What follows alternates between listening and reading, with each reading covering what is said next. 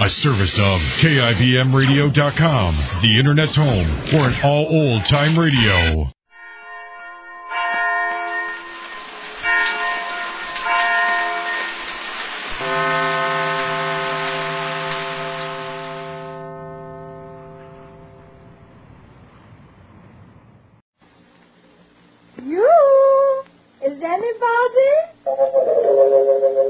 There she is. That's Molly Goldberg, folks. A woman with a place in every heart and a finger in every pie. And now the makers of New Does, that new kind of soap for everything right down your wash line, bring you another visit with those good folks, the Goldbergs.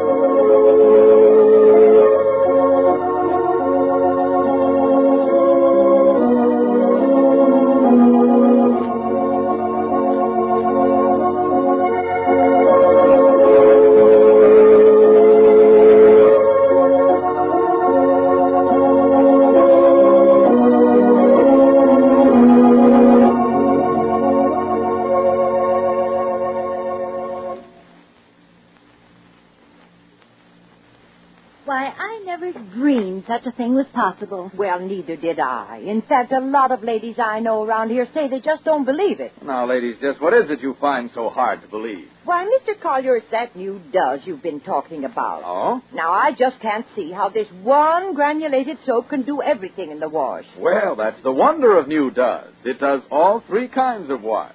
Grimy work shirts, dirty towels, to pretty rayon slips. But how can this same granulated soap get greasy work shirts clean? And grimy towels snowy white? And still be really safe for my nice colored rayon slips? Well, now, just you try Does, and you'll see how really new it is. It's not just a new improvement of an old soap, but a brand new kind of granulated soap. In fact, Does is Procter & Gamble's new soap discovery. Well, my problem's dirty work shirts. Will Does get them clean? Wonderfully clean. And you won't have to do any hard scrubbing either. Why, no soap made gets clothes clean easier than New Does. And my trouble is grimy towels. The youngsters leave them so black, seems like I never get them white. Well, Does will show you just how really white those towels can be. Why, Does gets clothes whiter, far whiter than any number of other soaps. And yet I can still trust this same Does with my pretty rayon slips? Sure, that's where Does is so different from any other leading granulated wash day soap. It gives you extra safety for those nice colors. Honestly, once you try Does, you'll see how different it is. Why, even the suds are different. How's that? Because Does makes far more suds in your machine. Big bundles of suds that build up faster and that last up to twice as long. Yes, you'll find Does really brings you a new kind of wash day. Just ask for Does, D-U-Z, today in that big red and white box. Remember, Does does everything in your wash. And now, the Goldbergs. There's been a constant scurrying in and out of the Goldberg house all evening. For Rosie's romance has kept time and her family flying. And now, at this moment, outside the Goldberg house, as the whole family can very well see through their windows, a conversation affecting Rosie's future is going on. Walter Jerome may or may not be breaking off with his fiancée because of Rosie. And so Rosie is glued to the window, excited, unhappy, and confused. Listen. What did Walter say to you, Sam? Rosie, please get away from the window. Did Norma say anything? Glasses on the table. Rosie, set the table and go away from the window. Sammy, tell me, did Walter say anything to you? Rosie. Rosalie, we're ready to sit on the table. Did you put spoons? Little spoons and big spoons? But, Mom, I will. I am. Rosalie, you're standing by the window sill? I'll set the table in a few minutes, Ma. All right, Ma, let the table wait a minute. Nobody's going to eat now anyway. Why is nobody going to eat now? Oh, Ma. Well, why is nobody going to eat now? Because Walter and Norma's outside in the yard, and you're looking at the window and you're seeing Norma and you're seeing Walter?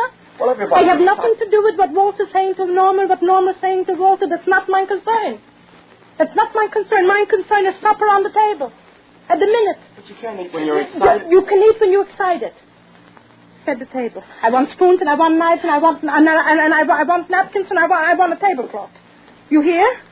And Rosalie, remember. Mama, darling, please. Please. Please what? please, what, Rosalie?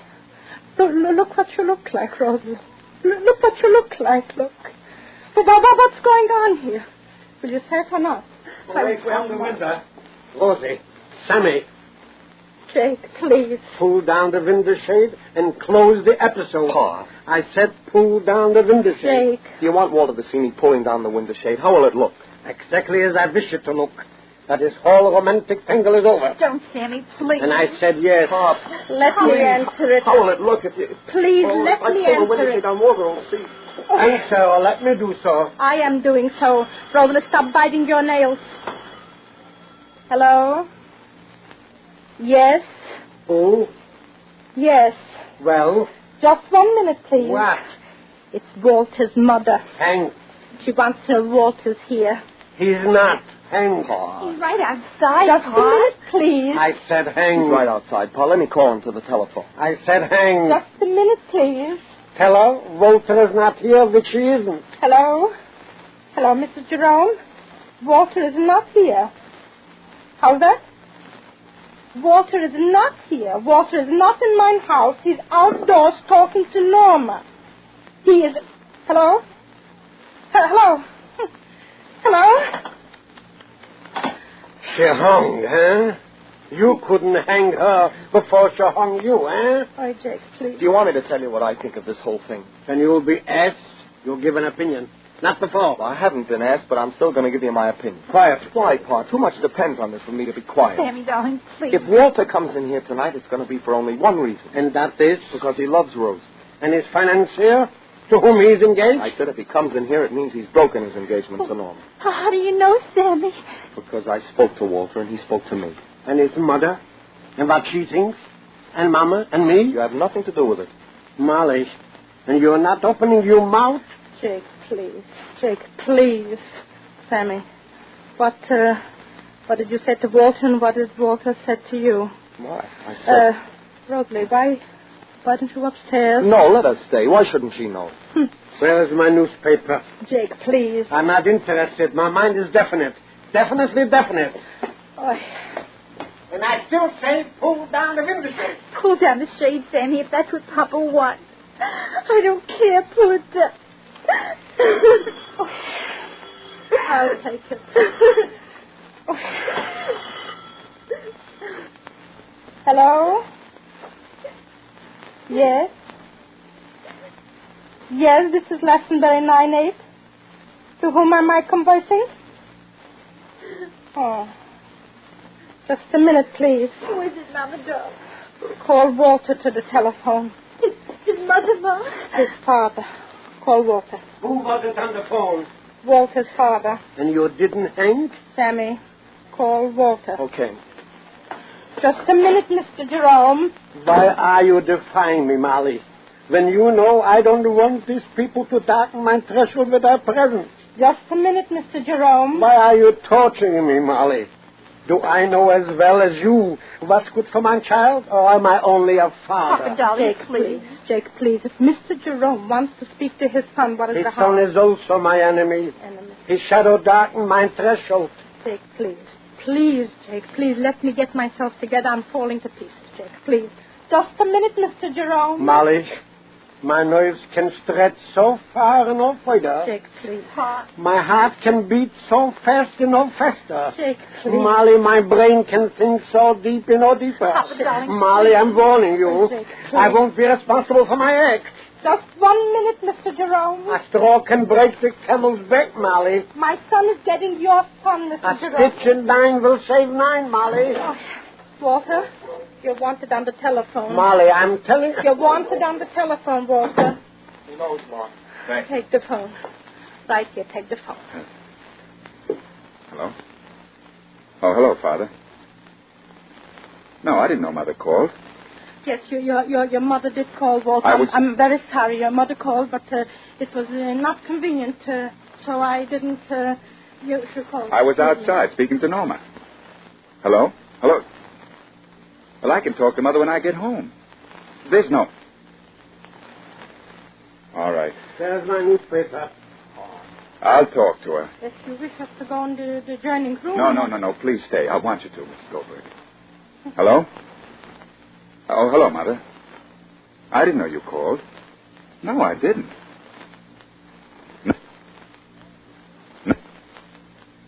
No, I'll be home soon. She'll tell you what I said to her. My newspaper, I said. Please,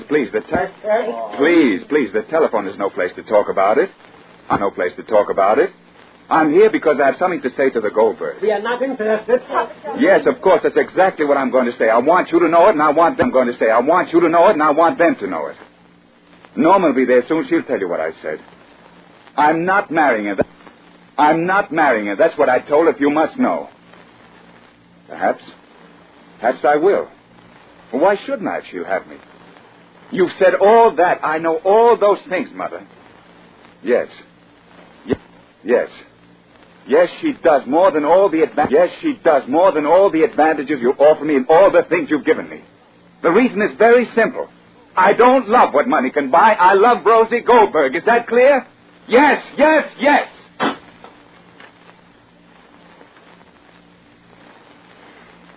Well, I've said it.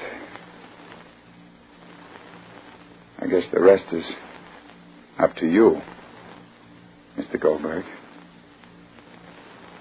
Mrs. Goldberg. Rosie.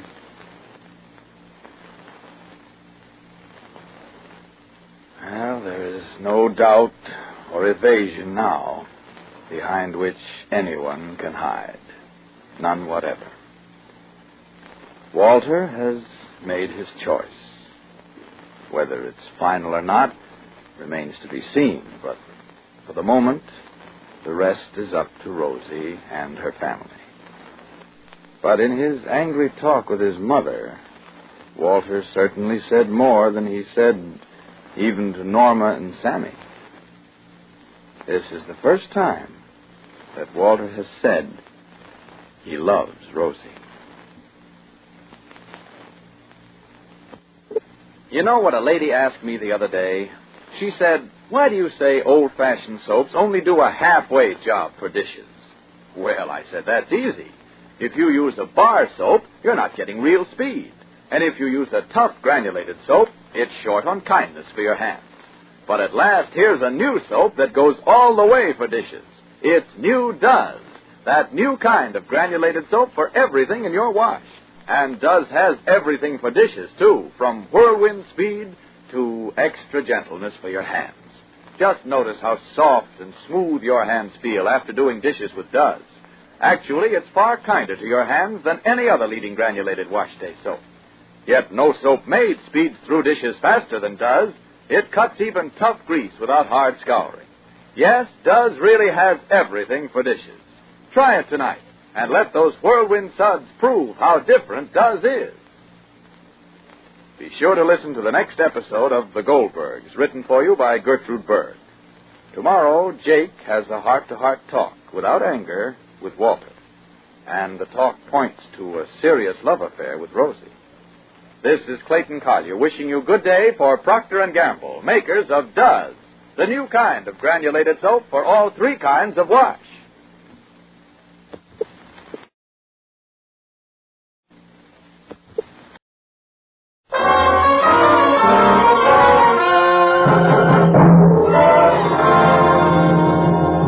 Philip Morris presents Crime Photographer.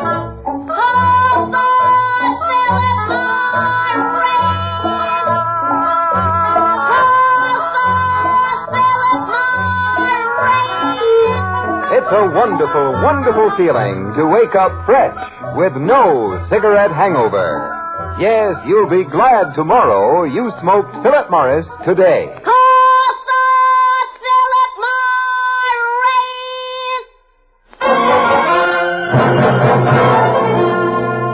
Good evening. This is Ken Roberts greeting you for Philip Morris and inviting you to listen to another adventure of Casey, crime photographer, ace cameraman who covered the crime news of a great city. Written by Alonzo Dean Cole, our adventure for tonight, Sellout.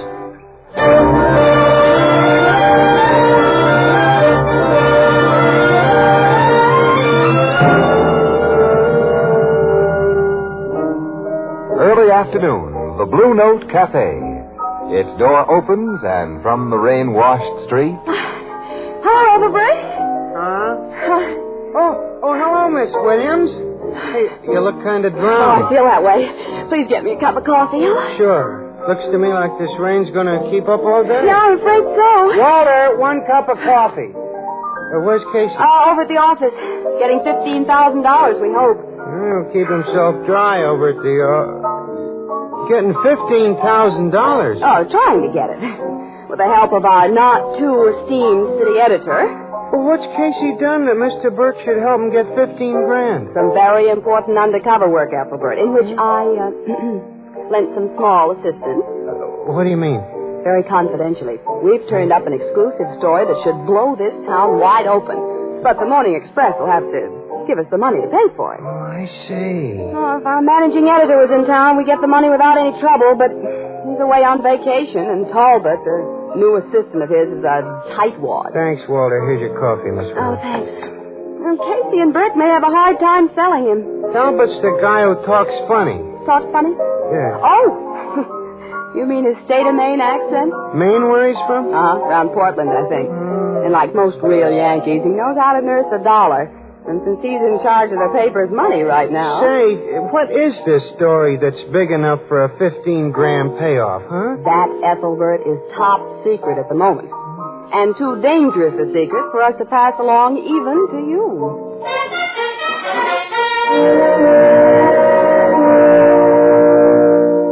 Look here, Mr. Talbot. This story will be one of the hottest circulation getters the Morning Express has ever had. Burke here agrees with that. I certainly do. Talbot, such an expose of political rottenness will... Mr. Burke, I agree with you and Casey, but you're asking me to risk a large amount of this paper's money for an unknown quantity. Mr. Talbot, I've told you that... All you've told me, Casey, is that for $15,000, a man in confidence of Harry Fitzroy, the gang leader, will supply you with evidence that a number of important city officials receive a regular payoff from Fitzroy.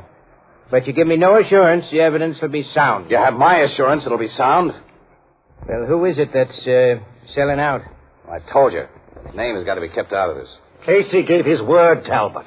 And the reason he has valuable sources of information among crooks is that he keeps his word. Thanks, Burke. Nevertheless, where I come from, we're taught never to buy a pig in a poke. So before I sanction any payment of $15,000, I want to know exactly what I'm getting. You mean you want me to... Full details, Casey, or no sale. Talbot, another paper may get this story if we wait. That's all, Mr. Burke. It isn't all. I'll go over your head, Talbot. Over my head? You're darn right, I Hold will. your neck in, Burke. I didn't say I wouldn't tell the big brass here about him if I had to. It seems I have to. All right. Strictly between the three of us only. The guy who's selling out is Squint Hummel. Squint Hummel, eh? Yeah, Burke. He's very prominent in the Fitzroy gang. I see you've learned something about our town in the short time you've been here, Mr. Talbot. I've endeavored to apply myself. Now, when and where are you to get the information from Hummel? Tonight. And to meet him at 9 o'clock in an isolated beach house on McBurney's Point. He'll turn over an envelope to me with a list of the city officials who take dough from Fitzroy. And with complete data on where, when, and for what services they take it. I'll double column it on the front page, exposing only a few of the crooked politicos each day. We can string the thing out for weeks. Yeah, and with exclusive pictures that I'll get. Yeah, would be great stuff, all right. Now, you're simply going to this McBurney's Point beach house, Casey, and walk in? Oh, no. And to identify myself by blinking my car lights 3 times. If everything's all clear, Hummel will switch off his porch light. Aren't you taking a chance and going out there alone with $15,000? Hummel won't attempt to double-cross, Mr. Talbot. I trust in that much. All right, now, do I get the money? Yes, I'll sign an order for you to the cashier. Swell. It's going to be in cash. Of course, Casey, but can I trust you that much?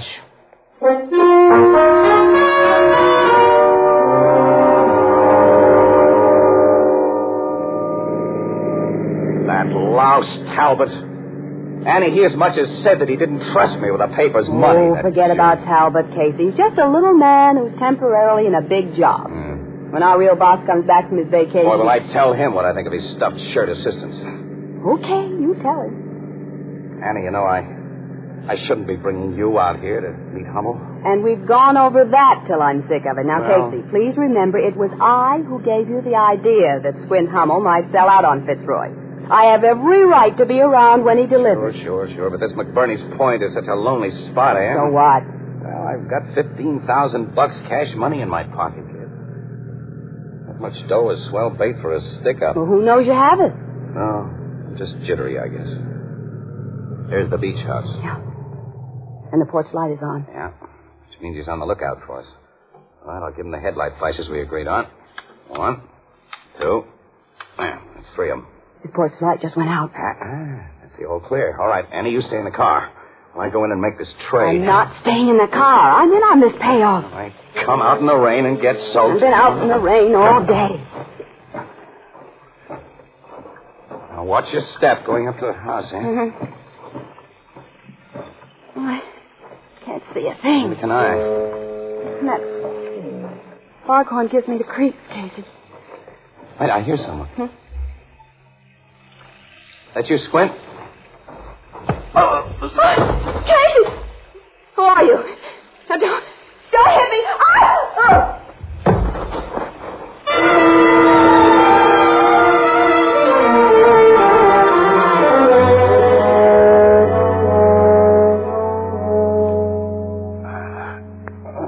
Casey? Oh, speak to me, Casey. Oh, you're breathing, Casey. Hello, Annie. You're alive. I don't know about that. What happened? Someone hit us. I don't know who. You first and then me. I remember now. We were walking towards Squint Hummel's in the dark. And now we're in a car, and it's our car. We're not on a beach, and this isn't McBurney's Point. Oh, big trees all around us here. Annie. What? $15,000 is not in my pocket. Casey. That's why we were slugged, that lousy double-crosser Hummel. He took the paper's money. Sure, and I was sap enough to think that he... Casey! What? In the back of the car. Look. Holy... It's Squint Hummel. With a bullet hole between his eyes. Get around the back seat of this crate. Oh, you went almost knee-deep in mud. Never mind the mud. Yeah, there are 2 other bullet holes in Squint's chest. Whoever shot him did a thorough job. Why? Body's still warm. Let's see it. No, you shouldn't go through his pockets like that, not until the police... Yes, I should when I've lost $15,000. No. Dough isn't on him. There's the envelope he was going to give us. You mean the dope on Fitzroy? You get the picture, Ann? Fitzroy got wise to Hummel's sellout. So he has his rod shoot Hummel. And he takes the information he has written out for us. And they wait for us to show up, and they take our $15,000 as well. As a final touch, we're dumped into our own car along with Squint's body and driven into this mud hole. Why were we driven here and left? Annie, you're not out of your daze yet.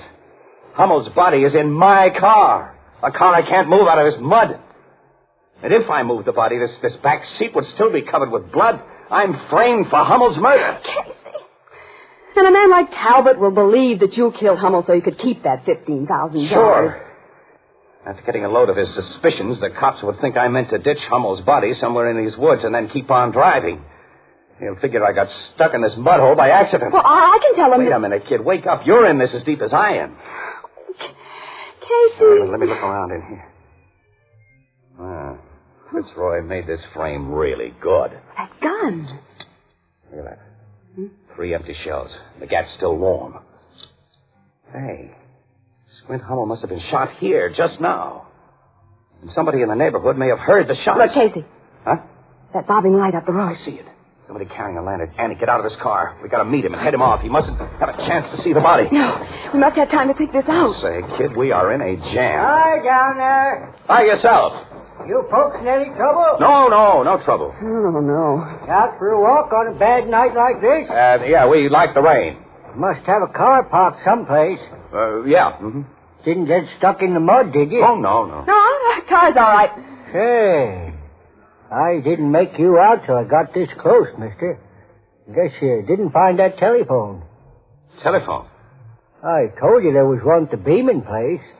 You told me I'd find a telephone at the Beeman place? Don't tell me you don't remember that. Mister, I never saw you before. We haven't been to your house. He was. About 10 minutes ago, lady, but I didn't see you. I don't like this at all, Annie. Look at me close, Mr. Mosley's your name. Okay, Mr. Mosley. Look at me close. I'm the guy you saw before? Well, you got on the same hat and raincoat, same size, and you got mud up to your knees. Look at my face. I couldn't see your face before. You had your collar up and your hat pulled down. Annie, you get it? I'm afraid so. You're the same feller, all right, only now I ain't so sure that you're a boss man. What, man? Like I said when we talk at the door of my house. Annie, up the road.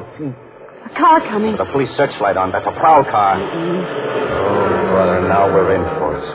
Casey, what are we going to do? Hey, who are you people? You know me, Officer Bannon. Oh, hello, Mosley. Just got a radioed report of gunshots. Know anything about them? I heard them, too. Glad to see you drive up here, Officer Bannon. I think these folks need investigating. Now, look here. Where's your car, mister? We may as well face it, Casey. Yeah. All right, my car's stuck in a mud hole back there, officer.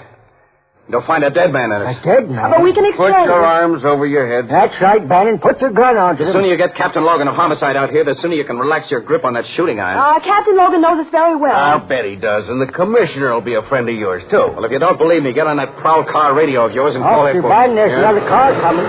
Yes, I see. Hey, you in that sedan. Who are you? What are you doing here? This is for you, copper. Officer Bannon's been shot. I'm getting out of here. Rest you. Don't move or you'll get it too. Hey, the old guy, where did he go? He got away among those trees.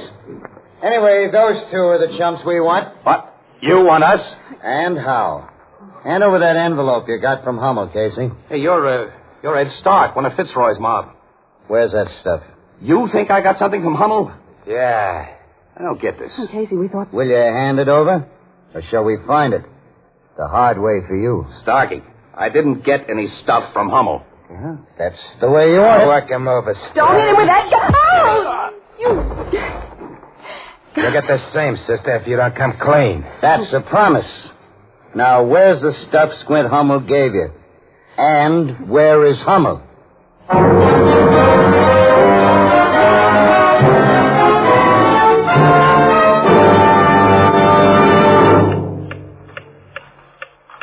Think back. Think back. This morning, did you wake up with cigarette hangover? That stale, musty, smoked-out taste in your mouth. Cigarette hangover. That tight, dry, uncomfortable feeling in your throat. Yes, that's what takes the joy out of smoking. And when that happens to you, it's time to change to Philip Morris. Remember, Philip Morris is the one, the only cigarette proved definitely less irritating, definitely milder than any other leading brand. That fact is recognized by eminent medical authorities. No other cigarette can make that statement. Remember, top-ranking doctors, eminent nose and throat specialists actually suggest Philip Morris in cases of irritation due to smoking. That's why we say, if you're tired of cigarette hangover, join the millions and change to Philip Morris. You, too, will discover in Philip Morris a milder smoke, a fresher, cleaner smoke than you've ever known before.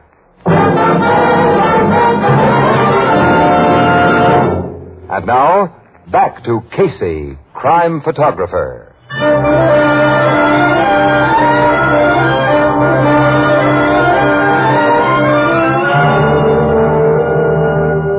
I've looked everywhere, Starkey, including the body of the cop I knocked off. The envelope just ain't on nowhere. I told you, men, we never saw any envelope. Shut up. Sure you gave Casey's car a thorough going overboard? You saw me do it. Yeah. That boss isn't going to like this. A boss or no boss, we got to get out of here. That old guy who got away may have phoned the cops by now. Casey's still out cold. Lift him into your car. Drop him in the back seat. Okay. Where are you taking him? You'll find out, Miss Williams, because you're going to the same place. What are you going to do? Make you tell us where you hid that stuff after Casey killed Hummel? He didn't kill Hummel. You told us a lot of bushwa. Casey's in, Starkey. And you get in, sister. In front. All right. You drive, Bo. We're on our way. Head for the Blossom Street hideout. I'll phone the boss from there. He's going to be awful sore because we didn't find his stuff, Starkey. Yeah, bringing him Casey and his gal, aren't we? He's lucky we have that much on the short notice he gave us. Well, he got that phone tip on such a short notice. Fitzroy? Got a phone tip? Yeah. There's no harm in telling you anything, sister, since you won't tell anyone else. Some guy who wouldn't give his name phoned the boss around 9 o'clock and spilled your whole setup. He told Fitzroy that you'd find us where you did find him? That's why we went there. But we expected to find Squint Hummel alive. You and Casey worked too fast for us. You didn't go first to McBurney's Point? McBurney's Point? Why should we have gone there? Now, look here. If you're telling the truth, somebody's double-crossed Fitzroy and you as Casey and I have been double-crossed. Now, please, believe me. If we did, or the boss does, you won't be any better off. You and this sleeper back here saw us shoot a cop tonight. And we ain't giving you no chance to talk about it. We'll make our chance. Hey, Bull, he's got my gun. Yeah, now blast him off, Bull. Take your hands off that wheel. Straighten this car. Okay. Playing possum back there. That's right. I was just waiting for Stark to get careless. Oh, you don't move, Stark. All right, now, Bull, stop the car. Okay. And take his gun. You bet. I've got it. Get out on the road, you birds. Get out. You heard me. Casey, aren't you going to take them to the police? We're throwing a clink ourselves for the murder of Squint Hummel. Well, You can't do nothing to us. Oh, yes, I can. I can give you what you gave me. Hey, don't hit me when I come in. Don't. Sure is nice to be on the sending end for a change. Gee, you're hitting so hard, Casey. Not too hard. Lie quiet there, and the cops pick them up. But you just said that we That couldn't... we couldn't take them to a precinct station. That's true, but I can and will phone from one of the nearest drugstore. Without saying who you are. Yeah, I'll get back in their car. Annie, we're leaving now. Okay. Where do we go after you phone the cops to get those guys? We'll go on the lam, kid, until we can deliver the real killer of Squint Hummel. Well, how are you going to find him? We have no idea who he is. Annie, old man Mosley saw the killer. The guy who wore a raincoat and a hat like mine. Now, that was part of the frame-up. To place me, definitely, at the scene of the murder. Well, but who had any motive to frame you and me outside of Fitzroy? You heard what those gunmen told me. Yeah, but they didn't go to McBurney's Point. And that Fitzroy knew nothing about Hummel's promised sellout to us until he got an anonymous phone tip. Nuts, it doesn't make sense. Well, I think the whole thing just happened as it did. Wait a minute, there's a drugstore.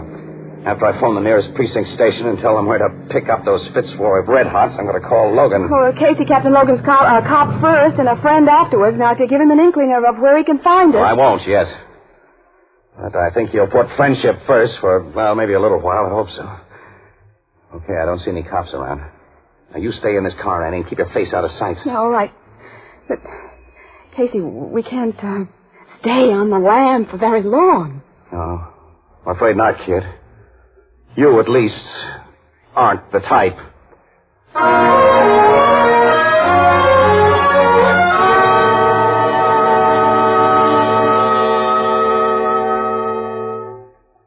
Where are you phoning from? I've already said I won't tell you, Logan. You know I can put a tracer on this call. I'll be gone from here before then. Now, look, pal. Do you believe the story I've just told you? Yes, I'm sap enough to believe it. But I'm only one cop in a big department. And aside from the circumstantial evidence, that old guy Mosley nails you tight to the murder. Casey, you and Miss Williams come down to headquarters and give yourselves up. After you just said I'm nailed tight for something I didn't do? We're sure to get you, pal. Every precinct's alerted for you. Now, a lot of tough precinct cops who might not handle you with gloves on. I'll make things as easy as I can if you come down here. Well, I'll help you. Ann and I need your help before we come down, Logan. She at least isn't going to be locked in one of your crummy cells if I can help her. You know, Casey, I'm not going to ask for help you can't give. Where's Mosley? We're holding him as material witness for his own safety. Well, I want you to send Mosley home. But, Casey, the Fitzroy gang don't like witnesses. They'd bump off old Mosley. Logan, I sent a carload of precinct men to pick up the killers of that cop. Well, that's news. Now, I'm delivering them to you. In return, I want Mosley at his home. Why? Well, I can't talk to him very freely at headquarters. You can't change his story that he saw you after those shots. Give me a chance to try. Look, pal, you can guard Mosley yourself while I talk to him. Keep all other cops away. Okay, Casey. But the moment you come into Mosley's house, I'm placing you under arrest. All right. And, Casey. Yeah? I want Ann Williams, too. No. She's no part of our deal. Casey, Have handcuffs for one in an hour. So long, pal.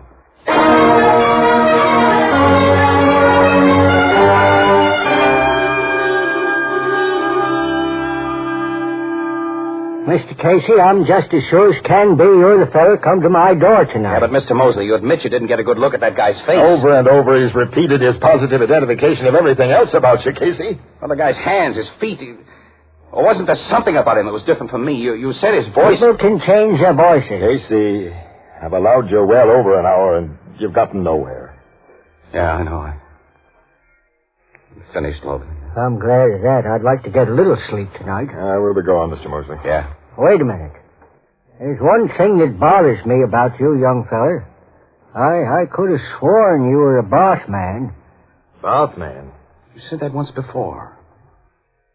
What do you mean by the boss man? Well, that's what the folks in the part of New England I come from call the folks that live east of them around Bath, Maine, on account of their way of talking. Logan, I've got it.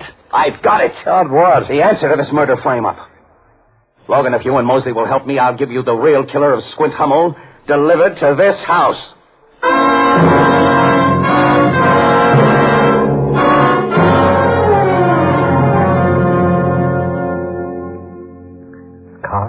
A car's pulling up outside. Yeah, that's his car, Mosley. Casey, he did fall for that line. You had Mosley hand him over the phone. I'll say he did. He's on his way to the door. We'll get out of sight in that next room, Casey. Okay, come on. I'll be covering you, Mr. Mosley, so don't worry. I ain't worried.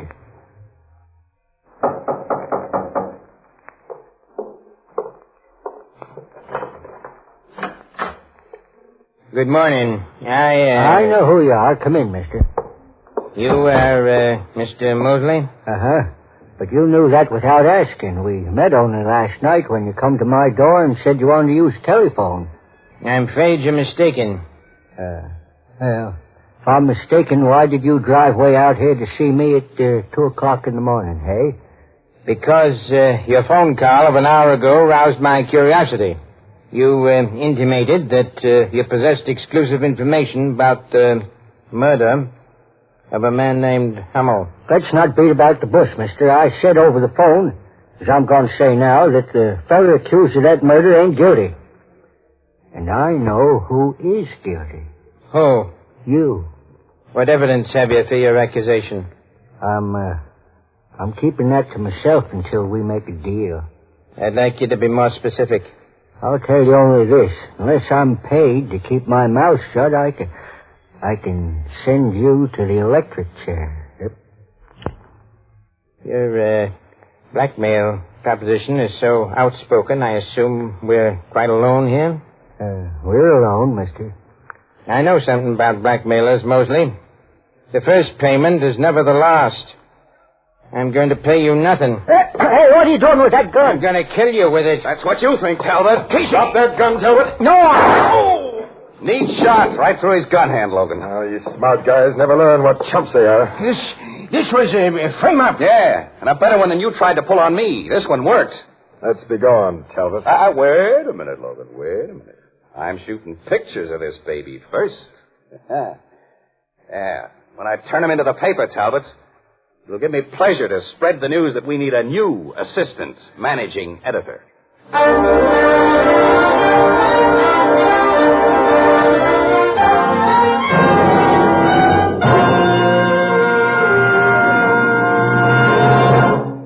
We'll join our friends in the Blue Note in just a moment. But first, it's a wonderful feeling. It's a wonderful feeling. It's a wonderful, wonderful feeling to wake up fresh with no cigarette hangover. Yes, that's something more and more smokers who have changed to Philip Morris are discovering every day.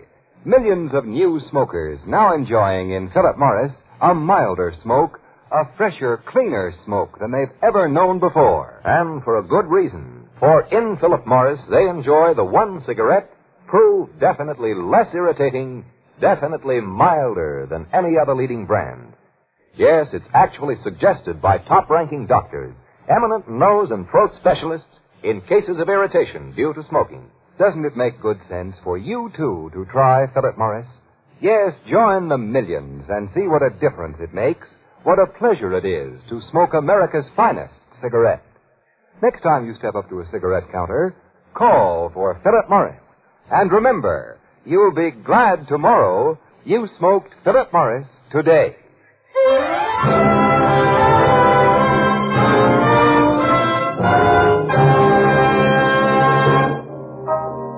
Them state of Mainers say bath for bath, huh, Casey? Yeah, a lot of them do, Ethelbert.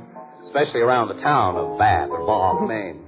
And when Mr. Mosley said he first thought the man who came to his door was a Bath man, a light broke in our Mr. Casey's brain. Yeah, it finally broke after he'd said it several times. And then Talbot was from Maine. He used that broad A.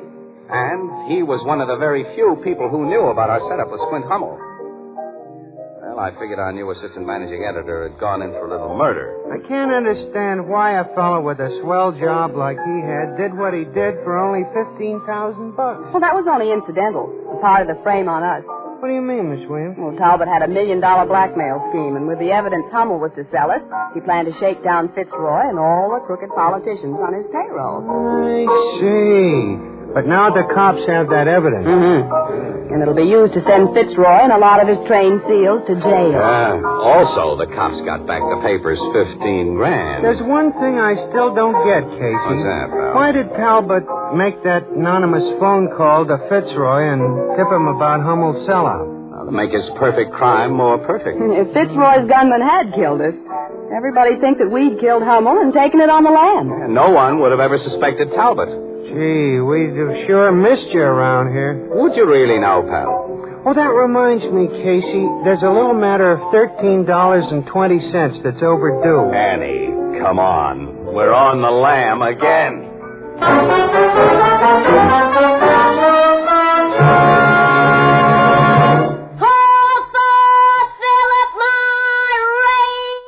Friends, remember this.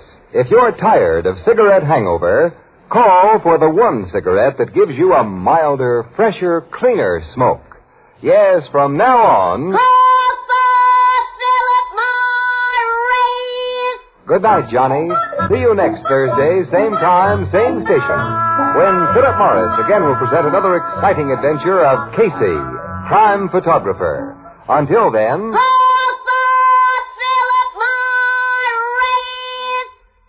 Smoke a pipe? You get real solace, comfort, and pleasure from Revelation. Plus smooth burning. Plus a swell aroma. Revelation pipe tobacco is a revelation in smoking pleasure. Only 15 cents. Try Revelation.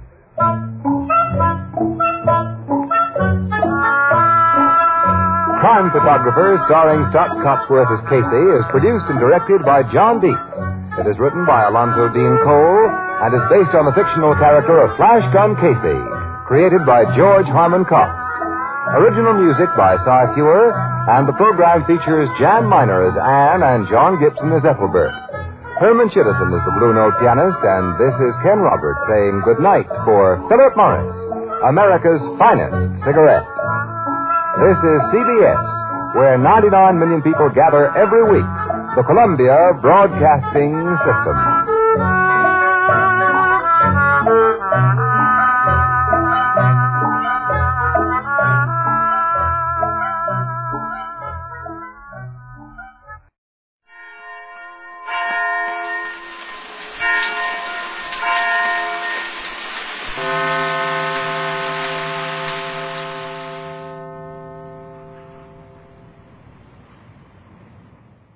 Car 58, OK 7. Car 50 takes this call. Jefferson and Lincoln. Traffic accident. And let's follow up. Code 3, 6:03 p.m. 560 Control 1 reporting in service. Starting mileage 9835, 9835. 1 to 56. Mileage 9835, 6:04 p.m. Unit 56 reporting in service on the night watch. This is Don Reed, a police recorder. Right now, you're riding in Detective Unit 56, and that was Sergeant Ron Perkins just reporting us in service on the night watch. While you're with us tonight, remember, I'm recording this as it happens, and the people you meet are not actors. You see, this is it. This is real. This is Night Watch.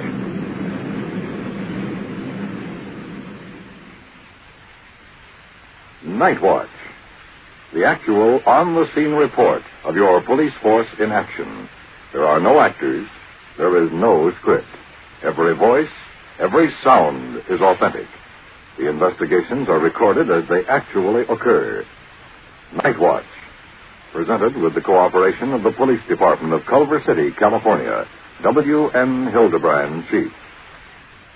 We switch you now to Detective Unit 5-6, Somewhere in the Field, and to Police Recorder Don Reed. Fire 3 clear. KMA 394. 5-6-1. We're at Overland and Washington Place. We've got a 214 here in front of the bar. Would you send a uniform unit down here, code 2? 1 to 5-6-10-4. Car 50 at Overland and Washington Place. 214 in the street. Meet Detective Unit 5-6, code 2. Well, we have a 214 fight going just across the street in front of the bar. 5-2 to Control 1. We're right on top of this 214 call. You want us to take it? Control 1 to 5-2, 10-4. Car 50, cancel. 5-2 will handle. Things are moving very fast. We're right in the middle of the highway waiting for a break in the traffic. Now we got it, swinging around. Have a clear shot here now, heading back. That uniform car that just radioed in is pulling up to the curb. We're swinging in behind. Here's the quick picture. 2 men, 2 women pushing each other around. Things are getting a little rough right here. The uniformed officer, Al Arnold, and his partner wading into the argument. Wearing plain clothes. Psychologically, it's best for the uniform boys to handle. We'll stand by just in case things get out of hand. You won't. I will. You know you won't. I will. I won't take that from Please anybody. don't. Now, come on. Now. You'll be over tomorrow. Please. Just hold everything, will you? What's trouble? He just called me Scum. No. He said I was more than a snake. Yeah. I have worked in this bar for 5 years. Well, that's what hurt your pride. See? And I have never... coming back. Don't worry about it. Look, you know what you're mad at? And you got me fired from working? You didn't get fired, I'll bet you. I'll send a complaint, okay? No. You know you'll be working here next week. Well, then I'll send a complaint just because I won't put up with him. You've had more insults than these guys ever gave you. Not Never. Whoa. No, what? We're not going to have the argument on the file. Which one of you called her the name? Well, you've been drinking, you know that. I have not. I bet you have. I'll take a sobriety test against you anytime. All right. Wait a minute. Because I thought Why get her mad, though? Don't get anybody mad. You have me a drink in your life, and you know it. What's the difference? Then why make a statement? I'll ask you a question. What do you got to do with the argument? Well, funny. It's my buddy. Well, that don't enter a thing. The argument's between the young lady and this fella. Now, I just advise you to keep out of it. Now, take some advice. And you too, fella. Will you please keep We'll try to settle this without a mouth. Get over here. Ask the policeman here what I said. Well, I'm not asking the policeman. I'm asking you. Well, yeah, I said a bad name. I apologize. Did you apologize to her? Yes, I did. And then what did you walk up to the bar and say to me? About what? You said that I was lower than Scum. After what you said to me, did I not apologize to you? I mean, you tell the truth, I'll tell the truth. I did. Did I apologize to you before you said it to me? I'm sorry. I apologize to you. I'm sorry for it. I'm still sorry for it. I didn't mean to say it. That's sorry. All together, she walked out here. Control 1 is calling us on the radio. Let's get over to our car. But just glancing back, the uniformed officers have settled this little discussion. The man is heading north and the woman south. That takes care of that. 5-6, we were out of the car. Go ahead. 1 to 5-6, are you clear? 5-6, Roger. Control 1 to 5-6. Unit 5-3 has been dispatched to 2931 Ingersoll Place to see the woman about a possible assault. This is near your present location. Will you follow up? 5-6 to 1, Roger. You might tell 5-3 we'll be there in a couple of minutes. 1 to 5-3, Detective Unit 5-6 rolling. Well, this seems to be our night for assaults. Thinking of that woman heading south, be interesting to know what she called that fellow. On second thought, maybe we better skip it.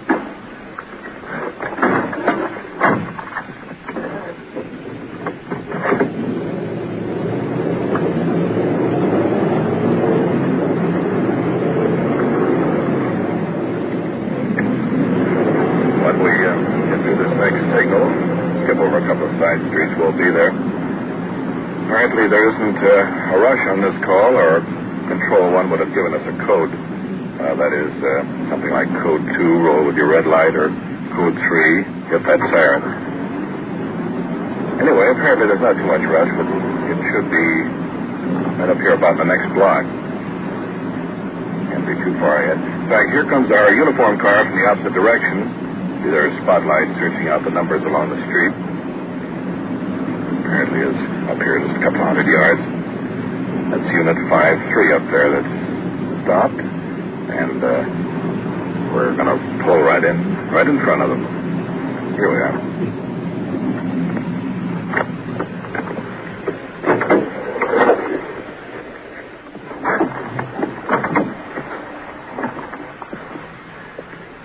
The crew, Officers Good and Cameron, are going to investigate the trouble. It's a small bungalow, middle-aged man and woman waiting for us. Man holding his face. Now, let's see what the reason for this is. So he come in the store. We were watching television. He knocked at the door. My husband opened the door. And his wife came in, and they'd both been drinking. And my husband, he said something about, why do you pick on my wife every time she's in the yard? And then he did. He up and slapped my husband across the mouth. Well, we did this.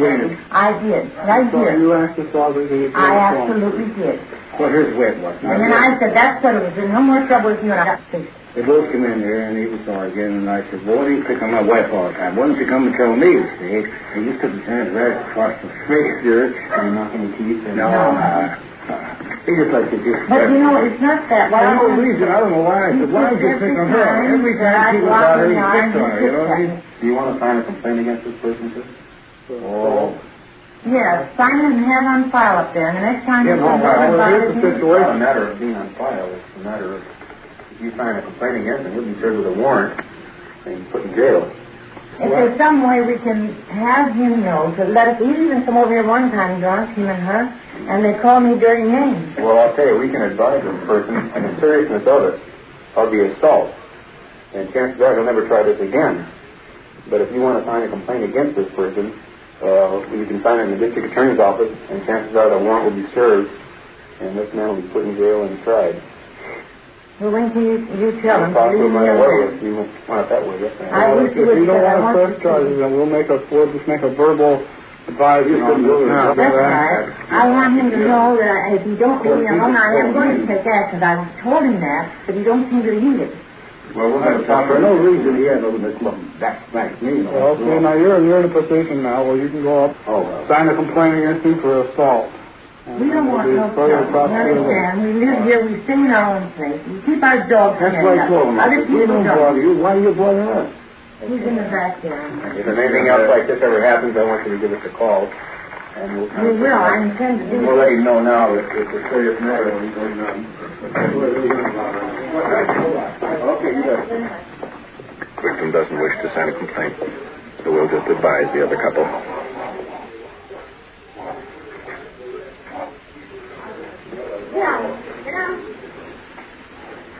Two very large Great Dane dogs blocking the door. I've seen ponies smaller than these fellows.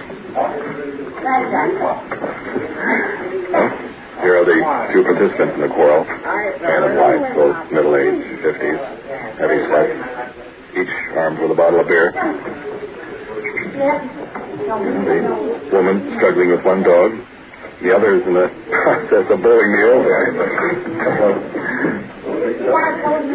So the woman and one officer is wrestling one of the dogs, a big fellow. The other is trying very playfully to remove my coat sleeve with my arm in it.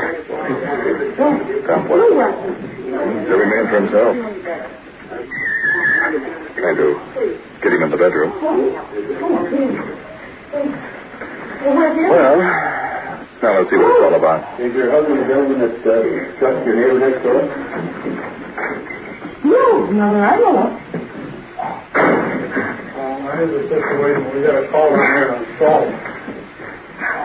Listen, you want to come back here, sir? We're talking to you. We go over next door here and hit this man across the face with the back of your hand. I did not. I know. This was store, I think, do we? No, we don't. The people are ready to sign a complaint against him if you start staying in your own yard and you're alone. Understand?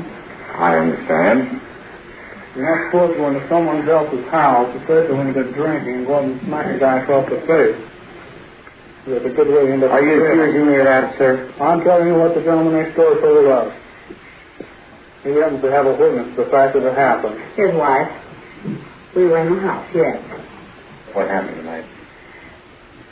Well, my husband rang the doorbell. And I came behind. And then she came out, and then she said, well, she's glad to see you. Come on, let's go get a truck. I'll make the next call. Wait just a minute. We'll make the next call. Listen. No, honey. These officers just went next door and talked to that side and heard their side of the story. They want to hear your side of the story here. Perhaps I was wrong. You did hit him, though. You did hit him with the bike. I did not. Well, so you might as well tell us, because they're not pressing charges at you at this time. They're going to be very fair about it. So you have no reason to lie to us in any way, because we're not going to harm you. Is it pushing? We just want to keep the peace. Well, that's what I want to do, is keep the peace. Where have you been drinking tonight, sir? There? In my home.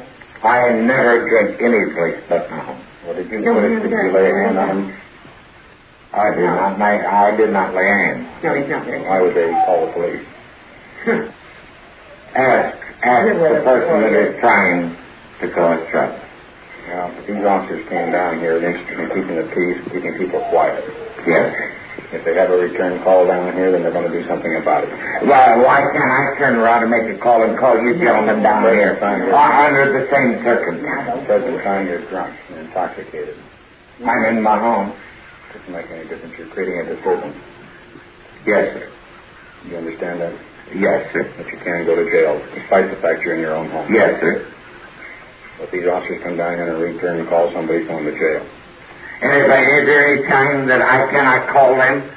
At 3 o'clock tomorrow morning, I'll call. And will you give them the same courtesy that you're giving me? If you have a legitimate reason to call the police will answer the call. The word that goes on. Sir, you think because they gave you a break, you might give them a break and stay away from there? Why did they give me a break? Oh, wait a minute. They give you the break, they're not trying to complain on this time for a second. I just as soon as they sign a complaint with me, because if they want to dig me, I'll dig them. Well, you're in no position to do anything at the present time. You're intoxicated. They're not willing. They don't want to sign a complaint. The only thing they want is to be left alone over there. Same respect. You people want to be left alone. Not Daddy. So you think that you can stay here and keep quiet, and I'll stay over there and keep quiet. Okay? I will not promise that. Well, I'll tell you one thing. We come down here again, somebody's going to jail. Chances are it'll be you, sir, because you're the intoxicated one. I'll take a chance on that. No. You're controlling them? No. Listen, I've been married to him for 23 years. Just keep it quiet here, and they'll keep it quiet, then everybody be happy. Thank you very much, sir. Thanks. Bye.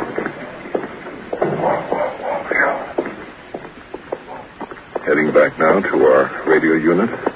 Situation is pretty well cleared up. Well, they were sure a couple of big dogs, weren't they? Yeah. It's the first time I ever wrestled one that outweighed me.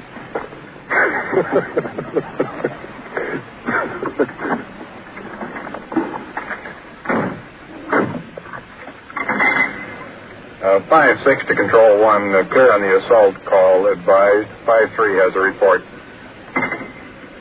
Control 1 to 5-6, roger. 5-6, will you meet the captain, unit 5-0 at 3601 Barbara? They have a burglary suspect in custody. Request you contact them at once. 5-6, roger, we're rolling.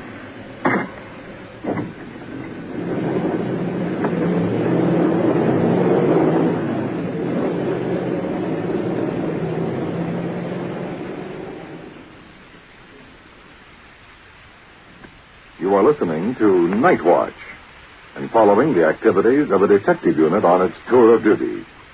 Remember, the people and sounds you are hearing are real, and the investigations are recorded in the field as they actually occur. We'll bring you the final results of tonight's action at the conclusion of Night Watch. Can you spare $10 to help feed a family of 4 for a month? If you can, send it to CARE, together with your name and address, and that of some needy relative or friend in Europe or Israel, India, Pakistan, Japan, Okinawa, or the Philippines. CARE will do the rest and guarantees delivery. The address is simply Care. Care, New York. Care is the sure, economical way to send food and clothing abroad. And now we switch you to Detective Unit 5-6, somewhere in the field, and your police recorder, Don Reed. Moving into the location where one of our units has a burglary suspect in custody.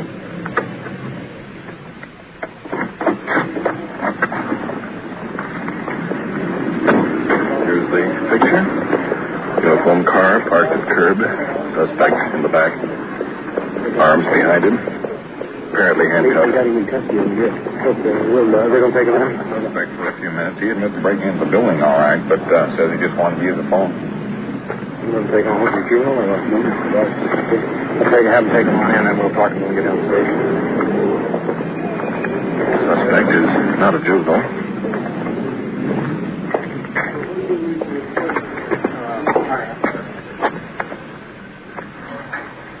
Moving into the house. Man and wife, victims waiting for us.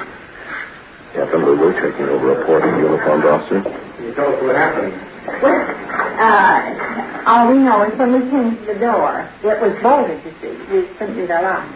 And then we heard someone in here, and we could hear him moving in here. Well, he was trying to get this thing down. Trying to get out of the building. Getting out of the building. I told her, there's somebody in here. And then we could hear him. Was he trying to get out of the window when you came in? Was that... I don't know. He said that he was. The window was open when we came back. Was he over here by the window trying to get out? Well, the window was open. We had closed it since. Well, and he took this down. You didn't leave it open yourself. No. In other words, no. he did this himself. Well, the way it stands now, he's been taken to the police station. He's going to be booked for suspicion of burglary. And the investigation will reveal whatever it may. So it'll just have to take its course. Okay? Fine. Just whatever. Over next to the windows. Take these along. Take a burglar tools. Sergeant Perkins gathering up a bunch of tools used by the suspect to pry open the window. Hammer, screwdriver, crowbar. Give it to the Captain wants to check out the address. Yeah, will do. Perk? Yeah. The suspect's name and address. Oh, good. Let's go over and shake his house. Okay, I'm with you. You are? Then you won't mind help carry these tools. Oh, wait a minute. This isn't in my contract.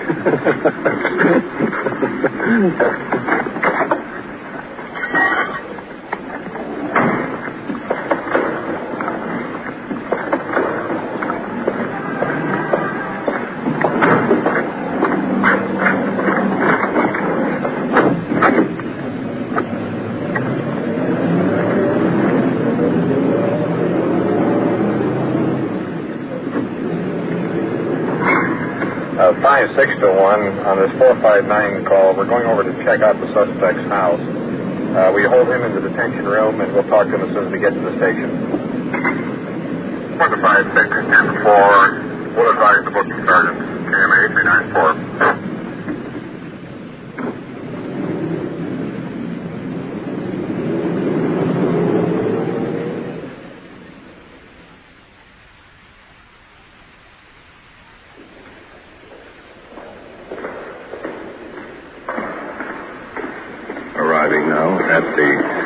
The burglary suspect lives on the second floor. It's a modest apartment building. Number 2. This one here on the left-hand side.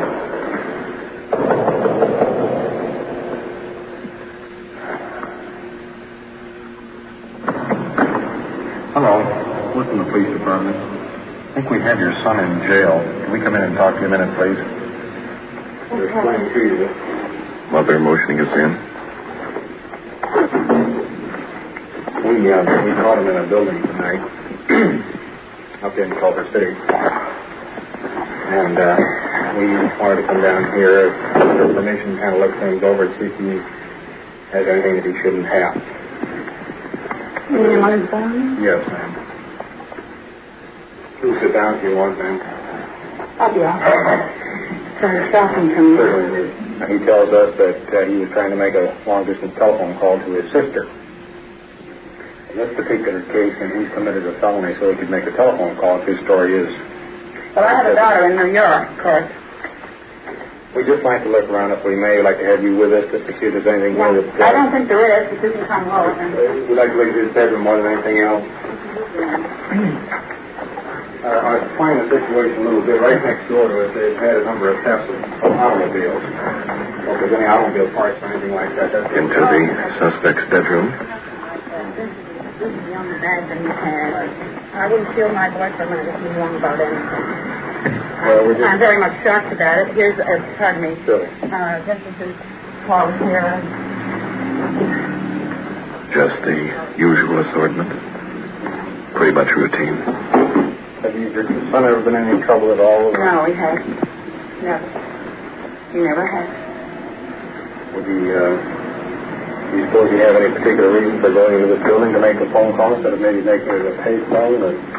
I couldn't tell you that. I can't understand why he would do a thing like that. I really can't tell.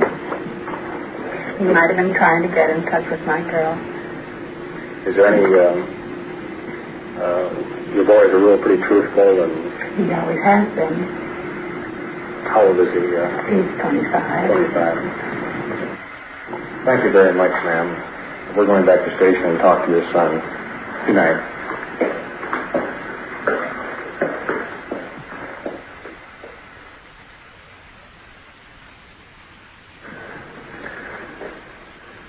In front of me is a two-way mirror. Looking into the interrogation room, Sergeant Perkins is on the phone, running a record check. Suspect is sitting at the desk, nervously trying to light a cigarette. Nice-looking young fellow, crew cut, horn-rimmed glasses. Now let's move on into the office. That's about all we'll need. Thanks very much. Okay, good night. All right, now let's have the straight story. What were you doing in that building? I wanted to call back to New York to speak to my sister. Just as I was starting to use the phone, they drove up, and I got nervous and locked the door because I knew I wasn't supposed to be in there. Did you have permission to go into the building? No, I didn't. What were you going to do, make a long-distance call on their phone? Yes, I was. Charge it to them? No, I wasn't. Well, how were you going to pay for it? I'd give them the money. When? In the morning? No, when I got paid. Well, do you have an emergency call to make to use? No, I just wanted to speak to my sister. You have a phone at your house? I have a phone in my apartment. They didn't implant Maggie's apartment. But she doesn't like people to be using it for long-distance telephone calls.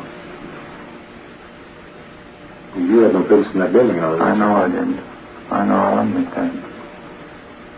Were you going to go out the window? I was trying to. See if I could go.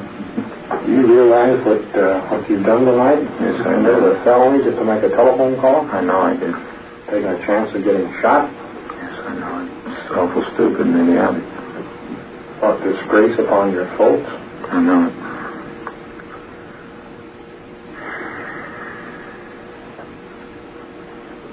You put now on a charge of burglary. You're illegal entering of a building without the owner's permission.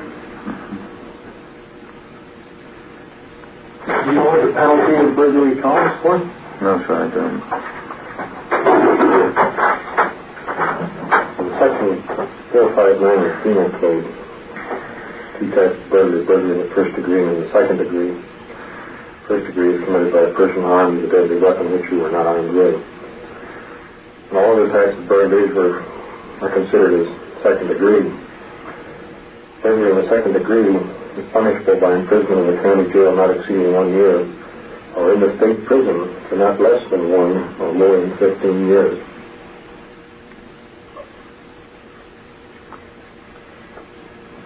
So you stand by making foolish phone call, you stand to make 15 minutes, I guess. A long time for a phone call.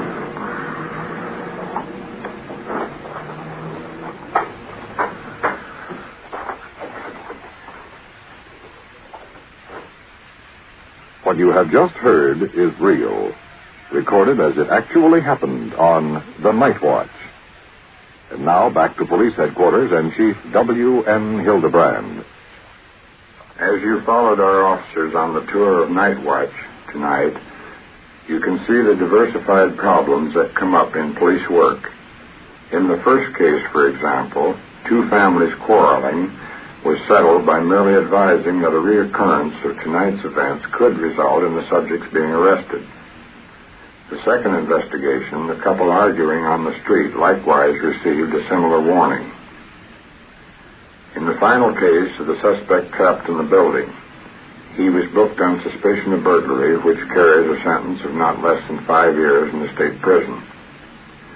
However, there were extenuating circumstances which the arresting officers included in their report and which the court took into consideration. The suspect was given a suspended sentence and placed on a 2-year probation. We are recording our investigations as they happen on the Night Watch to show you a police investigation may turn up the evidence to prove a person guilty, or by the same token may clear a suspect of any complicity with a crime. As a peace officer for 29 years, I've come to one conclusion. Police work is much more enjoyable when you help the innocent than when you prosecute the guilty. I hope in a small way this will help you understand our problems as you ride each week on the Night Watch. Thank you, Chief Hildebrand. You have been following the on-the-scene reports of your police force in action. Every voice, every sound has been real. Night Watch, brought to you through the cooperation of the Police Department of Culver City, California, is produced by Sterling Tracy and Jim Hedlock, with technical advice by Sergeant Ron Perkins, and is described in the field by police recorder Don.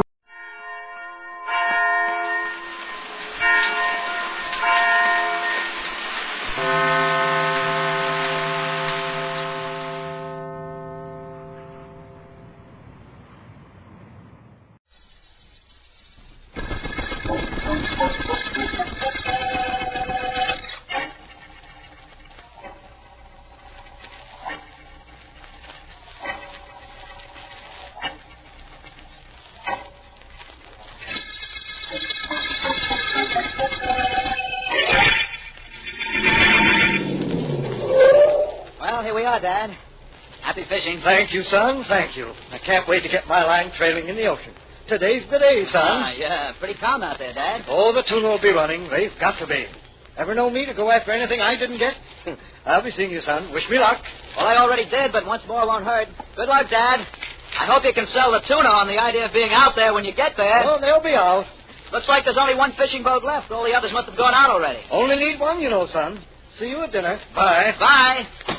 Tell the cook to be prepared for a big one, Arthur. I'll be home about 3 o'clock. Ahoy there! Ahoy, the fishing boat. Ahoy! Ahoy, yes, sir. What do you want? My name is Case, Millard Case. I'd like to hire your boat to go fishing. Sorry, can't do. Try some other boat. But there are no other boats. They've all left. You're the last one here. I'll pay you anything you want. I've got to go fishing this morning, and you've got to take me. What's going on here, Captain Smith? This man... My name is Case, Millard Case. Gentlemen, there's no question at all about this. You've got to take me fishing. He wants to hire our boat, Iggy. Didn't you tell him it was already hired? Hired? So what? So somebody's paying me. I'll pay you double. Gentlemen, I always get what I want, and right now I want to hire this boat. I won't listen to any arguments, gentlemen. I simply must go fishing this morning, and you simply have to take me. Let's have no further discussion about it. Iggy, listen. Right, Jameson. You, Mr. Case, go take a walk or something. I want to talk to my mate. You just tell him to get ready to shove off. I'll be right over here. Iggy, we got to take that old character aboard. But, boss, how can we? You know we got a job to do this morning. I know, but suppose he sticks around and sees that we shove off without anybody else coming aboard. Oh, yeah. You don't want to know where the guy is who hired us. That's right. This Case guy is used to having his own way. We can't take a chance on his raising the roof around here. That'll be followed by questions. And we can't stand questions. Don't I know it? We're going to take him out, Iggy. He wants to go fishing. Okay, we'll take him fishing. Only we don't make any contract to bring him back.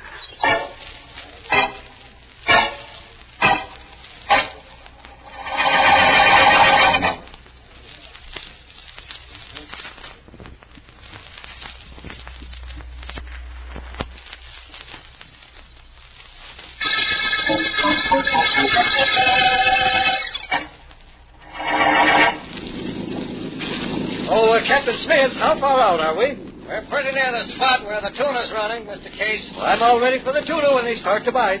Nice rod and reel you got there. Oh, it's the finest. I paid... Oh, Captain Smith, I've got something on my line. Tuna, probably.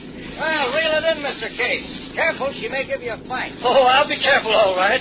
I'll give it plenty of play. Let it tire itself out. See that it doesn't tire you too much. Oh, don't you worry about me. Iggy, come up on deck. Yeah, Captain. What goes? Our client is very happy. He's busy hauling in his first strike of the morning. And we wasted enough time. I'm ready whenever you are. That's right now. Let's go back to where he is. You two are just in time. I've almost got him in. Watch me. We sure will, Mr. Case. Another 10 or 12 feet, and he's all mine. You won't be sorry you took me out this morning, gentlemen. Believe me, you won't be sorry. We won't be, but you will. Okay, Iggy, over it goes. Over it is. Keep don't, please don't. Well, we did it, Captain. And that gets rid of him. Yeah. Can't help wondering, though, how big that tuna was that he hooked.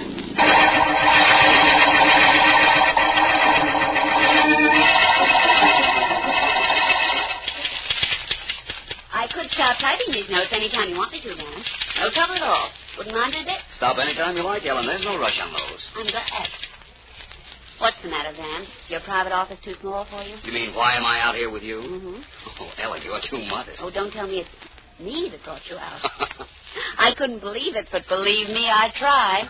It's a combination of you and the fact that I haven't anything unusually interesting to work on today, Ellen. The district attorney has let you down. Hasn't let you in on a new murder case in days.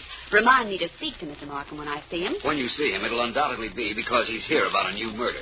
And in that case, speaking to him won't be necessary.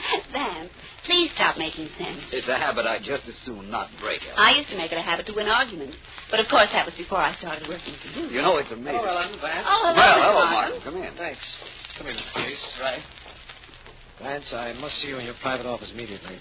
Well, by all means. Come in, both of you. Thank you. Vance, this is Arthur Case. You've undoubtedly heard of his father. Oh, Millard Case? Yes, I've heard of him. How do you do, Mr. Case? How do you do? Please sit down. Thank you.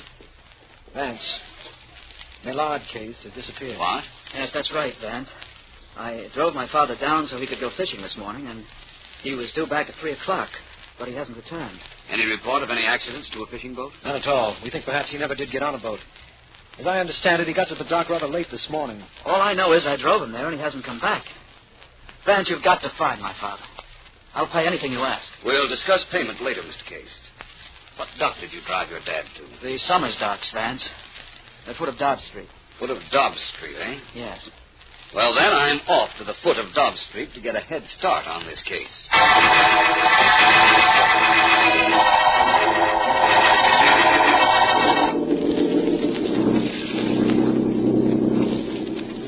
Okay, Iggy, cut it down. There's the buoy we're looking for. Right, Cap. Thanks. Now we stick around till a friend of mine shows up in his boat, and we'll get what we came after. Well, suits me if he hurries. How about you, Cap? He'll be here. We couldn't very well have that old Case guy around and regret this stuff, could we, Iggy? No, sir. He's better off where he is anyhow. Chances are he caught a lot of fish in his time. Maybe by this time some fish caught him. Poetic justice of a sort at that. Huh? Never mind. Well, this is where we park till our friend shows up. Well, I'll throw the anchor overboard. Do that. Here we go. How much is he bringing this trip, Cap? About $20,000 worth. All perfect. All blue white. All diamonds. And all coming in without paying a dime in duty. Good. Our friend will pass in his boat, throw him in the dory in back of ours, and we're off. You know, Iggy, this is real fishing.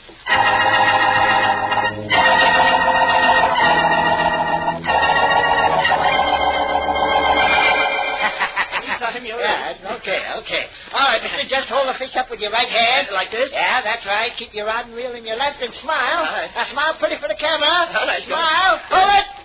Got it? Oh, good. Come back in an hour. I have one copy for you and a print for the dock file. Thank you very much. Okay. Let's see. I gotta develop that back for the guys. I beg your pardon. Huh? You can't want to see me. Where's your fish? Everybody what talks to me as a fish, they want me to take a picture of. Most times the fish are prettier than the people. Where's your fish? Well, I don't have one at the moment. Apparently, you're connected with the fishing dock in a camera capacity. But maybe you can give me some information. Pal, I'm so unused to talking to anybody without a fish in their mitt, I'm practically tongue-tied. You sure you ain't got a fish? I'm positive. My name is Vance, Philo Vance. I'm a private investigator. You sure are. I heard about you, Vance. What's up?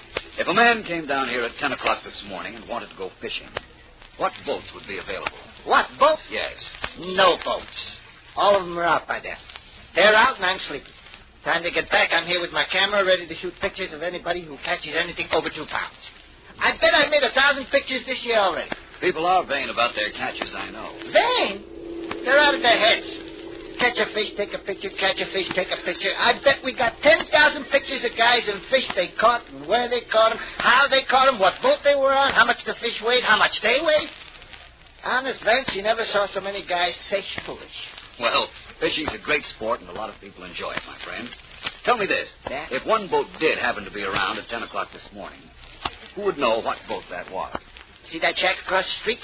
Yes. Belongs to Captain Smith. This boat's called the Daisy. He goes out a little late some days. Ask him. Maybe he can help. Well, thank you. I will. Anytime you grab a fish, Vance, and you want a picture taken, don't forget me. You get him on the line, I get him on film. Thanks. I'll remember that.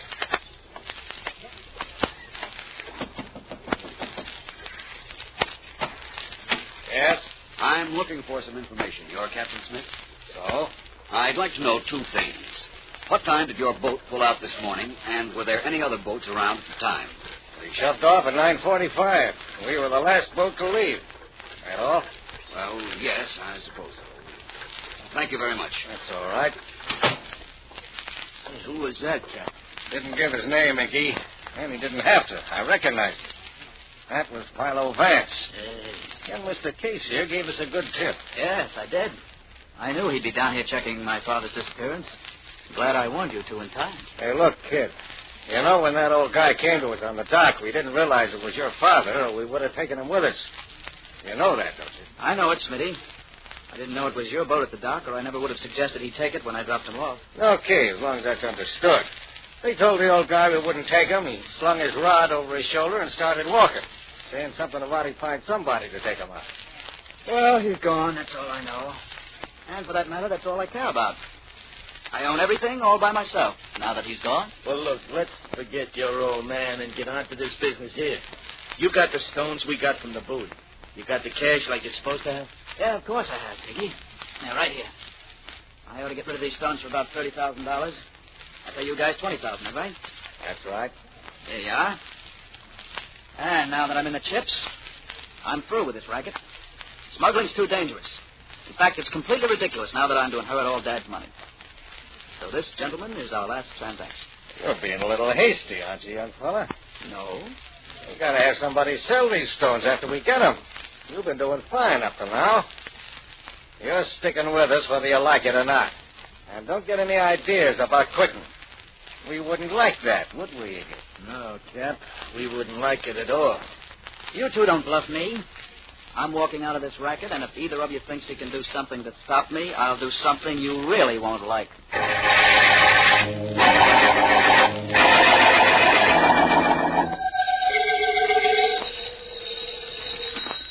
Philo Vance's office, Miss Deering speaking. Ellen, this is Vance. Oh, hello, Vance. Mr. Ellen, Markham. I think I'm on the track of something in the case disappearance. I don't have time now, but you call Mr. Markham. I've been trying to tell you, Vance. Markham's right here. He's been waiting for Good. you. Let me talk to him, please. Just a second. Please pick up that phone, Mr. Markham, will you? It's Vance. Right. Have you got it, Mr. Markham? Okay, Ellen. Yes, Vance. Markham, I guess I live right or something. I have a lead on Mr. Case's disappearance. If you do have, it isn't because you live right. It's because you have the uncanny faculty of noticing the slightest incongruities in a case, Vance, and a wonderful way of analyzing their meaning. If I'm that good, I'd better stop right now. Can't do any better than that, can I? You can do much better. You can find Mr. Case, or whoever it is that's responsible for his disappearance. I don't believe we'll ever find Mr. Case, Markham. I think he's been murdered. But I also think I have a pretty good idea of who murdered him and why.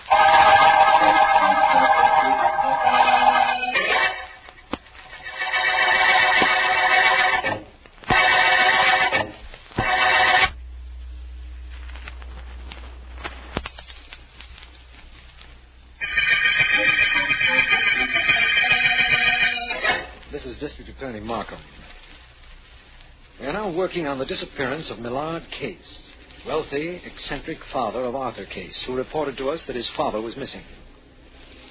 After speaking to a photographer who specializes in pictures of fishermen, and after talking to a Captain Smith who owns a fishing boat, Vance is of the opinion that the elder Case has been murdered and believes he knows who did the killing. Right at the moment, I have finished talking on the telephone with Arthur Case, who is at home, as I understand it. Well, Smith, what do you and Iggy want in my home? It won't take us long to tell you. Case, we don't like what you said when you were down at my shack this afternoon. No? In fact, we don't like a lot of things. That's right. Like, for instance, how your old man happened to come down to the dock while ours was the only boat around. Well, that's one of the things that brought you here. Case, let's understand each other. You drove your old man to the docks knowing he was a stubborn guy who wouldn't take no for an answer. About going out on my boat, I mean. You knew we'd have to take him or he'd start asking too many questions. You know, if we took him, we couldn't bring him back because we had to pick up those diamonds. And you also knew we'd have to bump him, and you'd have that on us. That's right. It was getting rid of my father and getting something on both of you at the same time. Kind of cute, I thought. We don't think so. In fact, we don't want anybody around who can throw a murder rap at us. So grab him, Iggy. I got him. No, you don't. I'll yell for the servants. Well, I'm glad you smacked him on the head, Cap. I couldn't have held him much longer. What do we do with him now? We tie him up and carry him out of here, then dump him in the ocean. Yeah, suits me. There's some fishing line over here in this room. I'll get it. You know, I think this young fellow was trying to double-cross us all the way. That's the reason he got Philo Vance in on the case. He figured Vance would find some lead to us. Well, how could he, Cap? He can't. There is no lead to us or our boat, Iggy. Believe me. Go ahead, start tying. Okay. Wait a minute. What for?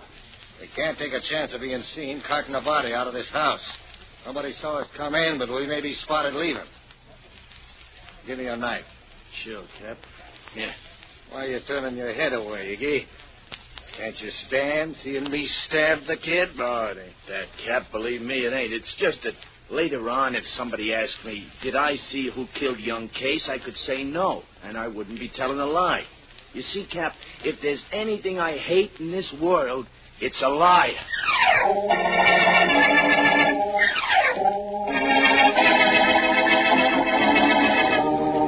Well, Vance, there's young Case, stabbed. Looks to me as if somebody wanted to wipe out his entire family and has pretty well succeeded. I wouldn't waste too much sympathy on him, Markham. What's that? Thanks for calling and getting me up here, though. It simplifies things quite a bit. How do you mean? Young Case told us he drove his dad to the fishing dock yesterday morning. He wouldn't have left him there if there weren't a boat at the dock that could conceivably have taken his father. The father wouldn't have stayed either, for that matter. That's right. That means there was a boat. But Case wouldn't tell us that. And you know why not? No. Because if he had, he knew we could have traced the boat. And that's the last thing he wanted to have happen. You mean he planned his father's disappearance? I'm relatively certain now that he knew what would happen to him if his father, who, as we know, was stubborn, insisted on getting on the one available boat. Markham, did you ever hear of a Captain Smith? Only what you told me. Well, we're going to find him. And I think we're going to have to rent a launch to do it. You equal to a little boat trip? Definitely. It's kind of a fishing trip, but don't bring a rod and reel. Just bring your revolver. We'll need it to coax our fish into shore.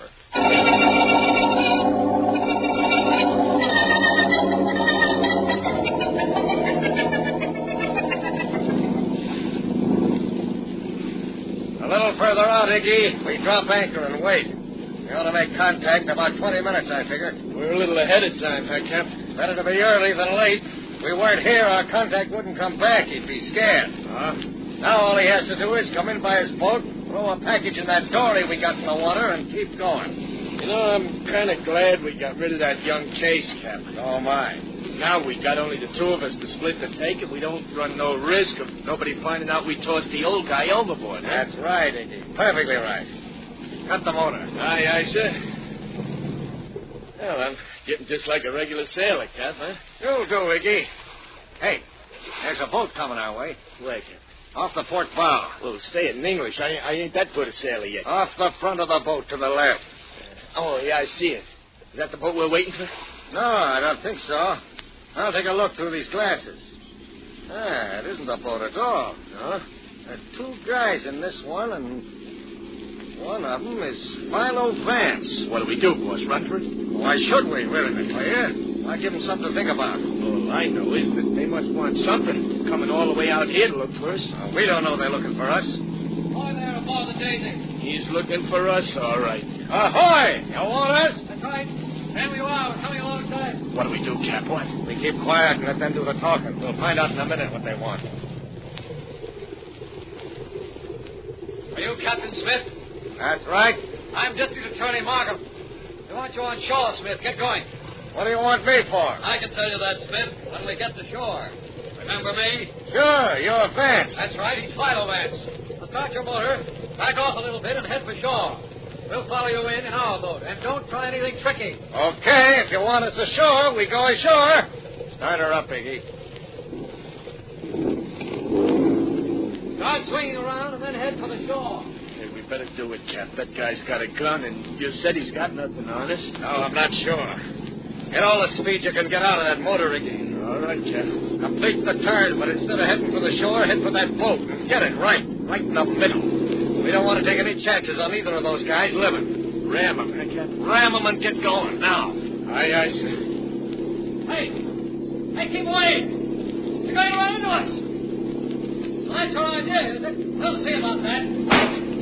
You'll never get a chance to shoot again. Hold tight, Iggy. This is it. All right, Cap. Come on. Here it goes. That'll teach those two to keep their noses out of our business, eh, Iggy? Oh, I sure will. Hey, Cap, any chance of their swimming to shore? In this current, 6 miles out, not a chance unless they're parked fish. Come to think of it, they will be parked fish any minute now. Okay, Iggy, let's get moving. Maybe we missed our contact, but we took care of something a whole lot more important.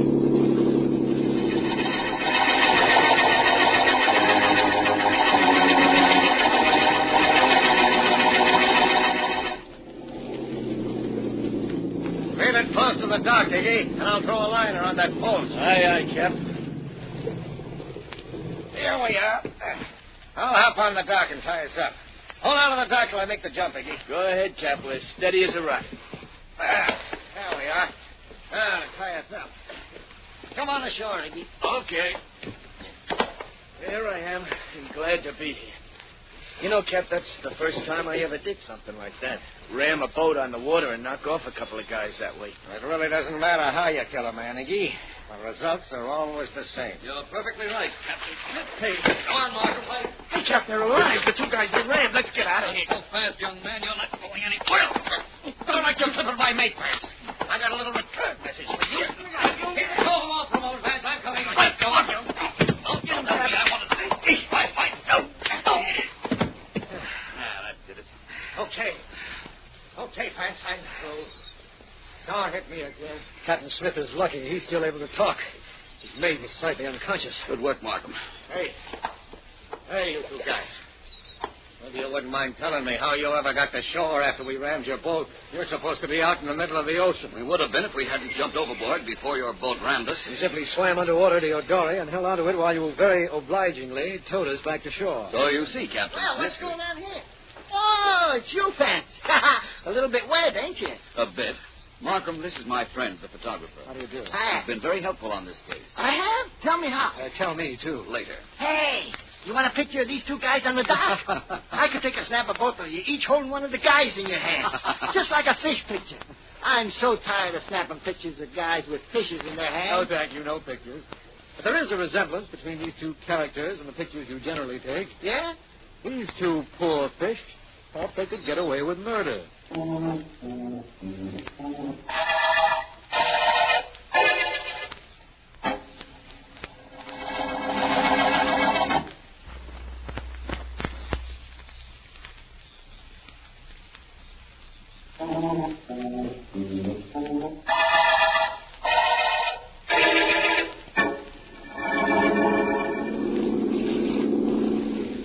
Catch anything yet, Ellen? Nope. Not even close. What are you using for bait? Perhaps that's the trouble. Oh. Do you have to use bait? Well, I guess I better start all over again. Sam? Yes? What was the clue in the murder case we just finished? How was the photographer helpful? Don't you know? How could I know? Even he didn't know. Well, it was relatively simple. He told me he took pictures of every fisherman that caught a good-sized fish. Yes? And that there was a notation in the dock office about what boat it was caught from. I checked those records and found that a lot of fish were caught from a lot of boats this season, but none from the Daisy. Captain Smith's boat. Right. If Smith's boat hadn't been used to catch fish, it must have been used for other purposes. Oh. If, as we know, it left the dock late, and the Lake Millard case insisted on going out on it, Smith would have had to take him out and have had to get rid of him, which is what he did. Yes, I know that now from his confession. Case's son was in on the mess, too, wasn't he? Yes, but I figured that. It couldn't have been coincidence that had him bring his father to the dock when no other boat except the Daisy was available. Young Case wanted to get rid of his father and get something on Captain Smith and Iggy at the same time. That's why they murdered him. You'd think with all his money he wouldn't have fooled around with men like that. From what I understand, old man Case was pretty tight with his son. Young Case wanted some money to throw around, so he got in on the smuggling racket. Well, Ellen, want to continue fishing? What do you mean continue? I haven't even started yet. And there's no better time to start than at the end of the deep sea murder case.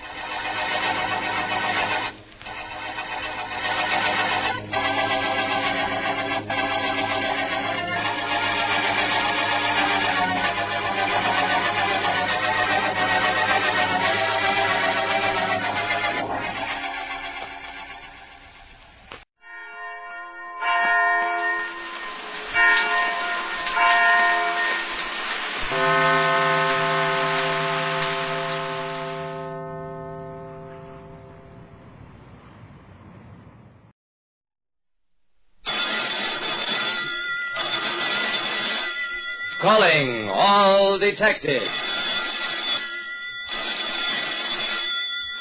A set of Shakespeare, a page from a calendar, and 5 cents.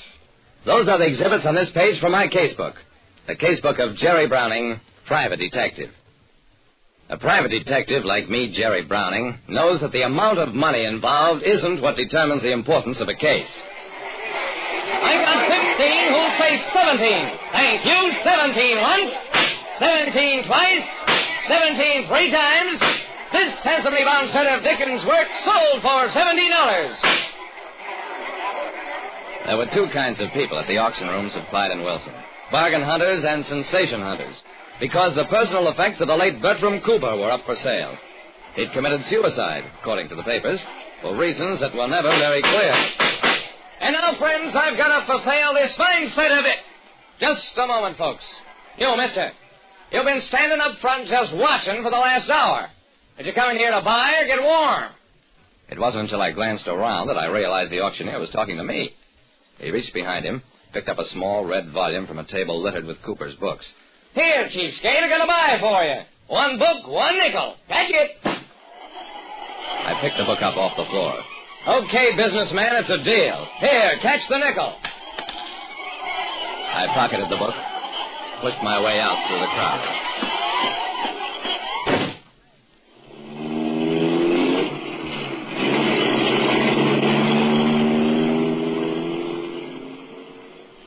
I'd attended the auction only because I wasn't satisfied with the newspaper accounts of Cooper's death.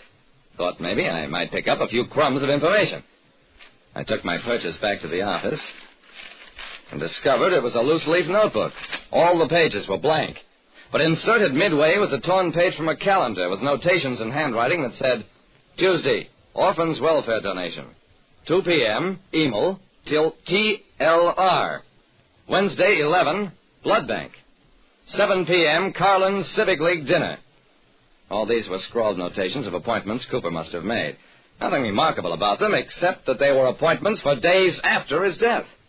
According to this, Cooper had planned to be very much alive. I bought a book from the estate of a man supposed to have killed himself and found that he had detailed plans for the future. The first notation on Cooper's calendar sheet was about a donation he'd intended to make to the Orphans Welfare Fund the day after he died. At the orphanage, the director told me, "Mr. Cooper's death came as a great shock. Frankly, we were counting heavily on his donation. He'd always been generous." Let me ask you a frank question, sir. Do you suppose he killed himself because he couldn't make good on his promise to you? Certainly not. We never solicit contributions.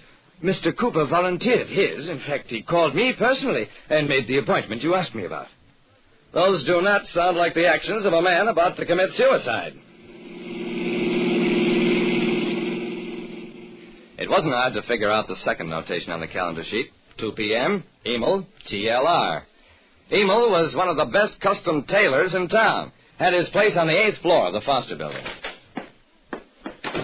Mr. Cooper? Oh, mais non, monsieur, positively non. No appointment with Monsieur Cooper for Tuesday last. One suit I made for him. A magnificent cashmere 5 years ago. I have not seen him since. That wasn't so good. I left Emil's place, made a mental note to check on him after I'd verified Cooper's other appointments. Both other appointments checked out. At the blood bank, I was told Mr. Cooper was a regular donor. His health? Excellent. Nobody in ill health is permitted to give blood. At the Civic League, where Cooper had been supposed to attend a dinner, I learned Mr. Cooper was scheduled to be the principal speaker at the Collins Civic League dinner. That's why we couldn't understand his sudden, death. He was a man who never broke a promise.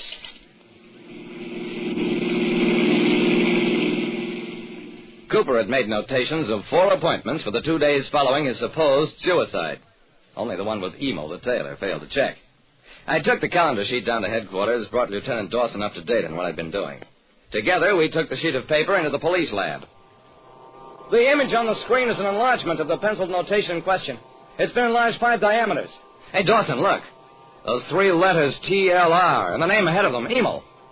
I don't think they're parts of the same notation. There's a period after Emil. I see that now. So do I, Jerry. But if it doesn't refer to Emil, what does TLR stand for? It could be the abbreviation for a name that Cooper didn't want to spell out. Okay, so what now? Now we do some checking into Mr. Cooper's background. Way background. Cooper checked back easily. 5, 10, 12 years, and that's all. Previous to 12 years ago, he apparently hadn't existed, which meant he'd had some other name. Maybe I couldn't have bridged the gap myself, but when you're working with the police, you're working with people who don't care how long it takes to dig up a fact. They get paid by the year. We traced it, Jerry. Cooper's name used to be George Endicott. Came from upstate. Endicott, eh? Well, that's a good honest name. Why would a man want to change it? Jerry, why don't you go upstate and find out?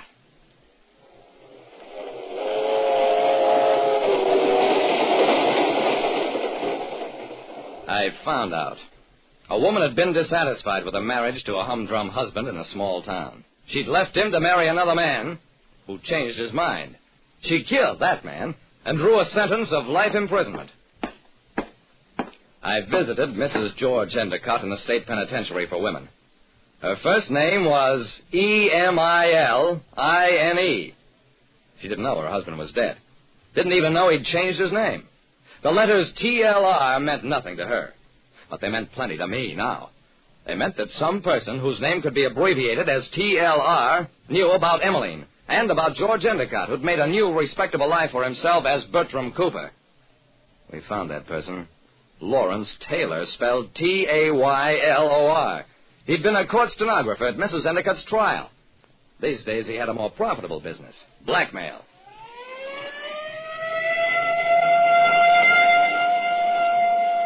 The police picked up Taylor, smashed a feeble alibi attempt for the day of the murder, and after a while, he confessed. His bank accounts were the giveaway, He'd blackmailed Cooper for years, until Cooper finally decided to go to the police, accept notoriety rather than blackmail. He made an appointment with Taylor to tell him about that decision, but Taylor anticipated it, came around the evening before, and shot Cooper, made it look like suicide. That's all there was to the case. I got no credit, no fee. In fact, it cost me a nickel. But, like I said, everything's stacked against a killer. And he can forfeit his life because of something no more important than 5 cents. Listen next time to Calling All Detectives. Mystery drama, mystery quiz, and a chance for you to match wits with yours truly, Jerry Browning, Private Detective. Most Saturdays at this time, we spend an exciting half hour of adventure and action with America's public hero #1, Hopalong Cassidy. Well, even two-fisted cowboys take summer vacations when they can, and Hoppy is no exception.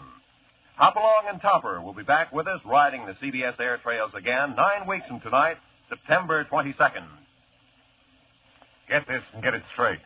Crime is a sucker's road, and those who travel it wind up in the gut of the prison of the grave. There's no other end, but they never learn.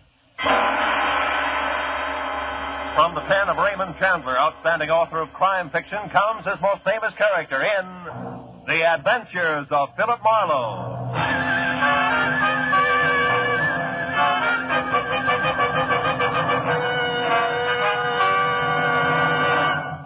Now, with Gerald Moore starred as Philip Marlowe, we bring you tonight's exciting story, Wife Can Be Murder.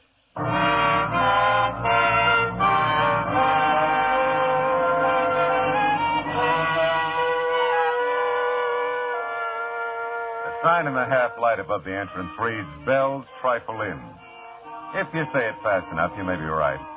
It's authentic English script, and it hangs over the door of an authentic English restaurant just south of the authentic Sunset Strip, owned and bartended by Belle Smithers. Inside, from the paneling to the prime rib, from the Welsh rabbit to the dartboard at one end of the bar, it's the Union Jack all the way. And it figures. Belle's authentic, too. 100% pure. Nebraska. I always sit at the bar. Marlowe, you old dog, you've been neglecting me. Yeah, well, I've tried to stay away from you, honey, but I can't. You're bigger than both of us. Oh, you and your palaver. Yeah, me and what you said. You want a drink, honey? Yeah, but make it with your own light hand for a change, will you? I'm tired of walking out of here on my knees. Just an ounce? The water will float it. Okay, honey, it's your poison. And my stomach lining. Hey, looks like most of the regulars are here, huh? Don't you ever get tired of looking at the same old faces? I can stand it as long as they can. No, Marlowe, I kind of like it. Clubby this way. You get a few people who just come in to see what a lady barkeep's like, but most of them are just regular folks, you know, real people who like the food. And drink, huh, Belle? Oh, yeah, sure. Sometimes I forget. I get all carried away working my jaw. Cheers, baby. Yeah, thanks, honey. Oh.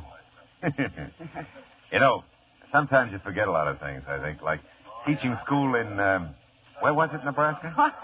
Ogallala. That name don't stick with you worth a darn, does it? Ogallala. Yeah. Does that mean anything? Oh, it does to the folks back there. County seat, the Keith County. It's right there on the South Platte River. That's just south of the North Platte River. Yeah, well, that's a nice arrangement. No, Marlowe, that's one thing I'll never forget, teaching school back there in Ogallala.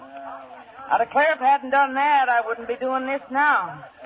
You see, these rich cattle folks, they come through from Cheyenne, and what have they got but a 13-year-old shaver? And where are they going with the shaver but England, and what do they need but a tutor? And who do they draw but me? Right out of 10th grade social studies at Ogallala High School. No, I got a feeling you've heard this song before. Yeah, just a few thousand times, Belle, but don't worry, I like it. Matter of fact... Excuse me, Mrs. Smithy? Oh, call me Belle, honey. What can I do for you? Oh, well, the young lady said you kept the dart at the bar. For the dart? Oh, yeah, sure, I do. Well, it is all right, throwing darts, isn't it? I'm waiting for someone, and I thought it's perfectly all right, honey. Just make yourself at home. There you are. Thank you. Oh, I hope I didn't bother you. Oh, I'm so glad you did. In fact, if you want to build a house, I'd like that, too. Well, thank you. for the dart. Hey, Bill, that red hair, the green eyes. No, You get that? Marlowe, you and your... Don't say it. Just pour me another palaver in water. If you don't beat all, I declare... Look out, Marlowe! Oh. Bullseye! Oh. She made it, Marlowe. Why, your head was right in front of the target, and she still made it. Yeah, well, I'm very happy for Oh, I her. hope I didn't frighten you. I had no idea your head was in the way. Neither did my head. As long as it's you. Oh, look, I'm really sorry. Sorry? Why, we haven't had a bullseye all week. That rates a drink and dinner on the house. Belle. For two, of course. Belle girl. Right now. Tonight. Come again. Where's Marlowe here, naturally? That's my girl. The red hair and green eyes smiled. A nice smile. Went along with the gag. We toasted her throwing arm, my head, and Belle's solid sense of judgment in putting the dartboard at head level at one end of the bar. By the time we moved to a table for two, I knew her name was Marnie Carr. Before dinner was over, I had a pretty good idea that everything about her was all right with me. Hey, Marnie. You got that look again. Oh, really? Which one? The dark one. Happens every time you look toward the door. Oh, yes, I expect it does. You see, I'm not exactly a free agent. Oh? Someone brought me here. Said he'd be back. Ah. Think he'll object to our little party, is that it? No, not really. I guess I hope he doesn't come back. I hope so, too. Tell me, can I play 20 questions? I'd rather you didn't. Okay.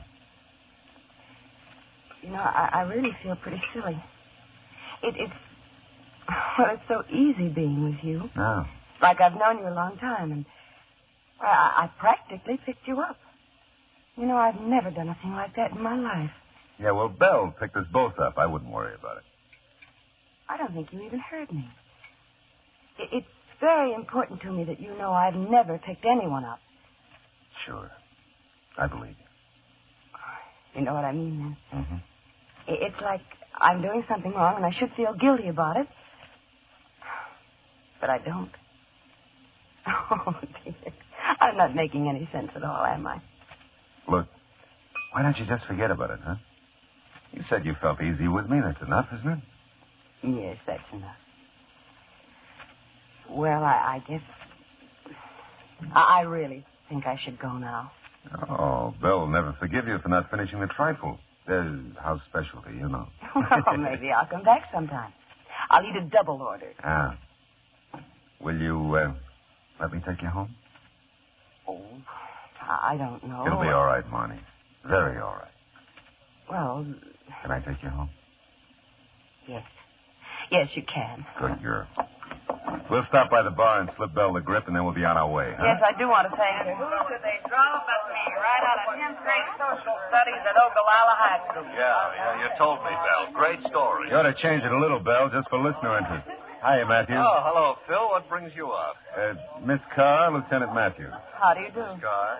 Great dinner, Belle. Dinner, Belle. Oh, I lost my head. Honestly, Marlowe, I declare you say the darndest thing. Yeah, I'm a regular yeah. It was a very nice dinner, Belle. Thank you. My pleasure, honey. You come again. She will. Night off, Matthew? Yeah, so far. Hey, you two have a drink with Well, me? I think the young lady's anxious to go home. Oh, I'm afraid I'm taking Phil out of his way, Lieutenant, but Bedford Drive isn't too far. Maybe he could Now, come wait a back. minute. I'll make my own arrangements. I know some lovely folks on Bedford. The Dickinson, 600 block. Do you know them? No, I don't. I'm north of there, 2470. Oh. Yeah, well, we'll see you, huh? Night, Belle, Matthews. Good night. It's nice to meet you both. Yeah, good night.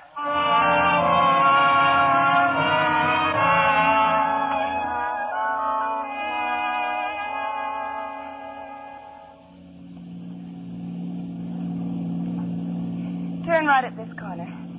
It's the last house on the Oh. Say, Marnie, can we do this again? Oh, I don't know, Phil. Are you usually at Bell's in case I get the urge to throw darts again? Yeah, well, I also have a home, and I'll get a dartboard. Let's keep it at Bell's. Maybe later sometime I'll... Oh, wait a minute. This What? is the house. Oh. Hey, looks like you got company. Car in the driveway. Yes, I see it. I wonder... The guy who was supposed to come back and didn't? I'll say goodnight here, Phil. Don't bother coming to the door. Oh, now, look, I think I mean it. Well, maybe I'll see you at Bell's again. Don't call us. We'll call you. Is that it? That's it, Phil. Thanks. I liked it. Great work, Marlowe. So crazy about you, she's running the other way. Paul, what on earth are you doing there? I'd be back. Never mind, Paul. Let's go inside. Good night, Phil. Thanks again.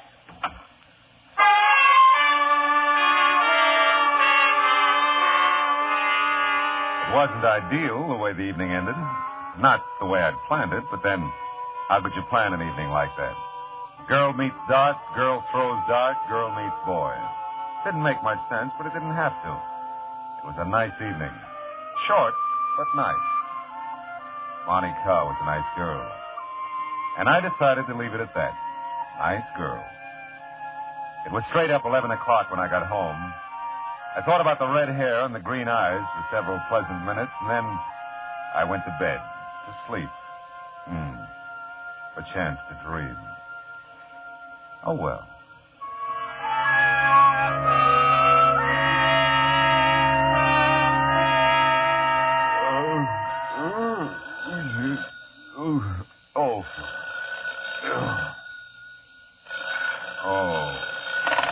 Hello. Matthews, Phil. Yeah. That girl you were with last night, where was it she lived? Where did she live? Yeah. Look, it's not even 8 o'clock in the morning. You're asking... Take it easy, Phil. Was it 2470 Bedford Drive? Yes, it was 2470 Bedford Drive, and if you hurry, maybe you can get there in time for breakfast. I'm already here, Phil. And you better come on out. The dame has been murdered.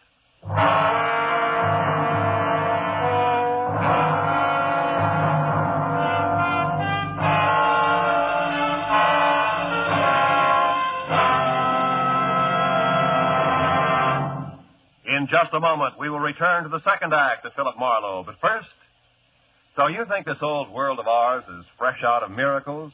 Maybe you sort of long for the days of the Arabian Nights or folks of fable who possessed those magic wands, lamps, rings, talismans that all produced wonders? Well, if you do, you'll find CBS's Mr. Aladdin a refreshing gent to meet. He gets the name Mr. Aladdin from the fact that his exciting adventures have the atmosphere of miracles about them. Listen for him later this evening on most of these same CBS stations. And now with our star, Gerald Moore, the second act of Philip Marlowe, and tonight's story, Life Can Be Murder.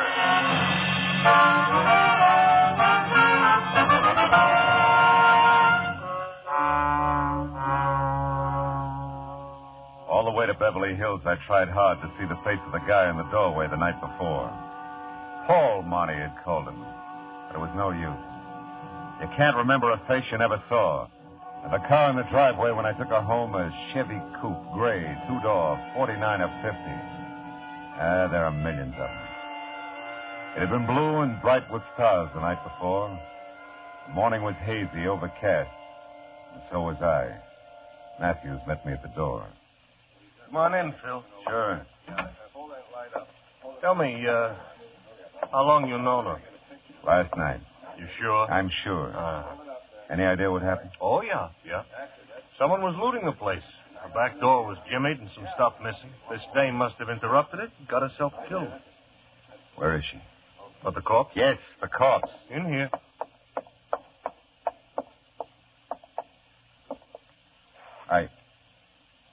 Hey, that's not Marnie. Did I say it was? Oh, no, but I thought that... Never mind, do you know who this is? Yeah. Ann Harkness, according to identification on her purse. Oh? She's from New York.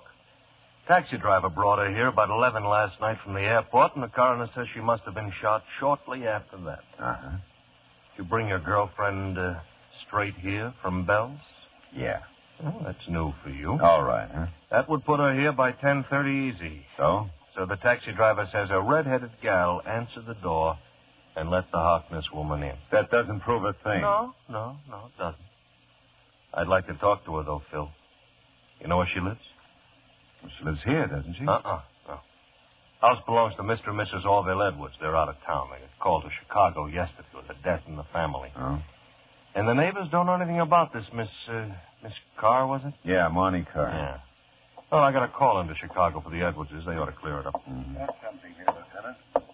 Oh, hello, Mr. Marlowe. Hiya, Mooney. Yeah, what do you got, Sergeant? Well, this address book. Phone numbers from the phone desk in the hall. Nobody named Carr listed, though. Okay. This note might be something from the big bedroom upstairs. Front of the house. Oh, let's see. It's signed Monty, Phil. It is? Yeah. Let me have a look. Yeah. Dear Mrs. Edwards, thanks for the lovely remembrance. You're very thoughtful. I'll tell Miss Harkness to make herself at home. Yeah, whatever that means. I'll keep looking around, Lieutenant. Do that, Mooney, huh? Well, as soon as the Chicago call comes through, we'll get our hooks into something. Look, Matthews, you mind if I look around? No, help yourself. You got any ideas? Yeah. I don't think Monty had anything to do with it, and I don't know where she lives. Okay. Okay, Phil. Only leave the note with me, huh? I looked around and tried to figure things that didn't figure. Marnie didn't live here, but she knew the Edwards. That is, she knew Mrs. Edwards, and she addressed her as Mrs. Edwards and signed herself Marnie. Maid, maybe, huh? Paul could have been anybody. And I wanted to find Marnie before I took up the matter of Paul with Matthews. Upstairs, by the phone in the master bedroom, I found something Sergeant Mooney had overlooked. Another address book, smaller, with phone numbers. I flipped through it. There was nothing under C for car, but under M for Money, there was a Crestview number, but no address. I decided to take the book with me. Oh, you still here, Phil? Yeah, just leaving. Oh, look, hey. What? About that Carr girl. Yeah? She may be the sweetest kid in town, and she may be a killer. You never know. Thanks for the tip. And, I didn't call you to get in my way, Phil. If I find her, I'll tell you. Fair enough? Yeah, fair enough. Just don't get lost finding her.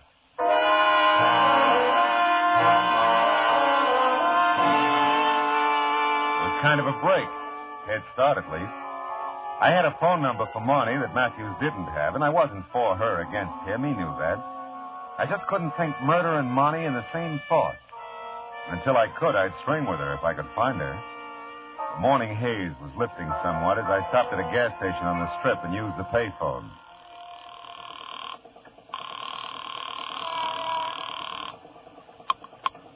Mr. Felix's, good morning. What'd you say this was? This is Mr. Felix's beauty salon. Oh, is Marnie there, please? I'm sorry. Miss Marnie's not in today. Can someone else help you? Oh, no, Look, would you be kind enough to give me a home phone? I'm sorry, sir.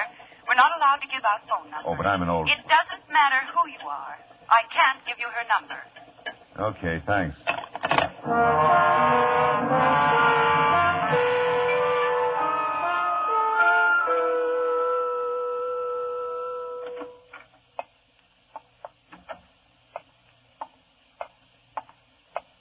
May I help you, sir? I just talked to you a few minutes ago on the phone about Marnie. I told you then. I tell you now, we are not permitted to give out numbers. How did you find us? Well, Mr. Felix is in the book and Marnie's not. Look, really, this is important. I'm doing this for her. I've given Mr. Felix my word, and I've never broken it. Yeah, well, I don't doubt it. Oh, Marnie's friend here. You know the special one? She keeps talking about her all the time. Isn't it strange? I can't remember her name. Peg? Yes, Peg. Sure, that's the one. Can I talk to her? Well, Oh, all right. Oh. 36. Desk, please. 36, please. Thank you. I hope this never gets back to Mr. Felix. I can't imagine what he'd think. Oh, I can't either, but don't worry. My lips are sealed. You blasphemy, Liz? Oh, yes, 36. Peg, this gentleman. Over here, Peggy. It's about Marnie. Yeah? What about mine? Well, I don't have a home phone or her address. She wouldn't give it to you, huh? Well, no. She She wouldn't. You look all right to me. What's wrong with you? Nothing. I'm a nice, clean-cut fella. Yeah. Looks like. Yeah? What do you want with Marnie? Well, I just want to see her. Good enough reason? Best in the world. She don't feel too well today. She called me first thing this morning. Your fault? No, I don't think so, no. Tell me, what did she say when she called? She didn't feel all too well. Ah.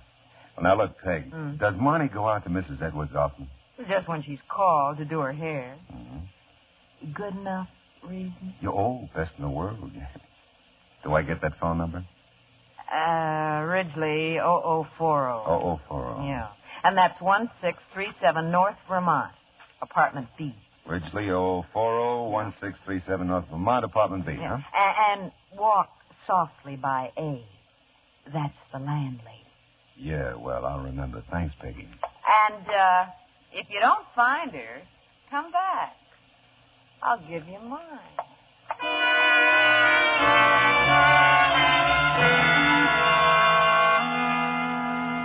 Peg was something of a prophet, among other things. Well, there was no answer to my knock at 1637 North Vermont, apartment B, and no answer to the phone call I placed in the lobby. So I quit walking softly by apartment A, knocked there, and the doorway was suddenly filled with a solid block of granite. Yes, I'm a landlady, but if she don't answer the door, it makes sense to me. She ain't in. Well, have you seen her this morning? Ain't seen her since she went to work yesterday morning. Ain't seen him either.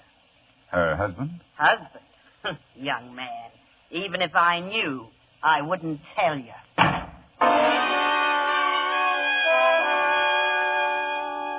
You know, I was getting proud of my head. It could dodge anything from flying darts to door slams near the eyebrow. But that was about all I was proud of at the moment. I wasn't exactly closing in on Marnie. The landlady's snort didn't give me much of a line on Paul, if that's who she was exhaling about. And there was the matter of Ann Harkness, who flew into Los Angeles the night before, just in time to be murdered. Well, I drove to a nearby drive-in and mulled it over a sandwich. Coffee was grim, too. I was starting in on the routine that begins with, if I were Marnie, where would I go? When I got a flash of an idea. 10 minutes later, I was banging on another door. Bell! Bell, anybody home? Bell! Oh, Marlowe, come in. Oh. I'll arrange for swinging doors first thing tomorrow. I'm sorry, Bell, but I got an idea. I told you lately we're not open for lunch. I said I'm sorry, didn't I? It's just... Oh, I'm sorry, too, Marlowe. Guess I'm kind of off my feet today. I All right. declare you ought to see what that butcher sent me in the name of prime rib.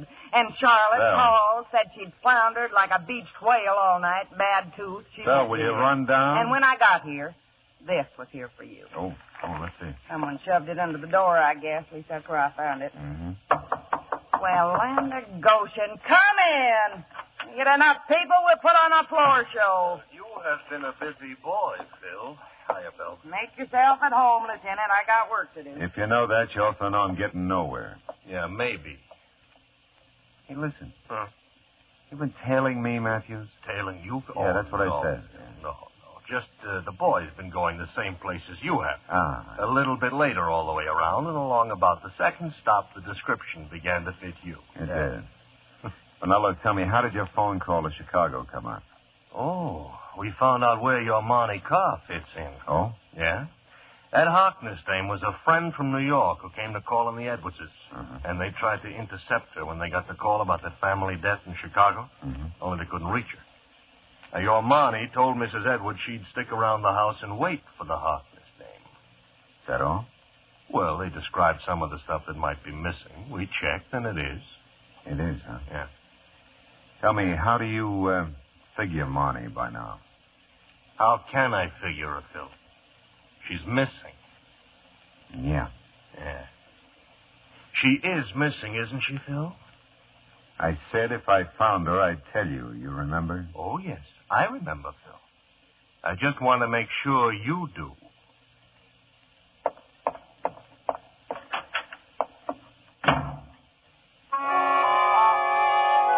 I had a reason for not telling Matthews about the note Bell gave me. It would sign Marnie, all right, but it wasn't the same handwriting I'd seen in the note she left for Mrs. Edwards.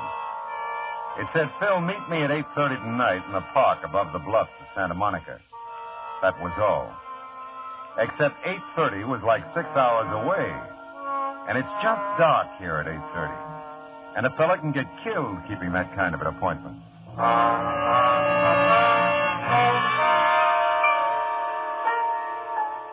Did you ever wait 6 hours for something to happen? Oh, it's no fun.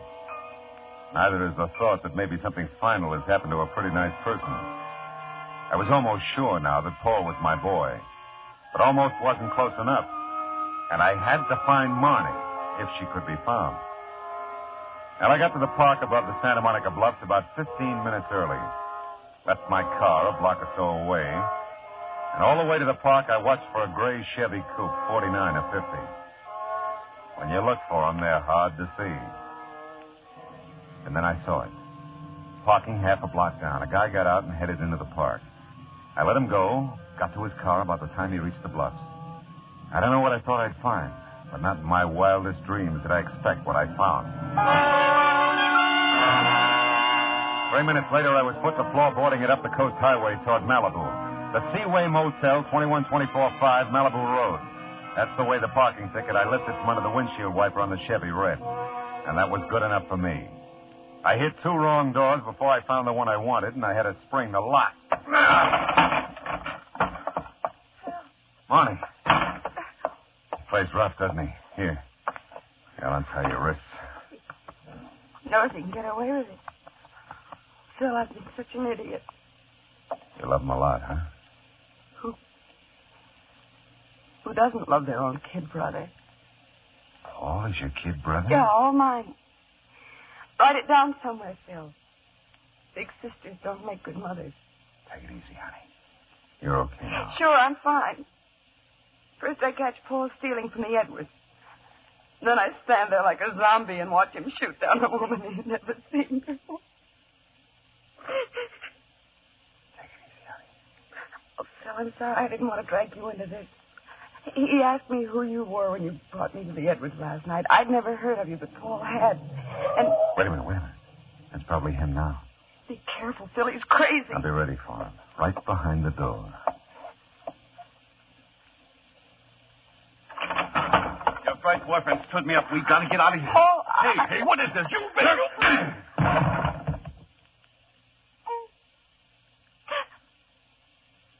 Oh, Phil. He's just a kid. Yeah. Just a kid.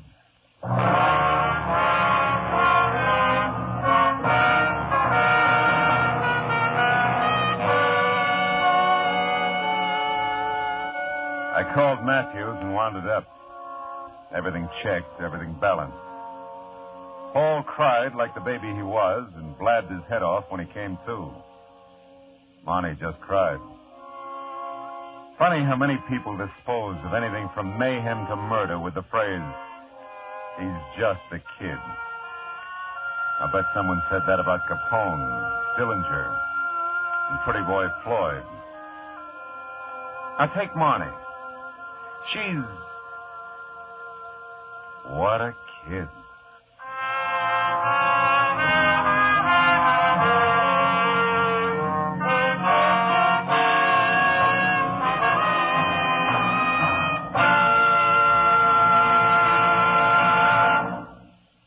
Adventures of Philip Marlowe, bringing you Raymond Chandler's most famous character, star Gerald Moore, are produced and directed by Norman MacDonald and written for radio by Kathleen Height. Featured in the cast were Virginia Gregg and Joan Banks, with Paul Dubov, Jim Nusser, June Whitley, Shirley Mitchell, and Marjorie Bennett. Detective Lieutenant Matthews was played by Larry Dobkin. Gerald Moore may soon be seen in the Santana production, Sirocco. The special music is composed by Pierre Garrigank and conducted by Wilbur Hatch.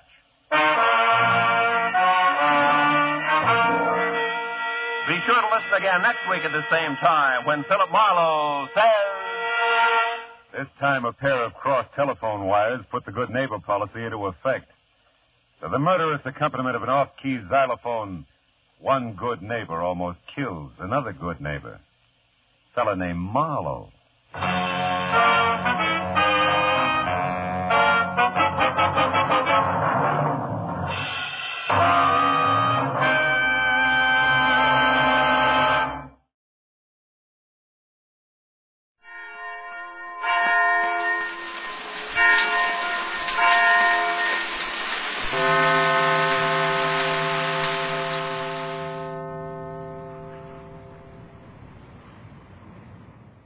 The National Broadcasting Company presents Counterspy.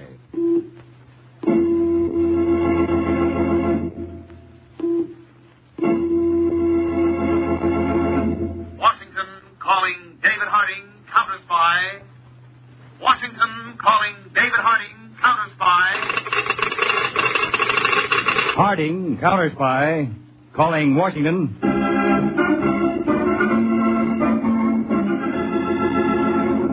United States Counterspy, especially appointed to investigate and combat the enemies of our country, both at home and abroad. These Counterspy reports to the American people are brought to you each week at this time. Now, the case of the infiltrating agents.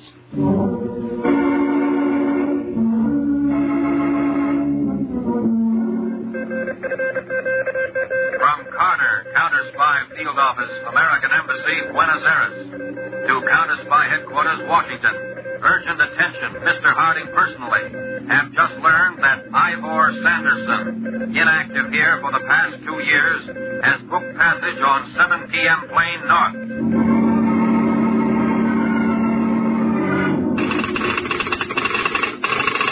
From Jones, Counterspy Field Office, Nuevo Laredo, Mexico, to Mr. Harding, Washington.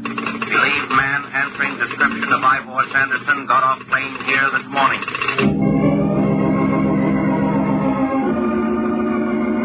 Harding, to all Southern Field Offices. 24-hour alert ordered until further notice. Am flying to Laredo, Texas. Will make specific assignments upon arrival.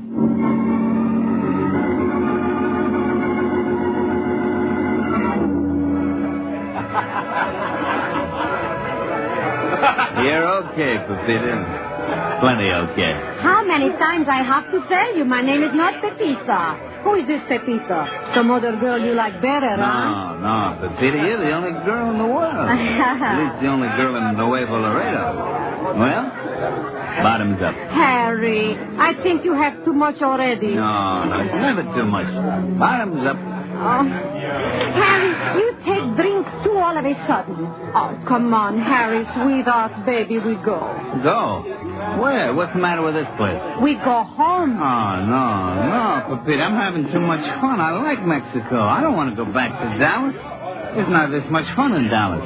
You don't go back to Dallas. I mean my home. Oh. Why'd you say so? Hey, waiter. Mozo! Sí, señor. Dame la cuenta. 7 pesos. $7. Sí. Okay? Okay, here you are, bud. Keep the change. Keep it. I'm a sport. Muchas gracias, señor. All right. Come, Harry. You know, you're a sweet kid, Pepita. You're an awful sweet kid. The name is not Pepita. You're still a sweet kid. Come, you lean on me. I will open it the door. That's a good girl. You open it the door. Yes. Okay, come. You know, Pepita, I'm going to miss you when I go back to Dallas. Well, you don't go back till tomorrow. I'm going to miss you anyway. Yeah, here's my car. Oh, we don't have to drive to my house. We don't? No, I live right next door to the saloon. Hey, that's nice. That's convenient, too, huh? Right here. We go in. Yeah, that's good. Come in, Harry. Ah, it's dark. It's dark in here, Pepita. I will turn it on the light. Ah, it's better. Much better. Hey, look, a nice little old comfortable chair. Hey, isn't that a wonderful sight? Nice little old easy chair. Harry? Good night, Pepita. Harry. Harry, wake up. Harry. Okay, sleep. Go. Yeah, all right. How is it, all right? Yes, all right. I wonder, does he have much money with him? He should. Never mind how much money he's got. Leave it. Leave the money alone. All right, but it's a shame. Here. Here are the keys to his car. Good. The car is big Oldsmobile, right outside. License Texas JW360. Stay here. I'll be back in a little while.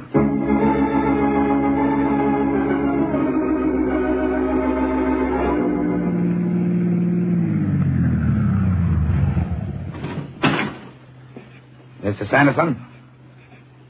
Mr. Sanderson? Yes, here. Come on, Carl. Get out. But mustn't we drive the car to the garage? That has been the usual procedure. Get out. Yes, all right. Get out. We do everything fine for months and months. Perfect. And along comes word from Buenos Aires, and poof, everything has changed. Nothing is good. Why didn't you remain in Buenos Aires?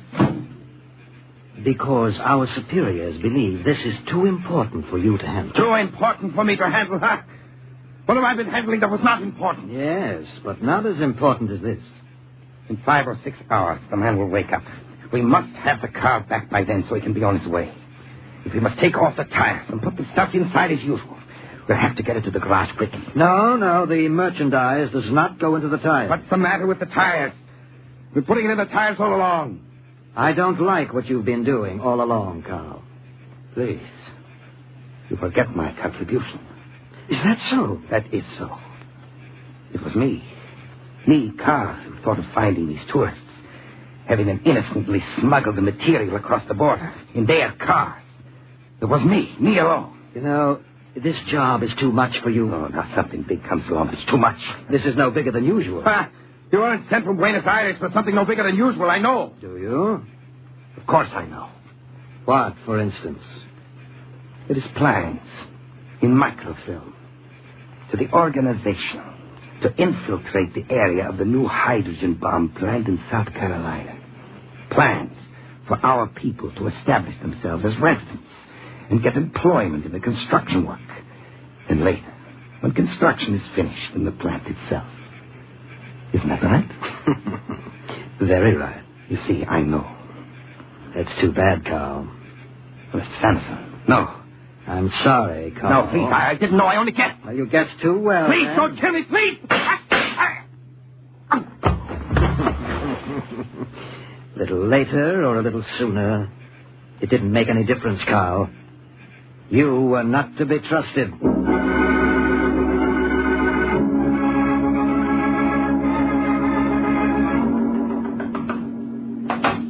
Yes?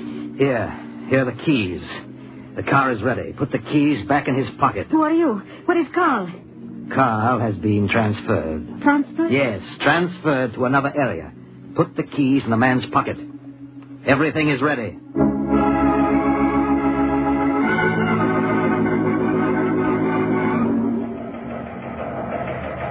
To Braden, Counterspy Headquarters, Washington. Advise you handle Honolulu and San Francisco matters yourself. Don't know how long I'll be here. No break as yet. Case still requires my personal attention. Harding. Yes, I'll be right with you. Signed, David Harding, Counterspy Temporary Field Office, Laredo, Texas. Yeah? That Oldsmobile with the Texas plates JW360 just left the Mexican side and started across the International Bridge. Good. You want to step over to the window, Chief?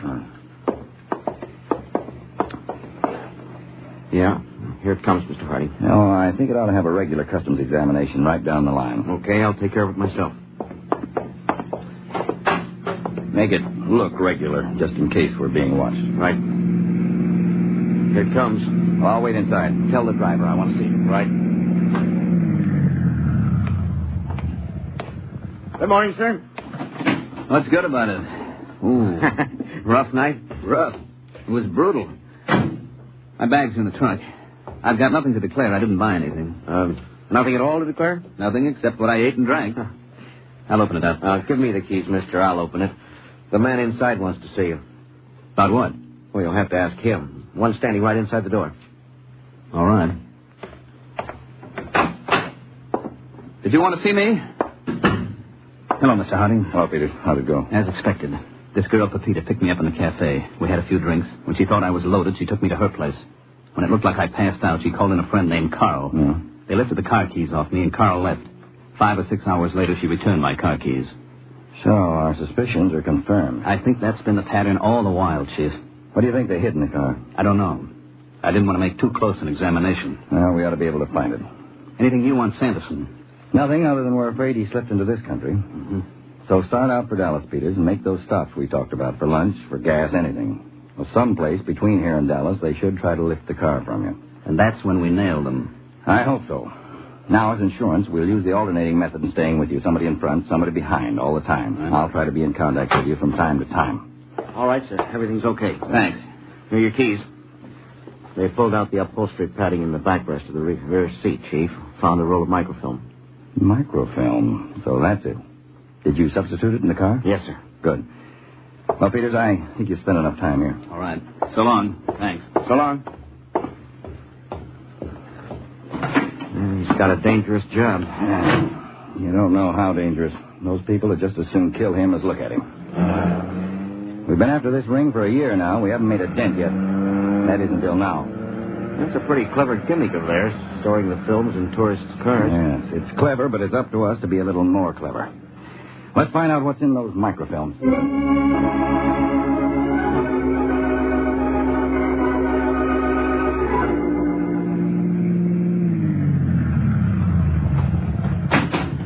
Yes, sir. Fill her up? Yep. How's the oil and water? They're okay. Just fill her up. Any sign of them, Peters? I didn't see a thing, Chief. I just heard from both your follower and your leader. They didn't see any sign of them either. We developed that microfilm we found in the car. Big stuff? Bigger than we figured. That 400-square-mile tract of land up around Aiken, South Carolina. Hey, that's where the government just announced it's going to build a hydrogen bomb plant. Exactly. Microfilm has orders to agents at a dozen or more states to get rooted around that project, even before it started. When the call goes out for workers, those agents will be right among them. So I don't think they'll let your car get too far out of their sight, Peter. He must be around someplace. Maybe they have the setup spotted. No, I don't think so. Do you think they're waiting till I get closer to Dallas? Hey, you're getting a customer. Yeah. Just a minute, ma'am. Be with you in a minute. All right. Well, there you are. Filled up. Okay. Sure the oil and water okay? Yeah, they're okay. Please. I'm in an awful hurry. Well, but this gentleman here... If the lady's in such a hurry, go right ahead. I've got plenty of time. Okay. Fill her up, ma'am? No, I don't need any gasoline. There's something wrong with my car, and I've just got to get to San Antonio. Well, we'll take a look. Yeah, it's hot, all right. It's boiling. What is it, the fan belt? No, fan belt seems to be okay. I was just driving along, and it started to steam all of a sudden. Oh, let's check the water. Oh, that's it. No water? Can't see any. Oh, you got a leak, all right, a bad one there. See how it's dripping down on the pan there? Oh, will that take long? Well, long enough. You got to find the leak, then I got to fix it. Oh, dear, I've got to be in San Antonio by 1 o'clock. Well, with this car you won't. I got 2 other jobs sitting in the garage back there. It'll be at least 1:30 before I can get to it. Is there a bus or something? Well, not one that'll get you to San Antonio by 1 o'clock. Oh. Sir, could you take me? Are you going to San Antonio? Me? Yes, I've just got to be there. I've got an appointment, and I can't miss it. Why don't you give the lady a lift, mister? You got an empty car. Oh, sure. Sure, it'd be a pleasure, miss. Oh, thank you very much. You don't know what a favor this is. I've really got to be there. I'll come back tomorrow for the car. Is that all right? Oh, I'll be ready anytime tomorrow. That'll be 2:06, mister. Yeah, sure. Here you are. Thanks. There's no leak in that radiator. The water was drained out. Peters, this may be it.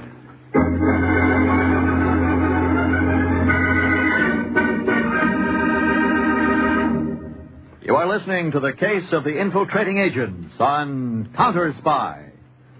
Have you met our new baby yet? I mean NBC's new baby, The Big Show. And what a baby it is. The biggest baby you ever heard. And he's not crying either. Why should he with stars like Tallulah Bankhead, Jimmy Durante, Clifton Webb, Mindy Carson, Meredith Wilson, and a host of others to make him radio's greatest spectacle ever? This Sunday and every Sunday, meet The Big Show. An hour and a half of comedy, music, and drama. All this and Tallulah, too. No wonder it's The Big Show. And Sunday evening over most of these same NBC stations also means the Phil Harris-Alice Faye Show with Frankie, Julius, and the entire cast. Now, back to Counterspy.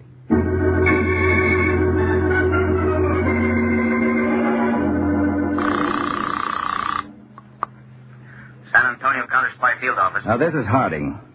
Peter stopped at point 14, filling station. Car drove up with a steaming radiator and a girl, 5'4", 120 pounds, 25 years old, got out and hitched a ride to San Antonio with Peters in his car. That looks like it. It does. Check on the license of the car she left here. The 1949 Plymouth two-door, painted maroon, Texas license 3T152. Okay, Mr. Harding. I'll get that information out to all cars. Because if she's one of the ring, she might try to pull a gun on Peters between here and San Antonio. Take over his car. Right. I'm turning the filling station back to the owner right away and joining the parade. But keep shooting out bulletins over the air. We're getting close.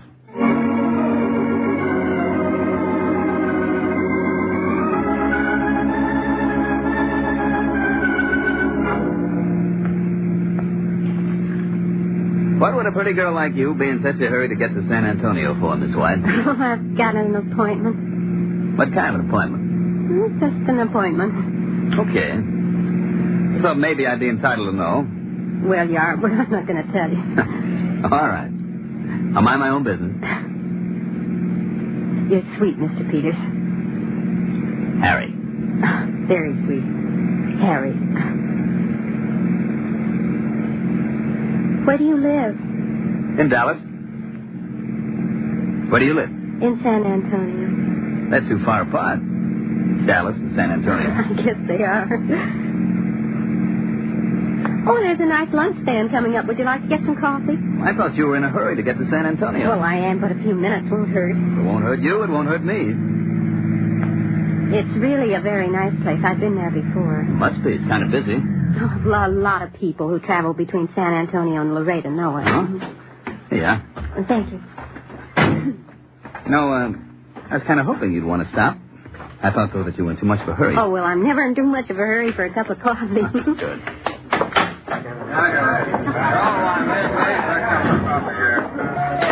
Let's sit at the counter. It's quicker, shall we? Okay. You're the boss. It's all right? Oh, this is fine. Yeah, folks. What's the pleasure? I'll have a cup of coffee and... Oh, do you have a menu? Menu's on the wall, lady. Oh. A sweet roll. A cup of coffee and a sweet roll. All right. Mister? I'll have the same. Got you. Pastry fair. What do you do, Mr. Peters? The name is just plain Harry, and I do fine. I mean, what do you do for a living? Oh. I'm in the dairy business. Oh, that's nice. Here you are, folks. Your coffee? And a couple of sweet rolls. Thank you. Would you like some... Hey, buddy. What's the matter? You drive up here in a black Oldsmobile? Yes, why? Well, somebody's driving off in it, and it ain't you.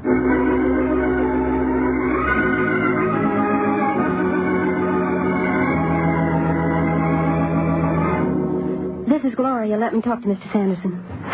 Oh, Harry. Did you get hold of your father, Gloria? Well, they're calling him to the phone. Oh, good. I'm really terribly sorry. Oh, here's my father. Excuse me, Harry. Hello, Mr. Sanderson. Well, how's it going, Gloria? Oh, very well, like clockwork. Did Jimmy get the car? Yes, he drove it off about 5 minutes ago. You don't think the man has any knowledge? Oh, he doesn't know a thing. Can you lose him? He's already lost. A very convenient truck driver offered me a ride into San Antonio. Good. Very good. I'll see you in about an hour. Goodbye. Well, there's that. Your father isn't worried, I hope. Oh, no, he's not worried. You know, I don't like the idea of you riding to San Antonio in a truck. Well, I've got to get there some way, and the man was kind enough to... Why don't you come along with us, Harry? Oh, I'd love to, but the state police said to wait here until the highway patrol comes, so I guess I'd better wait for a report on the car. Oh, yes. I forgot all about that. Hey, lady. If you want to ride with me, you'd better come on. I operate on a strict schedule. Yeah, I'll be right with you. Goodbye, Harry. Oh, wait a minute. Look, where can I find you in San Antonio? Oh, you don't want to find me, Harry. Oh, yes, I do. No, you don't. There's something I didn't tell you. It wasn't my father on the phone. It was my husband. Oh. Goodbye, Harry.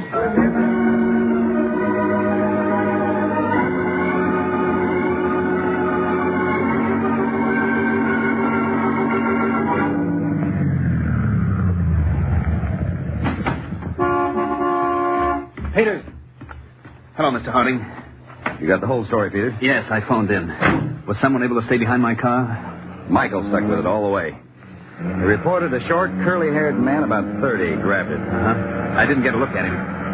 Well, he drove up the highway to a few miles north of Divine. pulled off on a side road. Mm-hmm. He apparently lifted the stuff out of the back seat, and 5 minutes later, a Ford drove up. Michaels reported the curly-haired man got in, headed for San Antonio. Their timing is perfect. Yeah. Well, what about the girl? Well, Jones' truck pulled into the restaurant, and he put on a big act of sympathy and offered her a ride to San Antonio, and she took it. Good for Jones. We'll hear from him just as soon as he drops her. She won't get out any place near where she's going. Oh, there's an agent behind Jones, isn't there? Yes. He'll pick her up on foot. Now, we checked on the car that she left behind at the filling station. It was rented at San Antonio. Oh. Well, I guess we're getting right on top of it, Peters. We sure are, Dave. And we better nail them this time. We'll get them. This is their last trip.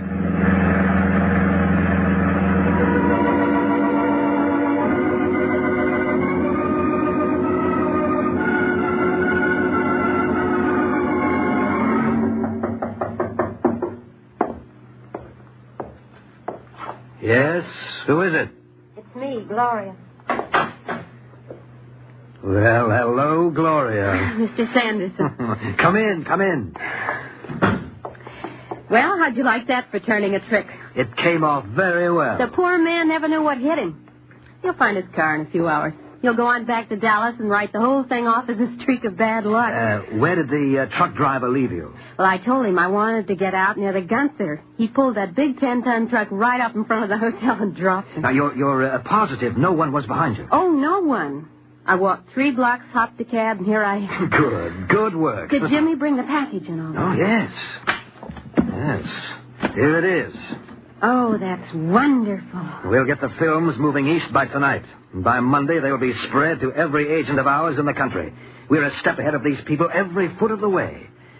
Nothing will stop us, Gloria, nothing. I never doubted anything would. All right, now, let's get ready to move out. I want to be on our way east in an hour.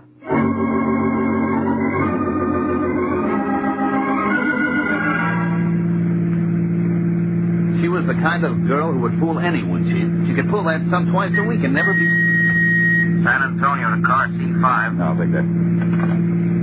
Harding, San Antonio. Go ahead. Meeker reports curly-haired suspect who took car trailed the following address in San Antonio. 1842 Del Rosa. 1842 Del Rosa. That's right, Mr. Harding. Suspect entered the house with a suitcase apparently containing contraband. Left house 5 minutes later without the suitcase. What kind of house is it, San Antonio? A 2-story house. Frame affair. Front and back entrance. Suspect entered first floor door. Second floor has apparently unconnected occupant. You have the house covered? Meeker's on the spot. I'm heading there, too. Okay, good. Now tell Meeker... Just a minute, Mr. Harding. I wonder what's up, Chief. Johnson just checked in. He followed the girl from the Gunther Hotel to the same address. That's more than coincidence, Chief. Okay, San Antonio. Keep all agents on the spot. We're headed there right away. All right, Peter. See if you can get some speed out of this thing.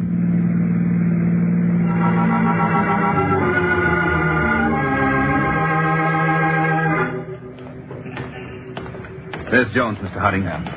Jones. Hello, Chief. Peters. That's it. The yellow frame house across the street. They're on the first floor. Where you got the men posted? Meeker and Johnson are back in the alley. I've got a pair up on the street in the car. Evans is standing in the doorway on this side.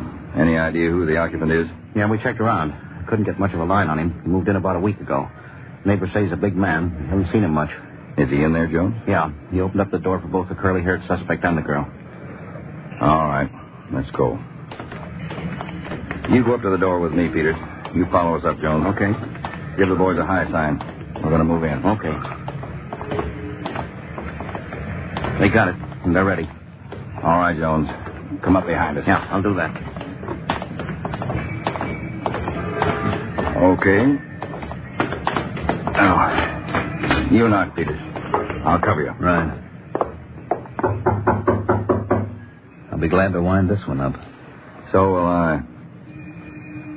Knock again. Yes, who is it? It's me. You? Who are you? Hello, Miss White. Surprise. Well, Harry, how did you... I did. We're United States Counterspy. We know that there's a man... Hey, watch it! That's him! Sanderson! Yeah. Oh! You got it, Peter. Come on. You hit me. You hit me.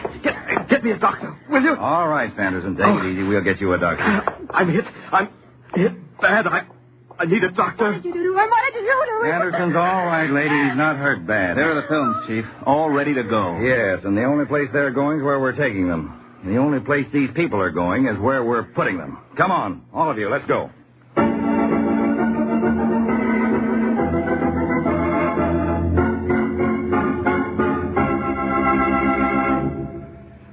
This is David Harding. Here's a statement by the Honorable J. Edgar Hoover, Director, Federal Bureau of Investigation.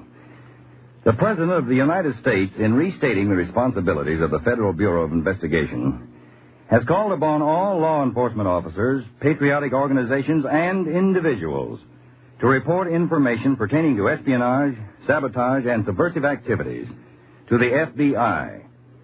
The following suggestions are made to assist patriotic organizations and individuals in complying with the President's request. Be alert. Learn to know the enemies of the American way of life.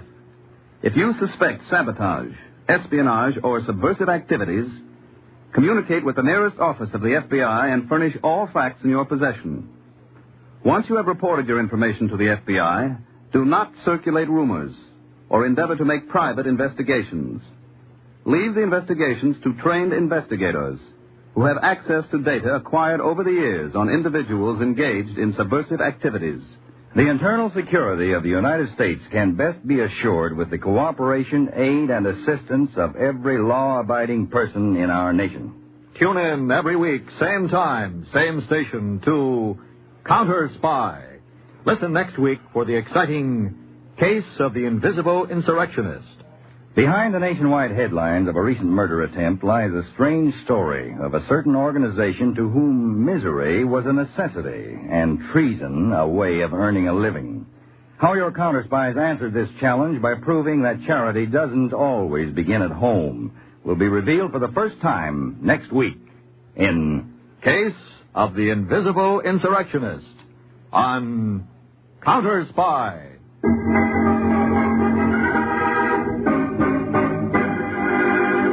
Tonight's Counterspy program originated in New York, was directed by Marks B. Loeb, and featured Don McLaughlin and Mandel Kramer. Lionel Rico speaking. Counterspy is a Phillips H. Lord production.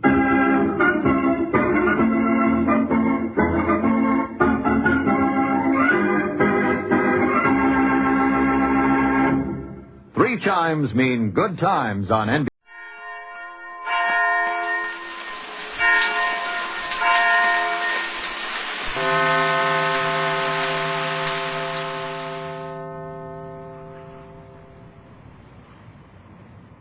New post-war Old Dutch cleanser, famous for chasing dirt, presents Nick Carter, famous for chasing crime.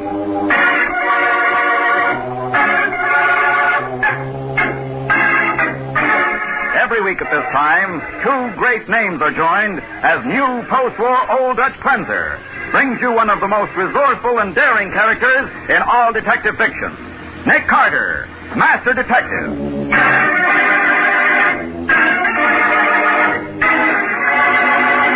Don't move, any of you. Don, where'd you get that gun? Never mind, just don't make me use it. Don't be a fool, Don. I'm not. I'm going out of here, and nobody's gonna... Don't be too sure. Anybody else want to try any smart tricks before I leave? Now, the case of the Forgetful Killer. Today's adventure starring Lon Clark as Nick Carter, brought to you by new post-war Old Dutch cleanser. In the back booth of a dingy bar in the slum district, a well-dressed young man takes a thick package of banknotes from his pocket and passes it across the cigarette-scarred table to the shifty-eyed little man who sits across from him. That's every cent I have in the world, Whitey. $6,000. I said 10. Where's the other $4,000? I couldn't get any more. You better get it. Remember that letter I told you about? If anything happens to me, it'll be in the hands of the DA within 24 hours. That'll be the end of you. But Whitey... I'll meet you here tomorrow night, and you... I can't come here again, Whitey. If anyone should... Okay. I'll phone you at the office. Tell you where to bring it. But Whitey... When I get the other $4,000 tomorrow night, or I go to the cops, and you go to the electric chair for murder.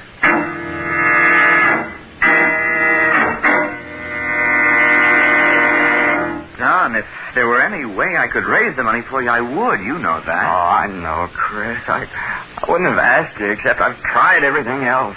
You're the only real friend I've got. Sure. Now, when you need me, I can't come through. Oh, I don't know what I'm going to do. Whitey phoned me about an hour ago. I promised to have the money at the corner of 1st and Water Streets at 1 o'clock tonight. I've got to have it there. Why, Don? What's he got on you? You can tell me. No, Chris, I don't want to talk about that. But if Whitey ever tells the cops who I really am, it's the end of everything.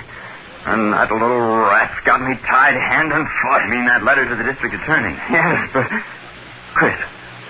Chris, do you think you could be lying about that letter? If I thought now, that... Don, you're not getting any crazy ideas, are you? Oh, I don't know. I don't know what I'm thinking. There's only one chance left. Yeah?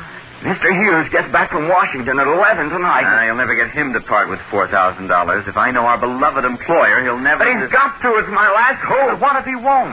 Then I'll be waiting for Whitey just the same. And it'll be a meeting he'll never forget.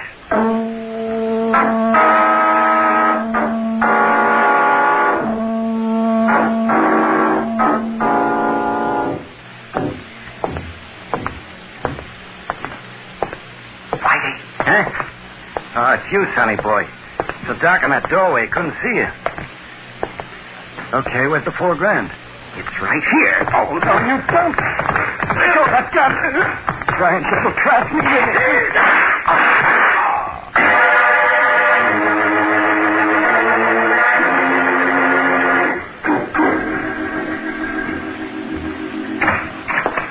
Good morning, Matty. Oh, hi, Nick. Hello, Patsy. Good morning, Sergeant Matheson. Mr. Hughes, this is Nick Carter and Patsy Bowen. How do you do? Hello, Mr. Hughes. Well, thank goodness you're here at last. At last? Mr. Hughes, it's been exactly 17 minutes since Sergeant Matheson phoned and asked us to come down here to your office. I haven't even had my breakfast yet. What's this all about? Mr. Carter, my firm publishes children's and religious books. Notoriety, scandal, unfavorable publicity, anything like that can ruin us.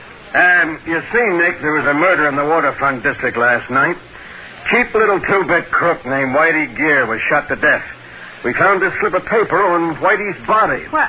Well, that looks like one of those slips of paper they have in phone booths for people to write phone numbers on. That's what it is, Patsy. What's the connection, Matty? The phone number written on that paper is the number of the Hughes Publishing House. Oh, I see. Oh, hey, there's something else written here, too. Don Mason, 1 a.m., 1st Avenue and Water Street. Right. And Whitey was found dead at the corner of 1st and Water, shot to death about 1 a.m., according to the medical examiner. So Don Mason... Now, wait a minute. Who is this Don Mason? Oh, that, Mr. Carter, is the crux of the whole thing. Don Mason is my sales manager, and he's engaged to my daughter. Oh, I see. And you think Mason kept the appointment with Whitey and murdered him, huh? Well, of course, don't you? I wouldn't know, Matty. This slip of paper with Mason's name on it certainly doesn't convince me. Well, I don't get you. From what you tell me, I doubt that Whitey was the kind of man who'd make a memorandum about anything. Oh, phooey. He did it this time, and that's all I care about, Nick. Maybe. Look, Matty, has anybody else handled this piece of paper except you and me? I know. I took it off the body myself. What? Then let's put it in an envelope and see that no one else does touch it. Uh-huh. Okay, if you want to. But there's another thing, Nick. Yeah? Whitey was a skinny little runt, but from the looks of things, he must have put up a whale of a fight before he was killed. We found a couple of gray wool threads under his fingernails, like from a gray tweed coat. And Whitey's coat was brown. Oh. Then you think those threads came from the killer's coat during the struggle? Sure, Patsy. What else? Uh-huh. And Mr. Hughes here tells me Don Mason wears a gray tweed coat. And so do lots of other people, Matty. You must understand, Mr. Carter, this company simply cannot afford to have one of its executives accused of murder. Now, I want you to prove that Don had nothing to do with this Whitey person. But what if he did have? Well, then we'll publicize the fact that Hughes Publishing hired the best detective it could get to see justice done, even though the culprit is one of our own executives. That may help some. Well, how about it, Carter? Before I give you an answer, Mr. Hughes, I'd like to talk this over with Don Mason. He hasn't come down to the office yet, Nick. I was just waiting for you to get here before going over to his apartment after him. A good idea, Matty, except that he may leave for the office before we get to his place. Oh, I have an idea. Don shares an apartment with my star salesman, Chris Bentley. I could phone Chris down to keep Don there until you arrive. Yeah, suppose you do that, Mr. Hughes. And unless he's got a mighty good alibi, that young fella's going to move to another apartment. A small one in the city jail.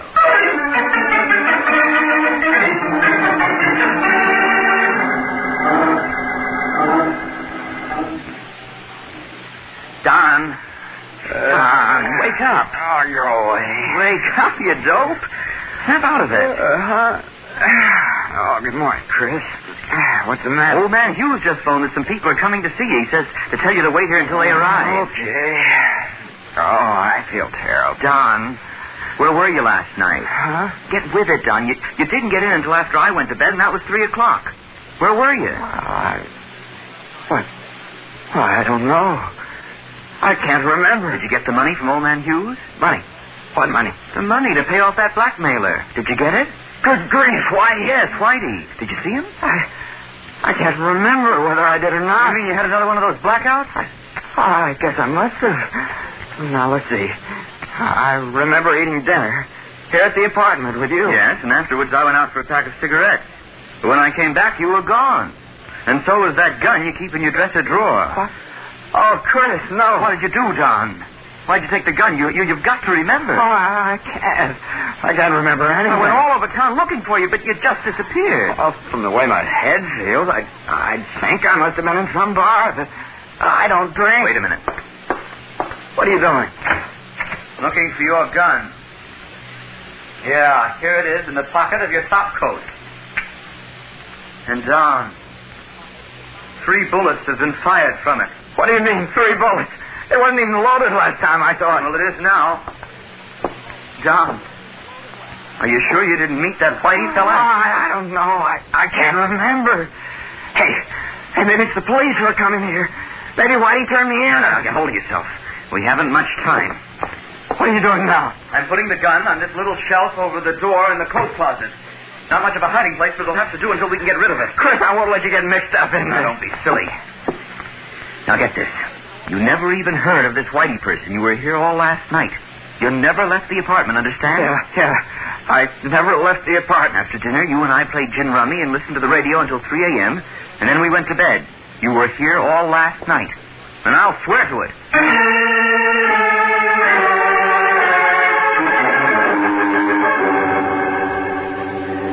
And you still say you didn't meet Whitey Gear at the corner of 1st and Water Streets last night, Mason? No, I never even heard of the guy, Sergeant. Then how come he had your name and phone number? I don't know. Can you prove where you were at 1 o'clock, Don? I was right here in the apartment. That's right, Mr. Carter. Don never stepped outside all last night. You'll swear to that? What? Well, sure I will.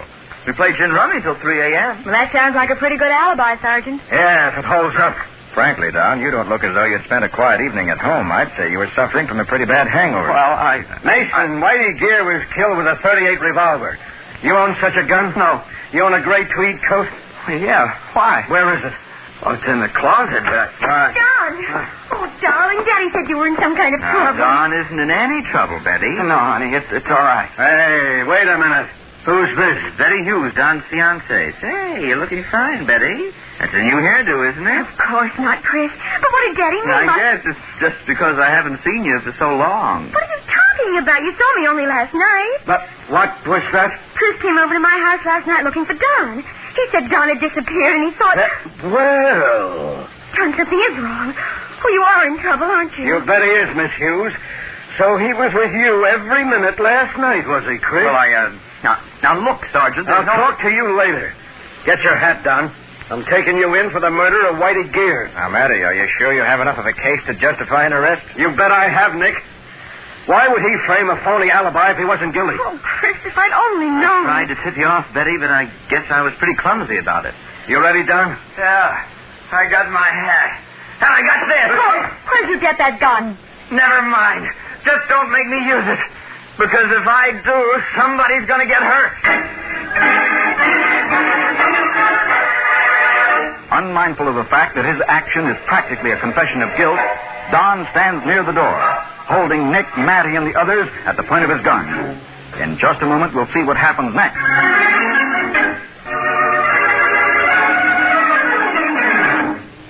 Now, back to the case of the Forgetful Killer. Today's adventure with Nick Carter, brought to you by new post-war Old Dutch Cleanser. Holding Nick, Matty, and the others at the point of his gun, Don stands beside the door to the inner room of the two-room apartment he shares with Chris. Now, get into the bedroom, all of you. Let's do as he says, Matty. No use anyone getting shot. Thanks, Mr. Carter. I want to be sure nobody's going to... Don't be too sure. Hey, keep your hand away from your gun, Sergeant. Okay. You hurt, Nick? No. Just got the wind knocked out of me. Went down through me. That was quite a stunt, Don. I was a commando in the war. Now, anyone else want to try any smart tricks before I leave? You're playing this awful dumb, kid. I'm playing it the only way I can. Now I'm going to lock this bedroom door. And then I'm getting out of here. And heaven help anyone who tries to follow me.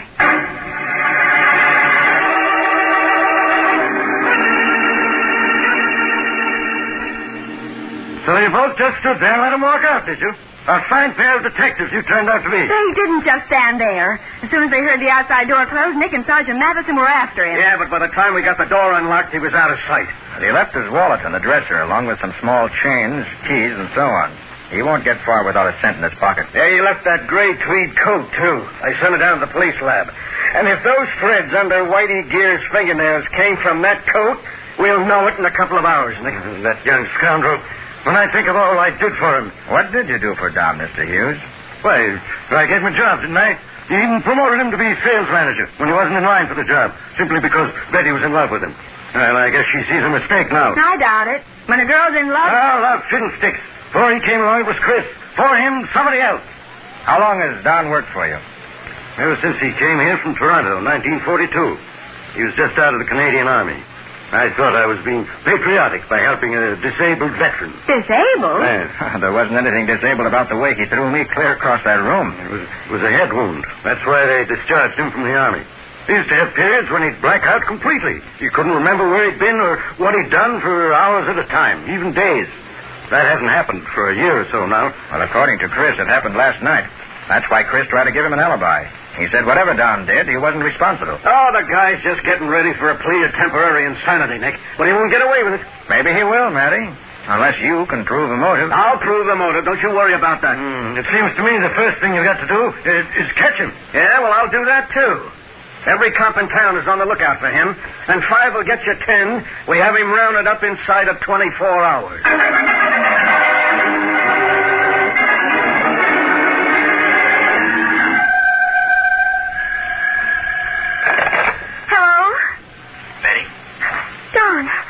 Don, is that you? Yes. Are you alone? Yes. Oh, darling, where are you? Never mind. Betty, I need help. I don't dare try to get in touch with Chris. The cops are sure to be watching the apartment. If there's anything I can do. There is. I've got to have some money so I can get out of town. $200. I'll get it. I'll bring it to you. No, I won't let you take any chances. Give the money to Chris. Tell him I'll be waiting in the freight yards at the foot of 68th Street at midnight.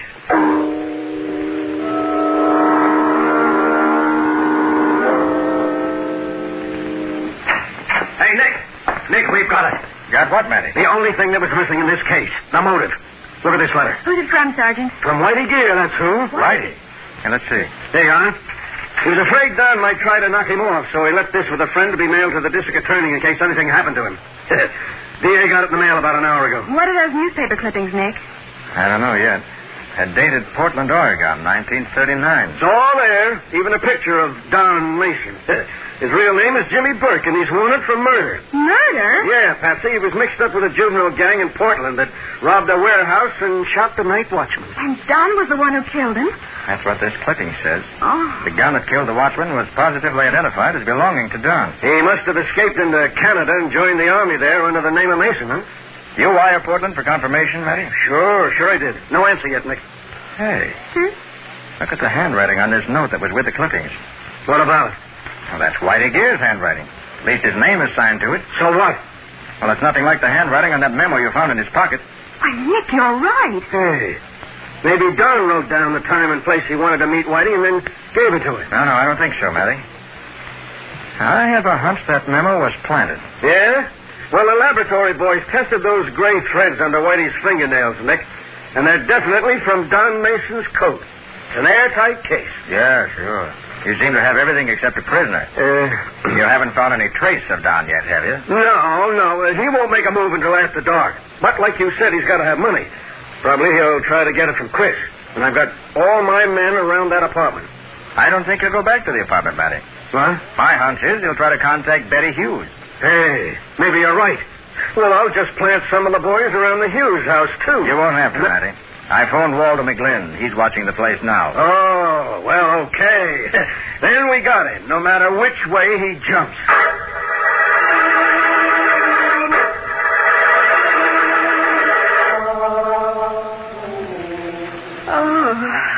I think I'll go on home, Nick. It's been a long day. Yeah, it's almost midnight. I know, but I wanted to stick around the office. Hold it. Nick Carter speaking. Oh, Waldo. Huh? What? I see. Where'd she meet him? Betty met Don somewhere? No, she met Chris. Oh. Where? Why, that's the freight yard. Nick, what's happened? Good boy, Waldo. We'll get right on it. Nick, what is it?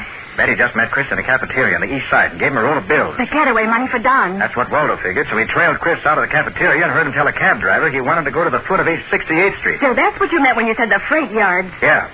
Chris just left a couple of minutes ago. We hurry, maybe we can get there first.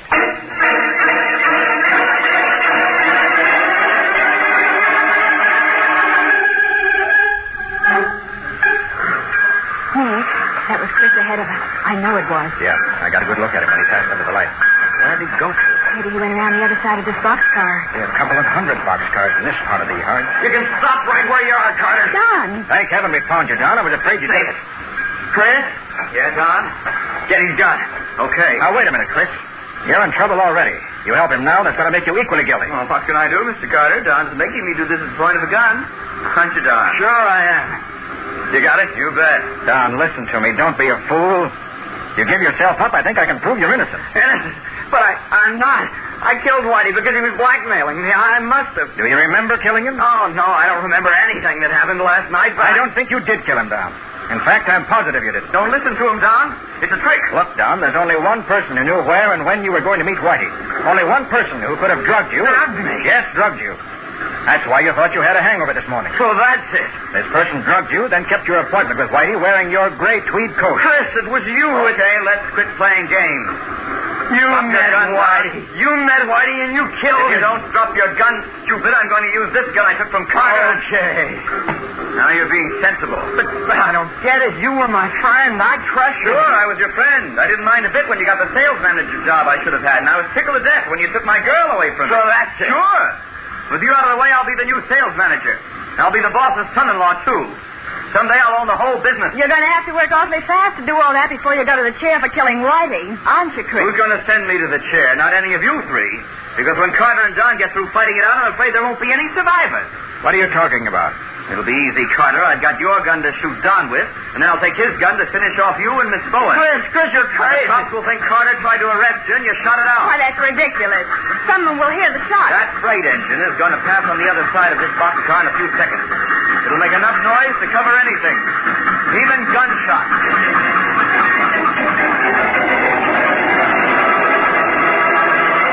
With a passing freight engine to cover the sound of gunfire, Chris's finger tightens on the trigger. We'll see what happens in just a moment.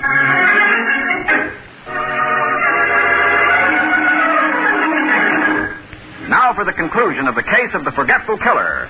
Today's adventure with Nick Carter, brought to you by new post-war Old Dutch Cleanser. In the freight yards at the foot of 68th Street, Chris Bentley is holding Nick, Patsy, and Don Mason at the point of a gun, waiting only for the noise of an approaching engine to cover the sound of his shot before he fires. Here's the engine. So get ready. You first, Don, old pal. Second Sergeant Matheson. Unless you want me to point this Tommy gun lower than this time. About time you got here, Matty. I started as soon as I got your phone call, Nick. You're not going to take me in? Nick, he's getting away. Not so fast, chum. There. That'll hold you for a while. Good work, Don. Holy mackerel, Don. What did you do to it? Didn't you recognize that stunt, Matty? It's the same one he used on me. And I can tell you from experience that Chris isn't going to do any more running away. Not for a minute or two.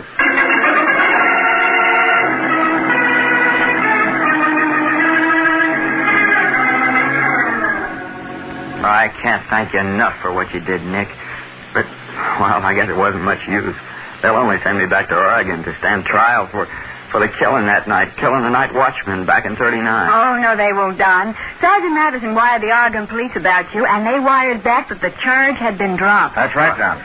About a year later, the real killer was caught, and he confessed. For the love of Pete. You were completely cleared.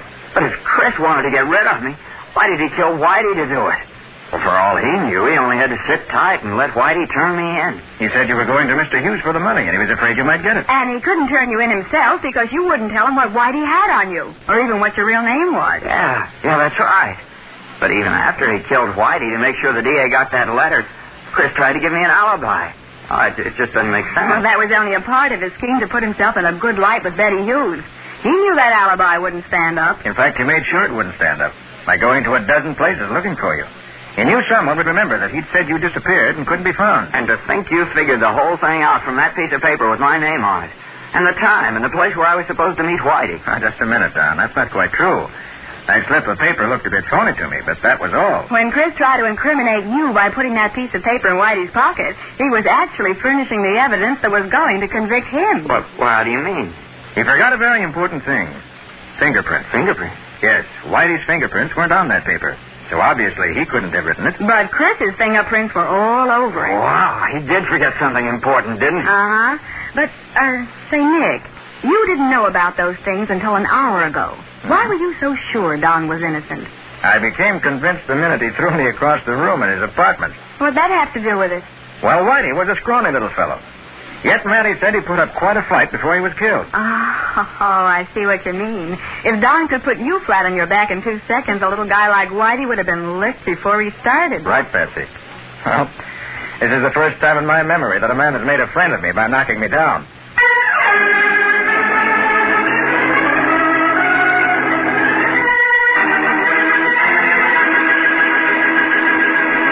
How about the adventure new post-war Old Dutch cleanser is going to bring us next week, Nick? Well, Ralph, it's about a young fellow who wanted to buy his wife a diamond ring and almost bought himself a one-way ticket to the electric chair instead. And he completely ruined my new look, not to mention almost giving me pneumonia. Well, that was my fault.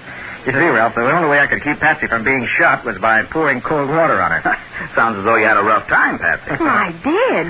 What do you call this adventure, Nick? I call it The Case of the Clue Called X.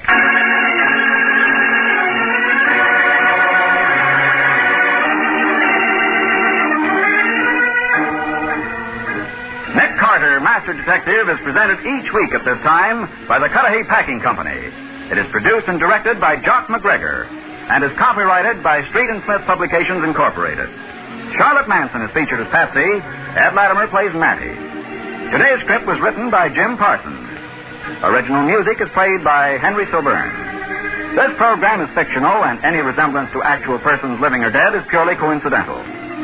This is Ralph Camargo saying, when minutes count, use new post-war Old Dutch cleanser.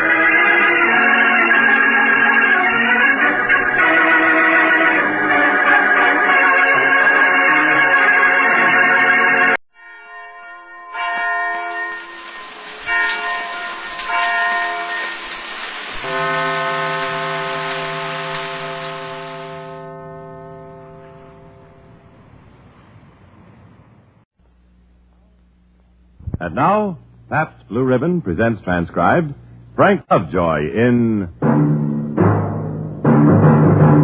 Night Beat.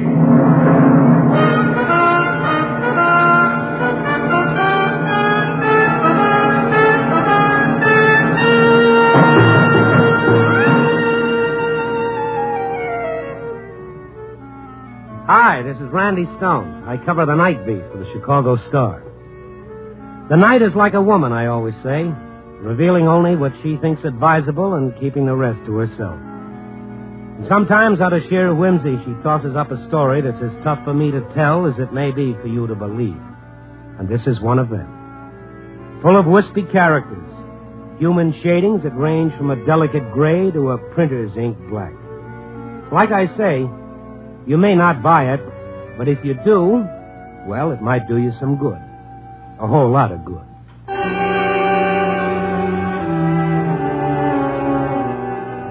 It was late afternoon. It was 5:30, to be exact. The pavement was crowded with weary wage earners jockeying for that quick ride home.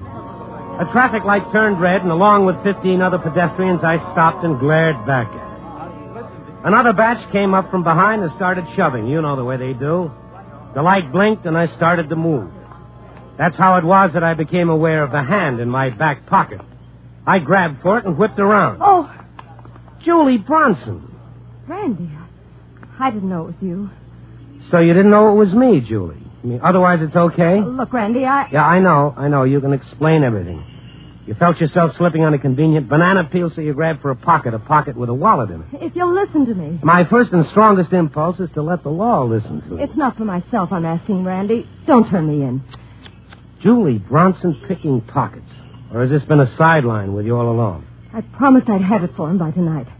For him? Oh, you wouldn't understand. Now, let me go, Randy. I'm in a hurry. No. You started telling me about why you need money badly enough to do this. I haven't been working, and I'm hungry. Plain hungry. You said you promised somebody you'd have it for him tonight. I was lying. I'm hungry, that's all. Let me go, please. Oh, you're coming with me. Are you turning me in? We'll talk about it after you've had something to eat.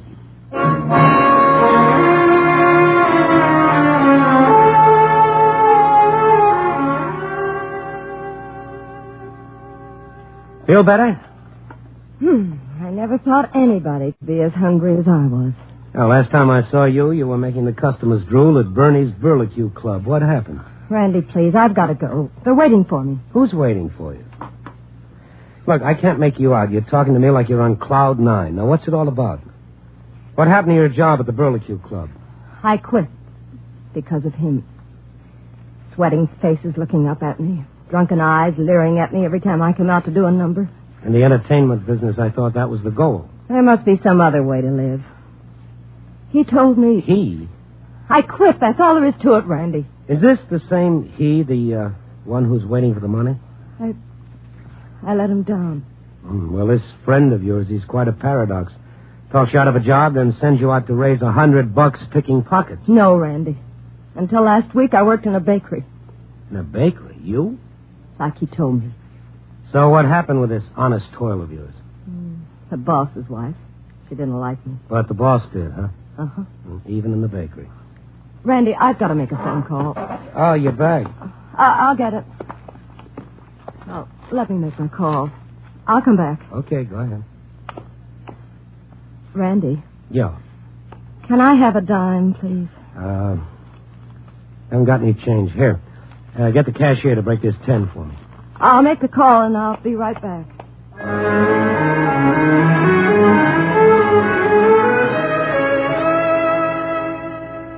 I watched her move toward the cashier's counter, and I wondered what had happened to the hip-swinging, hep little showgirl that I'd known. She'd changed. I was framing a set of questions to be put to her when she came out of the phone booth. She paused at the cashier's counter and looked towards me, and then suddenly made a dash out the street door. I went after her, but the theater-goers were out in force, and I lost her. So I went back to the restaurant to pay my bill. Ray Bernard, yeah? Yeah. I made myself a bet when you took after her. I bet you'd get her. What's my bill? $2.14. I laughed on her. Here you are. Here's your dough. You didn't do so bad with her. Okay. I didn't do so bad. Well, lots of guys would settle for less. What are you building, a second-act climax? I mean, you made money on the deal. The waitress picked this up off the floor when she cleared away your table. Her change purse. Let's see it. Go on, open it up.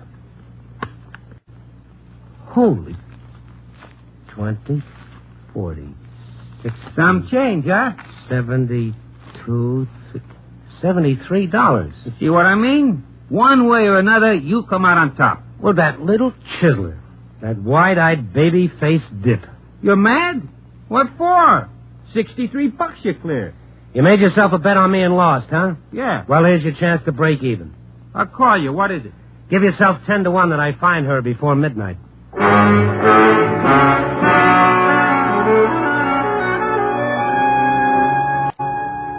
I was sore. A guy doesn't mind being a sucker once in a foolish moment, but it's got to be his own idea.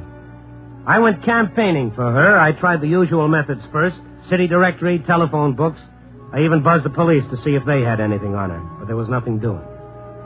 I went down to Bernie's Burglar Club, one of those night spots where the words no cover refers strictly to the girls in the chorus. The audience was getting its usual kicks. I swam through the smoke-filled room till I got to the door that took me backstage. The girls were preening for the first show, and I asked for Birdie Blair, one of the club's stellar attractions. The girls pointed to the door that said, "Private, keep out." But knowing Birdie, I knew that sign meant nothing. you're a stranger. Sit down. Well, I was beginning to care too much, Bertie. That's why I stayed away. Yeah, sure. Oh, yeah. Now, don't go coining phrases on me, Bertie. I loved you the way you were. You're in good shape tonight. There's sweet talk on your lips and a fire in your eyes. Well, it's a different kind of fire, Bertie. I'm trying to locate Julie Bronson. Oh, that screwball. What do you want her for? Anybody here got her address? What do you want her for, Randy? Well, it isn't social, believe me. Well, did you try Hoffman's Delicatessen? Most of the girls use Olmax as kind of a forwarding agent when they leave town. Well, I happen to know that she didn't leave town. Hey, wait a minute. Have you, tried her boyfriend? No. Who's he? Oh, she was seeing a lot of him before she left here. The girls were giving her the big rib. Who is he? That fellow on the corner, you know. Nature Boy. Well, what's his name? What, Haddad? That's the one. Runs the shoe shine stand. They sure were pally. Oh, you're kidding. Julie and Haddad? Honest, Randy, it's almost like he hypnotized her. The next thing you know, she quits her job. Well, perhaps I better go see Svengali. Well, if you don't find her, I know of a cute little dish who will be glad to substitute. First name, Birdie. I'll keep it in mind, Bertie. Thanks.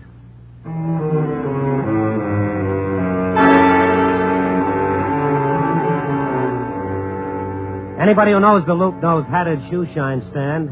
He's been there as long as anyone can remember.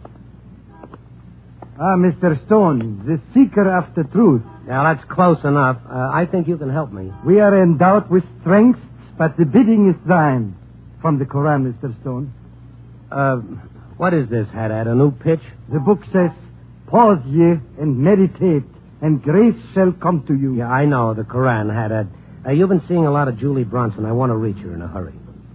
This is the day when they may not speak. Look, Haddad the scholar and Haddad the reformed. I want Julie's address. Julie, I cannot help you. Well, I'm glad you finally came out from behind that cloud of quotations, Haddad. You know where Julie lives? You seek in vain. What do you want her for? The police want her, and with or without you, they'll find her. The police? They might want to know if you're the guy who sent her out to pick a few pockets. Julie, poor child. She was desperate. We all are. Now, do you help me, or do I call the police? Wait. It is said, for him who gives alms, we will send him easily to ease. Oh, so that's it. Well, you were a long time getting there. Here's a buck. But as for him who is niggardly, we will lead him easily to difficulty. $10, Mr. Stone. All right. But it's coming out of Julie's bankroll. The money Here. is not for me, Mr. Stone. It is for another. I accept his money. Yes, I'm sure. Her address. 1726 East Waterloo. You're taking the police there? I don't know yet. Perhaps if you knew the full circumstances, if you knew the reason behind her act, perhaps if I told you about it. Now, some other time, Haddad. It's Julie I want right now.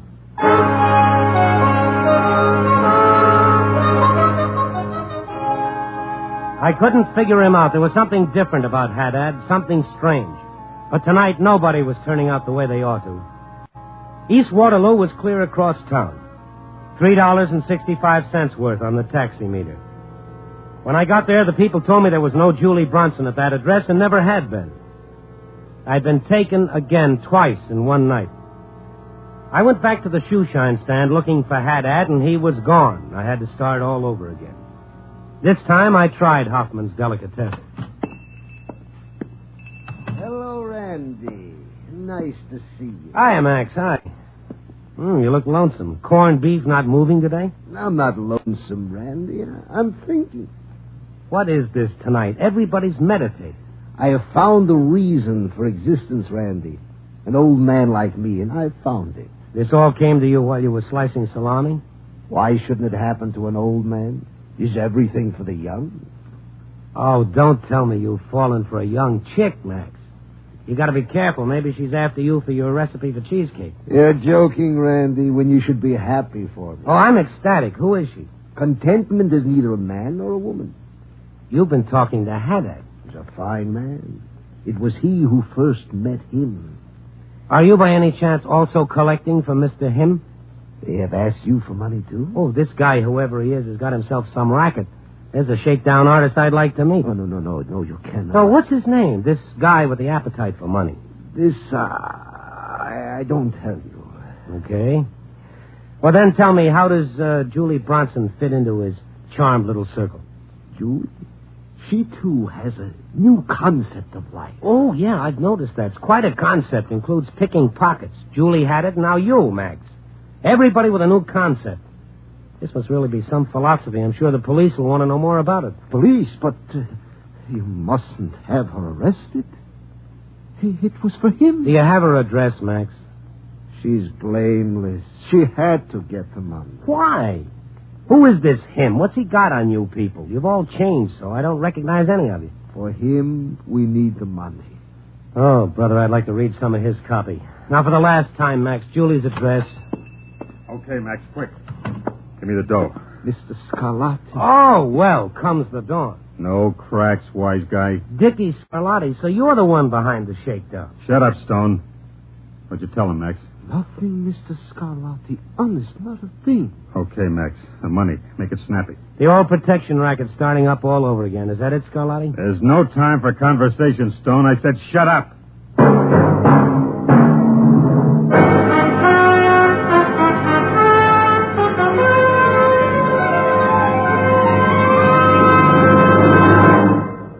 We return in just a moment to Night Beat, starring Frank Lovejoy as Randy Stone. Breezy, easygoing summer days. Oh, they're wonderful. You and your friends barbecuing in the backyard, picnicking at the park, enjoying small, homey gatherings. And always, close at hand, you'll want smooth, sociable, satisfying Pabst Blue Ribbon beer. A tall, cool, foaming glass to refresh your moments of relaxation, to quench your warm weather thirst. Pabst Blue Ribbon to make good foods like these taste better. Listen. Here's a list of foods to choose for picnics, parties, barbecues. Campbell's Pork and Beans. Farmer's Treat. Borden's Cheese. Ritz Crackers. Swiss Frankfurters. And, of course, Pabst Blue Ribbon.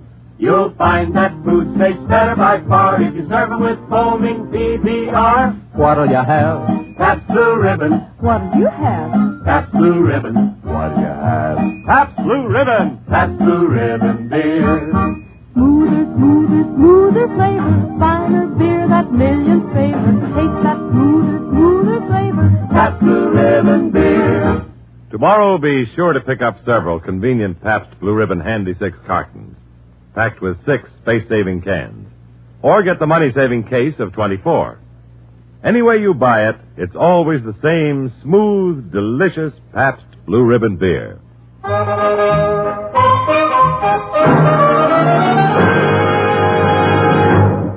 Act 2 of Night Beat will continue after a brief pause for station identification.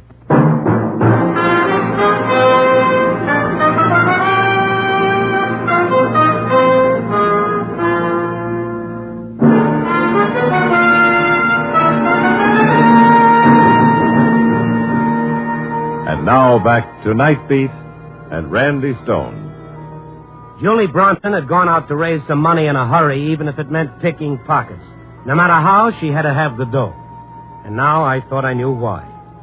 Dick Scarlatti, gunman junior grade, mobster, heister, codman, and past master of the old protection shakedown racket. The payoff. This one, though, this was something original. You know, this is really imaginative, Scarlatti. You seem to have added a touch of poetry to the racket. What do you want, Max? He's looking for Julie Bronson. Well, let him go find her someplace else. Go on, take a walk. He's Randy Stone of the newspaper. I know who he is. Take the air. Max, are you shelling out money to this cheap crook? Please, Randy, no trouble. Here's Julie now. Well, the elusive Miss Bronson. Randy, I'm so glad I found you. The man at the restaurant told me you had my money. Yeah, that's right. $73. Give it to me quickly. Well, there's a little account to settle first. Give it to her, Randy. No, a few words first. An extemporaneous statement for the press. $73. That's all you got, Julie? No, 83, Scarlatti. She took me for 10. Hand it over, Julie. Got no time. You saw him, Dick? Yeah, I left him with the doc. The doctor, he said there was a chance. There's a chance. He'll live, Max. I just know it. If I could get a word in here, I'd be extremely grateful. Now, what's the idea of going through my wallet when you had more than $70 of your own, Julie? The money, Julie. Randy, please, give me the money. I need it now. Now, you hard of hearing? I asked a question. There's no time for questions, Stone. How much you got, Max? $105. Haddad only dug up 65. And yours over, Julie. Randy has it. Okay. Give it to me. Hello. Come on, Stone. I want Julie's money. I don't believe it is her money. Yes, Doctor. Yes? Do you think something's happened? I don't know. Yes, Doctor. Yes. What kind of a bill of goods you sell these people, Scarlatti? Right away, Doctor. You going to hand it over, Stone, or do I have to take it? Something's wrong, Max. We should go to the hospital right away. What's the matter? He asked for us. The dough, Stone? Not until I know what this is all about. I'll close the store, Julie. We'll go. Take Julie outside, Max. I want to persuade Mr. Stone to give me the money. Come, Julie. Believe me, I don't want to have to argue with you, Stone. The police get this coin purse, Scarlatti. I didn't mean it to be this way, Stone. This is one time I really didn't want it to be like this. Like what? This.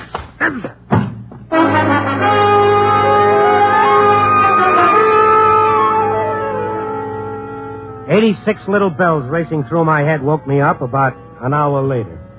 I felt a lump on my head Scarlatti's gun had made. I pulled myself up on my feet, and I felt better.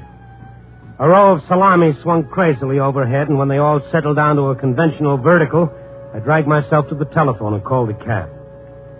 10 minutes later, the cabbie dropped me off in front of Haddad's shoe shine stand. I was a little surprised to find him, but there he was. I'll take that shine now, Haddad. Mr. Stone, I did not see you come up. Yeah, otherwise you'd have taken a fast walk, huh? I'm not working tonight, Mr. Stone. As you see, I'm all dressed up. I'm going someplace. Now start talking, Haddad. I'm dying to catch up on a few dozen quotations. I'm not working. I was merely waiting for a friend. If you will excuse me, I go without... Oh, Scarlatti? I know where he is. I go now. Now stick around a couple of minutes, Haddad. I was just about to call the police. I have done nothing that concerns the police. Well, aiding and abetting, they call it.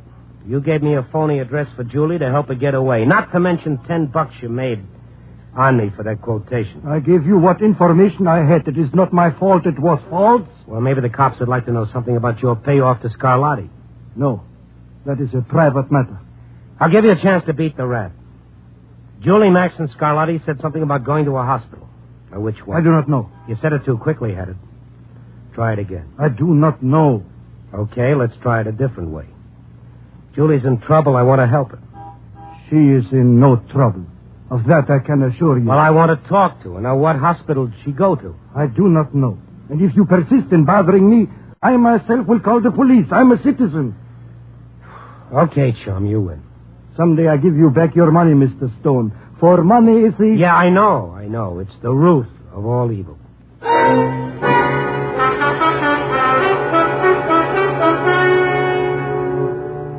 I left him standing there and took a quick walk around the corner, and then I crossed the street and did a stakeout in the doorway of a clothing store. Haddad waited for a few minutes and then hailed a cab. I got out into the street and flagged one for myself. We followed Haddad's cab until it stopped at the Baker Street Hospital. Haddad got out and he went inside. I waited a few minutes and went up to the information desk.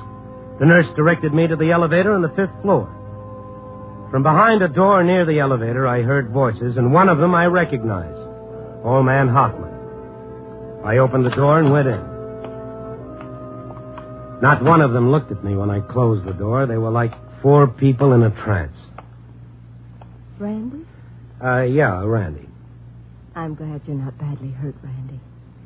You too, Scarlatti? You're glad that I'm all right? I didn't want to rough you up, Stone. This is one time I didn't want to. Yeah, well, it'll be all right with me if you'd like to step out somewhere and see if I can't get even. Just stay put, Stone. You followed me here, Mr. Stone. You're clever. Oh, thank you. You gotta be quiet in here. The doctor said so. Real quiet. I'll make no noise, I promise you. In fact, I'm leaving. Come on, Julie, you're going with me. Oh, no, Randy, I can't leave. Don't you understand? No, but you are leaving. Now, come on, get up. I said for you to be quiet. I mean it. See how I mean it? Well, that's a nice gun, Scarlatti. Goes just right with your personality. I don't want trouble. You do. Max, you're the only one I can talk to. How did you come to get mixed up with this gunman? Oh, no. He's a friend. It was his idea to raise the money for the best doctor in the city. Raise money for whom? Who's in there? We have been praying for him. All of us. I thought I'd forgotten how. What, Scarlatti? Playing Good Samaritan? Who is it? Who's in there? His name is Luke. Luke what? Just Luke. What's he got on you people? The hold of the infinite. I met him first. One meeting, and my life was changed completely. It was the same with me. It sounds like a meeting of the Life Can Be Beautiful Society. One of my regular customers took out his wallet to pay me. A $10 bill fell on the floor. Naturally, I quickly covered it with my foot. The customer walked away, and I bent down to pick up the money. Then he looked up, and Luke was there. He stood watching me. His eyes were sad, but a smile was on his lips. He stood there saying nothing. I said to him, "This is my money. I just dropped it." He said nothing. That is his way. He says nothing. But in his eyes you see terrible truth. It blinds you. I'd have took the 10 spot back to the customer who dropped it. Chased him half a block. When I came back, he was still there. Then he said to me, "Prosperous is a man who purifies himself." He walked away, that's all. Oh, brother, I've heard everything now. Your own guilt, your own reactions made you take that money back, had it? No, it is not true. I never took it back before. Okay, who'll make the next testimonial? No cracks, wise guy. Oh, you must not mock Randy. When I met him, I was on my way from the store. I felt old and alone. I stopped in the park for a minute. Mean and bitter thoughts I had for this world. And this man, Max, all of a sudden he was at your side? He smiled at me. It was like seeing the sun rise for the first time. Max thought he wanted a handout. Didn't you, Max? His clothes were so poor. He didn't speak to me. He just turned around, and my eyes followed his. They rested on 2 children playing in the grass. They were squealing with delight. Then his eyes led mine to the flight of a bird across the trees. Then what? Nothing. He just said, "You're not alone, Max. All this is yours." He called you by name, and yet you'd never seen him before? I swear it, Randy. I speak the truth. Mr. Scarlotti was the one who found about his illness. No cracks, Stone, and I'll tell you how it was. No cracks. It's 4 a.m., see? I'm coming home. I hear steps behind me. I think, this is it. I whip around quick. He's there. I ask him, what does he want? He shakes his head. I ask him, you hungry? He don't answer. All right, I say, here's a couple of bucks anyway. Give it to somebody. He won't take it. He didn't say anything? Not a word. Just walks away. I'm sweating. I couldn't sleep that night for thinking. I've been thinking ever since. When they brought him here, he asked the hospital to notify Mr. Scarlotti. We had to have dough. Lots of it. The money you saw in my purse. It was for him. You should have told me, Julie. You wouldn't have believed. You don't know. Well, how about you, Julie? How did you meet him? A party, Randy. I was going on a party. Sitting in a cab waiting for a friend. He walked up and looked at me. I got scared and wanted to scream, but nothing would come out of my throat. And all he said to her was, "Go home, young lady." And I did. I went home, Randy. See why I thought you wouldn't believe? Well, it's crazy and it's fantastic, but I'd like to meet him. He is like a church. A church? Well, what faith is he? Faith? Mohammedan, of course. Oh, he's Catholic. I know he is. But did he say so? We didn't have to. I could tell. Oh, no, he's Protestant, just like my folks were. There was no question in my mind, but he was Jewish. None of you knows for sure? Well, I guess not. Funny thing, but we don't know. And, none of you had ever seen him before or heard of him? He came to us out of nowhere. Why are you crying, Julie? I don't know. I don't know why. Nurse, he's all right now, nurse. Is he pulling her out? He's all right now. I can tell by the nurse. Now, give her a chance to speak. Give her a chance. The worst over, nurse? He's dead.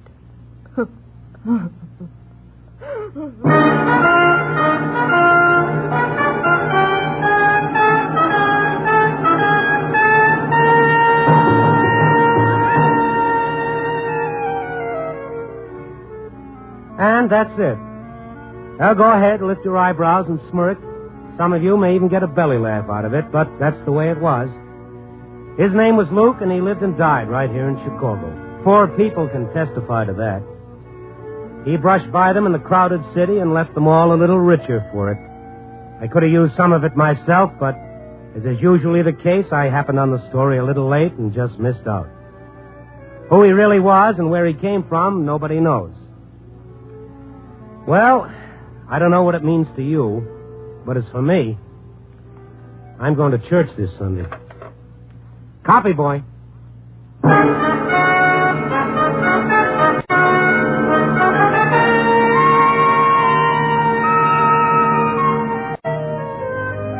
Night Beat, starring Frank Lovejoy, is produced and directed by Warren Lewis.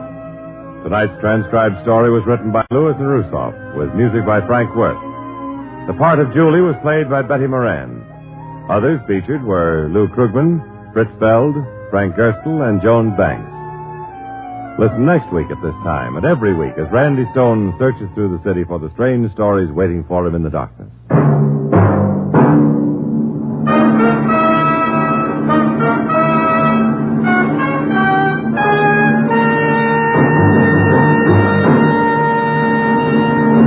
Night Beat came to you from Hollywood.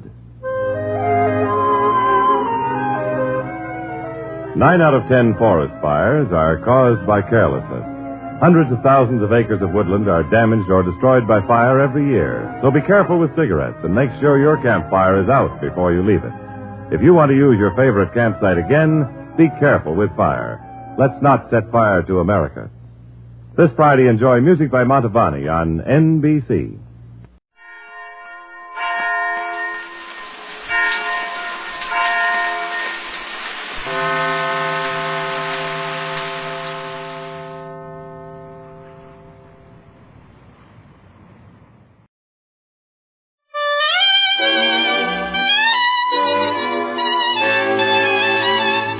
The makers of Camel cigarettes present Dick Powell as Richard Diamond, private detective.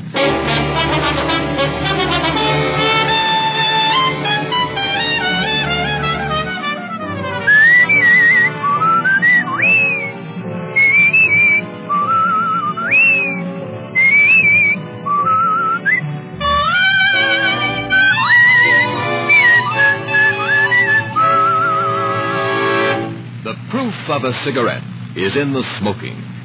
Steady smoking. Smoke only Camels for 30 days and enjoy Camel's rich, full flavor, a flavor that no other cigarette has. You'll see how mild Camels are pack after pack, how well they agree with your throat week in and week out. You'll soon see why Camel is by far America's most popular cigarette. Why Camel is the steady smoke for you.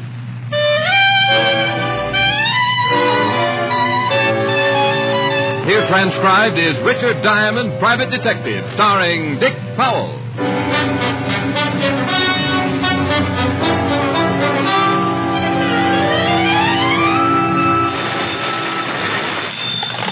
Diamond Detective Agency for mayhem of distinction. Ooh. Yes. Oh. No. Ooh. Why? Mayhem of distinction. I said that. And I said ooh. Was it that bad? Mm-hmm. Say it. Diamond Detective Agency for mayhem of distinction. See? Yeah. Well, what am I going to do? About what? About slogans. Gets tough after a while. How about when I call you up, I give the slogan instead? Well, I don't know. What do you mean you don't know? Well, I'll have to give you an audition. All right. I need a new one every morning. Fine. Starting tomorrow morning. I'll call you back the minute I have one. Bless your heart. I'm going to see you tonight. Sure, about 7. Now, I'll call you back the minute I have one. Diamond? Well... What? Can I talk to you? Sure, come on in. Rick? Somebody just came in. Oh. Bye. Bye. Wow. Been a long time, Tiny. Yeah. What can I do for you? I got a proposition. You do, huh? Yeah. How'd you like to make yourself $2,500? Tiny, I like money, but when a guy like you has a proposition... It's on the up and up, Diamond. Well, if it is, it's the first time. Well, all you got to do is listen. If you don't like it, you don't take it. For $2,500, I'll listen. You read the papers this morning? Yeah? Al Brenners skipped. I read that. Yeah, Al Brenners was supposed to appear before the grand jury. They had enough on him to put him away for 20 years. There's a reward. $5,000. Yep. Uh-huh. $2,500 would be half of that, wouldn't it? Just half. Where is he? That's what you wanted me to listen to, isn't it? But I'm not sure I know where he is. I just think. You want me to make sure? Then I want you to help. I got the lead, but I don't want to turn him in. You know what happens if the boys find out you tipped me? Well, I give it a lot of thought. Look, Tiny, I gotta be honest. I don't like you. Well, that's okay. I never did. Well, I done you a few favors when you was a cop. You came out all right, and I still didn't like you. I don't like professional stoolies. Well, okay, I'm not... And especially I don't like one for a partner. Well, then take the whole $5,000 and pay me for my services. No. If I can do Walt Levinson a favor and bring in Brenners and still make $2,500, we'll split it right down the middle. It's a deal? As long as I don't have to see you too much. Now, this is what I've got. There's a guy named Stringer. You heard of him? I don't think so. Well, he's not a local boy. He's an import. Used to work for Brenners back in St. Louis, 1929-30. When Brenners moved east, he stayed and did himself some good. That's before my time. Well, Stringer's in town. So what? I hear Brenners ain't even skipped town. I hear he's hiding out right in town somewhere until the heat cools. Well, that'd be smart. He knows they'd cover everything in and out. Well, Brenners skipped yesterday morning. The law didn't spot it until the afternoon. I heard about Stringer, and I started thinking. Brenners needs a contact. He's smart, and he wouldn't trust any of his local boys. So Stringer's it? Yeah. That's all you've got? No. I followed Stringer last night, and I lay 10-1 he saw Brenners. Where? You meet me tonight at the corner of Maple and Palm. Maple and Palm? Long Island. Well, what's out there? You'll be there. I'll show you. Oh, look, Tiny, you... Yeah, I'm just playing it safe, Diamond. I tell you everything. You could make the score alone, and I couldn't open the mouth. Okay, Tiny. What time? 8 o'clock. Well, I'd made a deal with Tiny Gillespie. Half of a $5,000 reward for Al Brenner, one of the biggest hoodlums in the business. I'd known Tiny for a lot of years. He was a professional stoolie who knew the underworld like the inside of his shirt and didn't have a friend to his name. It was dangerous doing business with Tiny, but $2,500 can take the edge off a lot of danger. I went home, changed my clothes, and was about to pick up the phone to call Helen.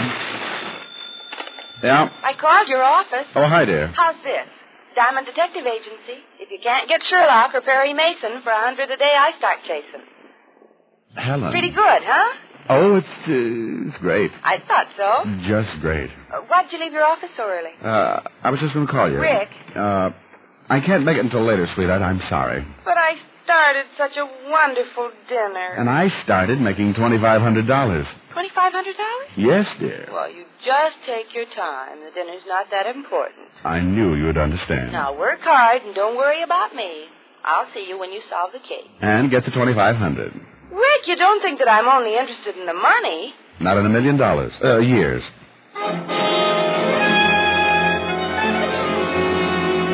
Because Helen was so interested in my welfare, I managed to borrow her convertible, and by 8 o'clock I was parked at the corner of Maple and Palm on Long Island. It was easy to understand why Tiny had picked the spot to meet. It was as dark as a mine shaft, and there wasn't a house within a half mile. I lit a Camel, sat back to wait.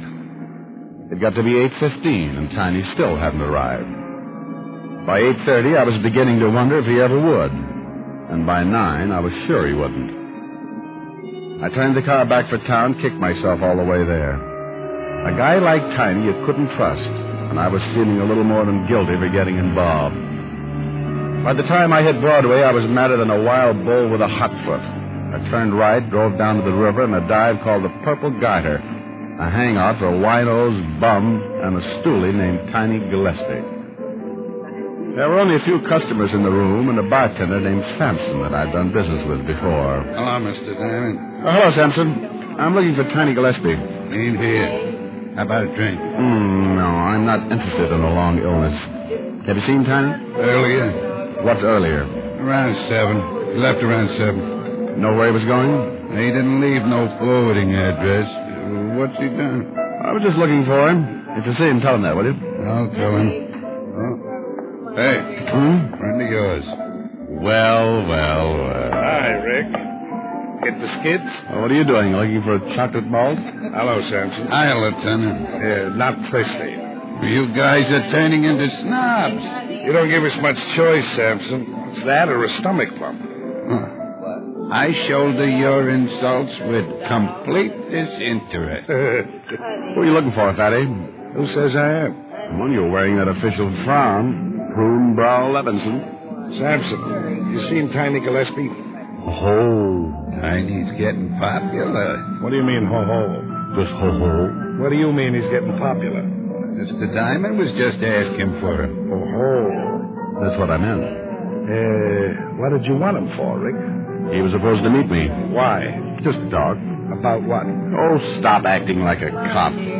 What's it all about? I'm just in checking on Tiny's activities prior to 8 o'clock tonight. And just what did Tiny do prior to 8 o'clock tonight? For one thing, he got himself killed.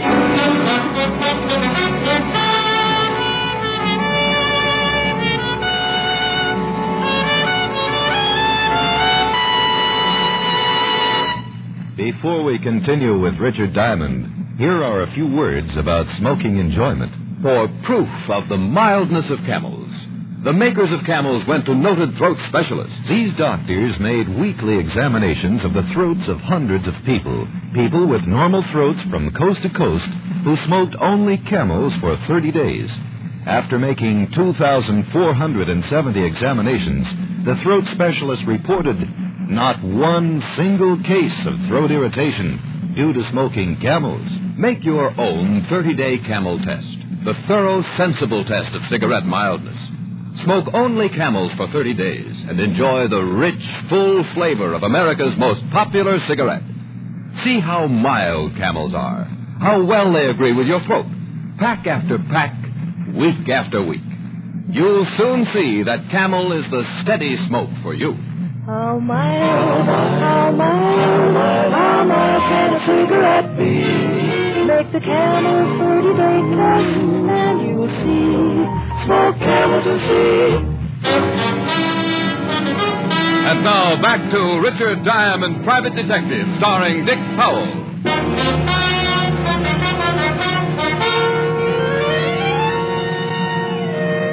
It all started when a professional stool pigeon named Tiny Gillespie thought he knew the whereabouts of Al Brenners, missing defendant in a grand jury investigation. Tiny had agreed to meet me at 8 o'clock that night, but he never showed up. And when I went looking for him, I ran into Lieutenant Walt Levinson, 5th Precinct Police.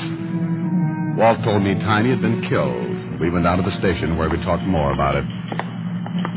He was killed sometime between 7:30 and 8. Where? About a half mile from where you say you were supposed to meet him. How? Beaten to death. What? That's right. Somebody really worked him over. Wait a minute, I got a medical report here, son. Yeah, here it is. Broken back, fracture of the femur, fracture of... Okay. He was a mess. Want a cookie, Bright Eyes? No, thanks, Fatty. Help yourself. Is that part of your diet? Yeah. Rips the weight off you. That's obvious. Tell me, Skinny, you ever hear of a hood named Stringer? Stringer? St. Louis. Worked for Al Brenners in 1929 and 30. Well, what's he got to do with it? Tiny's been following him. Tiny thought Stringer was working as a contact for Brenners. Tiny say Brenners were still in town? He thought so. He said he followed the Stringer someplace, and he believed he met with Brenners.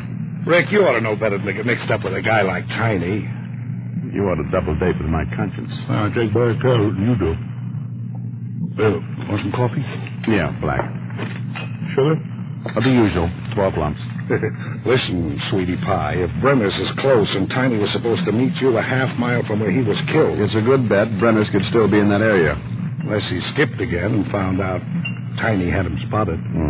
Well, he knows he'd never get out of town now, and I don't think he's too worried about killing Tiny. I don't think he'd ever figured Tiny would tell anybody what he knew. He knows Tiny's done business with the law. And he knows that the law would have come instead of Tiny. That's right.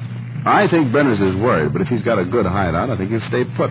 Here's the lab report on Tiny. Scrapings from the bottom of his shoes indicate fertilizer and new grass. Tiny's body was lying at the bottom of a gully. Nothing but dirt and clay. Any houses near? Not for miles. Show me on the map where the body was found. Sure. Right there. I was supposed to meet him there. Maple and Palm. Sure isn't much in that section. Tiny couldn't have been too far from me before he was killed. He wouldn't have picked Maple and Palm if it was very far from what he wanted to show me. That makes sense, but they sure wouldn't dump his body too close to Brenner's hideout. Okay. Maybe they drove him 5 or 10 miles. 5 or 10 miles in every direction from Maple and Palm. Yeah, that's a lot of territory. Yeah, I know. Well, you better start checking it. I've got a hunch you'll dig up Brenner's. I'll put out an APB on this stringer guy as soon as I check the records and talk with St. Louis for a description. Fine. I'll see you later. Where are you going? To see if I can beat you to Brenner's. Now, look, Bright Eye. Oh, honey, with Tiny dead, there's a big old 5,000 all in one chunk. I'll let you know if I find Brenner's. I don't want the glory, just the loot. I left the station, climbed in the car, and a drive to a gas station where I filled up with gas and picked up a map of the Long Island section. Then I went back to my office and started checking the Long Island phone directory. I knew it would take me a week to find a new loan, and Walt was already doing that, so I concentrated on something else. I looked for some place that might sell fertilizer and grass seed. There was one such place in that area, Hudson Garden Supplies, and there was a phone. I took a chance that maybe the owner or someone lived there and called it.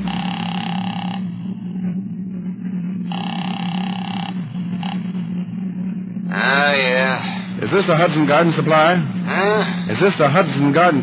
Yeah, who is this?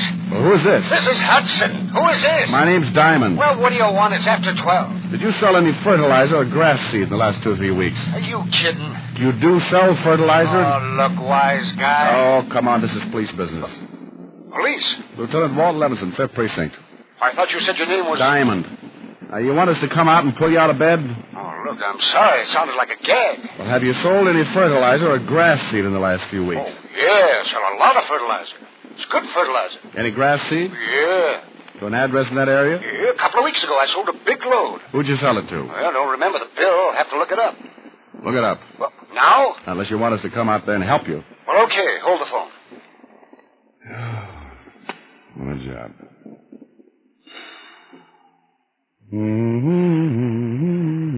Hello? Yeah? That grass seed went to 7788 Shoreham Drive. What's the name on the bill? The Hillview Rest Home.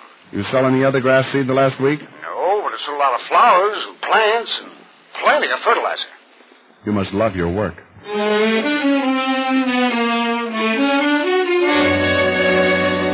I climbed back into the car and headed back for Long Island on 7788 Shoreham Drive. 40 minutes later, I pulled up on a lonely, dark road and turned the car lights out. The Hillview Rest Home stood out against the moon like a lonely castle. It was dark, except for a light in one of the wings, and the grounds were surrounded by a high fence. I got out of the car and started walking. I kept going until I found a section of fence that a man might climb and not be seen from the house. I went up and over, dropping down and stopping my fall with my hands. When I felt my hands, they were wet and covered with new grass. There were about 100 yards between the fence and the main building, and the moon reflected off the wet grass like a mirror. If anybody was watching from the house, I'd never make it without being seen. I bent as low as I could and ran about halfway and stopped, listening. It was like a bad dream, crouching under the moon, trying to make my breath come out slowly so it wouldn't show against the cold, and feeling like I wanted to dig a hole and hide right there, or better still, wake up. I started again, running low, looking from side to side, but never behind. I got to the main building and slammed myself against it. I stayed there until I caught my breath. Then I moved around to the front door and tried it. I got the surprise of my life. It was open. I found myself standing in a large room, dark except for a small red light burning over a door at the back. A staircase to my left led to the floors above, and there was another smaller room to my right that was black except for the shafts of moonlight slanting down through the barred windows. Barred windows and an open door. Something was wrong. Don't move. Don't move.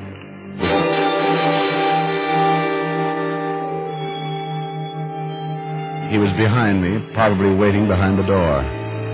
When I came in, and with the door unlocked like that, I figured he had been expecting me. If you turn around, I'll shoot you. In that case, you'll pardon my back. Now take your gun. I don't have one. What would you call this? Oh, that's really just a big cigarette lighter? Yeah. Now your wallet. Oh, look, what is this? Richard Diamond, private detective. Yeah, a private detective. Who may retire. Yeah, I think I can guarantee it. Did you spot me crossing the lawn? When you climbed the fence, it set off an alarm. Well, my car broke down. I thought you maybe... could use the phone. Yeah. No, I'm afraid I don't believe you. Who is it, Barnes? You better come down and see the private detective. Turn on a light. You had a gun. Well... You know him? Hello, Brenners. Yeah, he's a private cop, all right. Used to be a legit cop. How are you, Diamond? Surprised? I thought you skipped. You know I didn't. Tiny got to you, huh? Tiny? I told you. We shut up. Look, you got to get out of here. I'll lose my whole business. You're making enough off. But now with this private detective and that man last night, no telling how many more. How'd Tiny find me? I don't know who you're talking about, Brenners. I'm just as surprised at seeing you as... you're lying. Brenners, please. He might have told the police what he knows. They'd be here by now if he had. You're going to be in a little trouble, hiding out a man who's wanted by the federal government. He's right, Brenners. Whether he's trying to talk himself out of a jam or not, he's right. Relax. When Stringer gets here, I'll leave. Thank goodness. In the meantime, you better take care of Diamond. You mean like... Yeah. The way you did with Tiny Gillespie. No, but isn't there... You don't want to lose this place, do you? No. And I don't want anybody around to talk about me. How come you worked Tiny over like that? Why didn't you just use your gun? You're in for a treat, Diamond. You're going to have a hard time working me over like that. Oh, we're not going to do a thing. Better take him downstairs. Stringer should be here any minute. Yeah, all right. Walk over to that door. Nice seeing you again, Diamond. Yeah. Open the door. Go on, I'll have to shoot you. Keep going. Down those stairs. You're making a big mistake. I have no choice. State's evidence might get you off easy. Oh, the murder charge? Might get just life. Yeah, I might not. Stop right there. Open the door and go on in. Oh, now, look. I'll shoot you right here. Okay. Alf. Alf. I'm here. What is that? I got somebody for you, Alf. Get in there. Oh, now, look.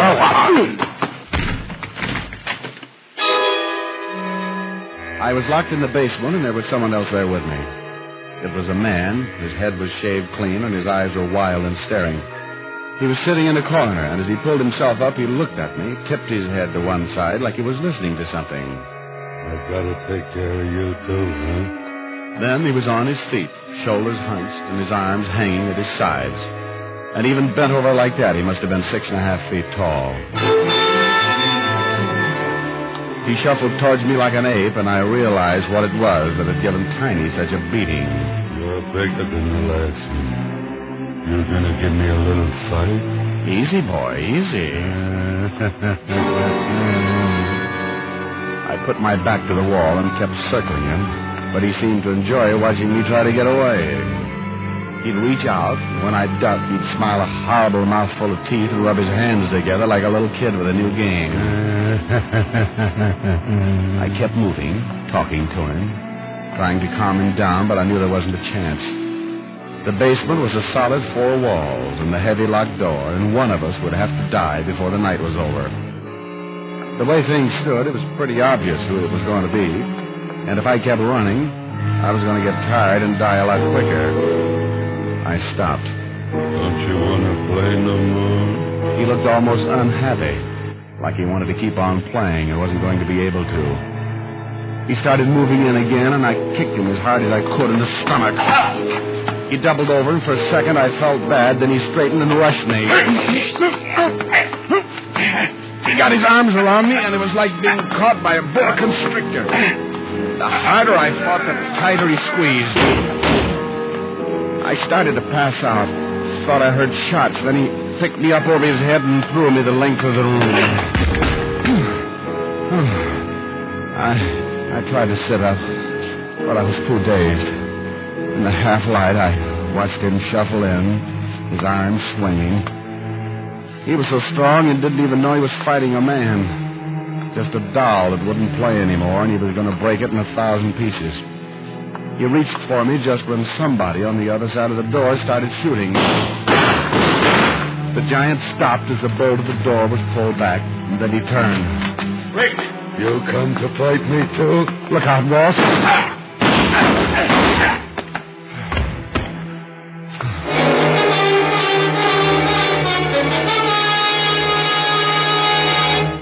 Rick.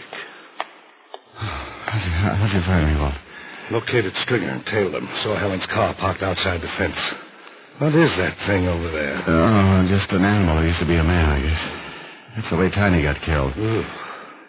How bad are you? Oh, just shaken up. But another couple of minutes and... Yeah, I'll give you a hand. Thanks. You get Brenners? Yeah, they're putting them in the car. Lean on me. I'm okay. What was all the shooting outside the door? Oh, Barnes. He didn't want to let me in. Who told you I was down here? The minute we came through the front door, Barnes headed down the stairs. I spotted him and went after him. Oh, bless your little heart. What are you going to do with that $5,000? Oh, Walt, I'm going to buy you the best present you ever had in your life.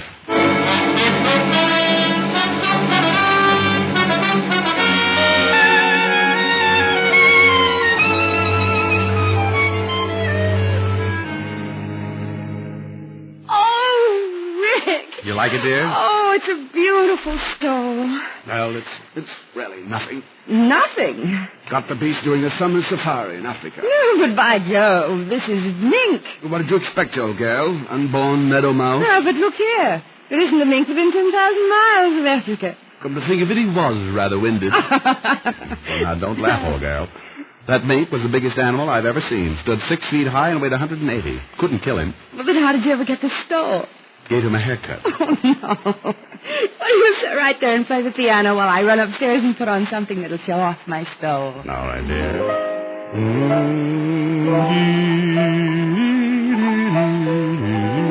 a memory. Oh, baby, what I couldn't do with plenty of money and you. In spite of the worry that money brings, just a little filthy lucre buys a lot of things, and I can take you to places you'd like to go. But outside of that, I've no use for dough. It's the root of all evil, of strife and upheaval. But I'm certain, honey, that life could be sunny with plenty of money and you. That was pretty. Thank you. Ooh. How do I look? Oh, that mink never had it so good. Are we going to dinner? Right, dear. I'm going to buy you the fastest... Oh, I'll get it. Asher's Mink Farm. Rick, your present just arrived. Oh, I hope you like it, Walt. I don't know how to thank you. Well, it's nothing. I know. Wear it in good health, and I'll see you soon. I'll never forget you for this, old man. Bye. What? Mm-hmm. He loved his present. Well, you got him a present, too. But he saved my life. I bought him a beautiful cashmere uniform. Cashmere uniform? We couldn't get over it. Now, let's go, dear. Rick. Hmm? You must have spent an awful lot of money. For the people I love. I've still got about $1,500 left. That's pretty good after taxes. Taxes? Rick. Oh, give me a pencil. Right there on the stand. Oh. Didn't you take out any withholding? $5,000. $750 cashmere uniform. $27.50 meat stove. Take away. Oh! Ricky! I owe the government $1,600.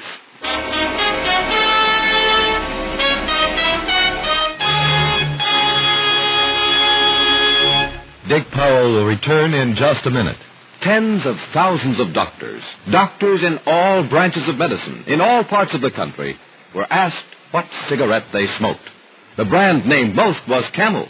Yes, according to this nationwide survey, more doctors smoke Camels than any other cigarette. Enjoy Camels, the cigarette so many doctors enjoy. And say, friends, buy your Camels by the carton, the handy, thrifty way. Yes, that way you always have Camels when you want them. How mild can a cigarette be? Smoke Camels and see. Here's Dick Powell with a special message. Thank you. Ladies and gentlemen, the hospitalized men of our armed forces like to know that they're not forgotten.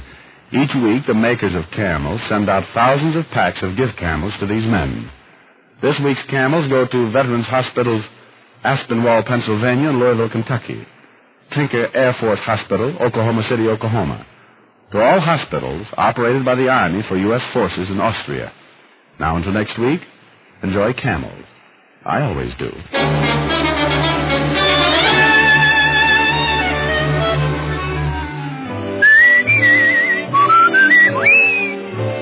Tonight's transcribed adventure of Richard Diamond was written and directed by Blake Edwards with music by Frank Worth. Virginia Gregg played the part of Helen Asher, and Alan Reed was Lieutenant Levinson. Others in the cast were Howard McNear, Ed Max, Jane Novello, and Joel Samuels. Be sure to listen to another great Camel show, Vaughn Monroe and the Camel Caravan, every Saturday night. The bite is out and the pleasure's in when you smoke Prince Albert. The bite's out and the pleasure's in when you pack your pipe with America's largest selling smoking tobacco, Prince Albert. PA's Choice Tobacco is specially treated to ensure against tongue bite. Yes, with Prince Albert, the bite's out and the pleasure's in. And there's more tobacco in the pocket tin. Listen next week for another exciting adventure of Richard Diamond, starring Dick Powell. This is Your FBI. The official broadcast from the files of the FBI follows immediately. Stay tuned. This program came to you from Hollywood. This is the American Broadcasting Company.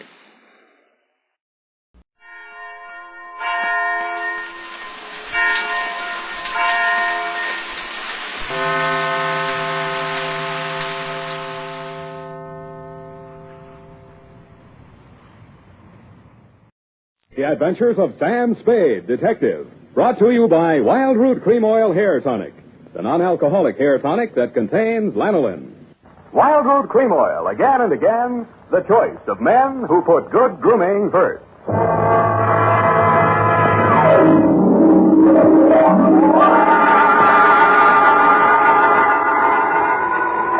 Sam Spade Detective Agency. Same what, sweetheart? Hey, Sam, how did it go? Well, it wasn't exactly a 10-1 outfit. More of a mud show, dog and pony type, rag front. Sam, what are you talking about? Huh? And by the way, where were you last night? I missed the last bus in from the Cow Palace, so I had to do a star pitch. Connie talk after. Oh, if you think I'm going to ask what a star pitch is, you're mistaken. What were you doing at the Cow Palace? Oh, just fooling around. Oh. Sam? Yes? Sam? Yes? Sam, You ask too many questions. Sweetheart, in the patois of the carnival, I'll be right down to pitch my spiel my pitch, and make with the canvas and the Bluebeard Caper.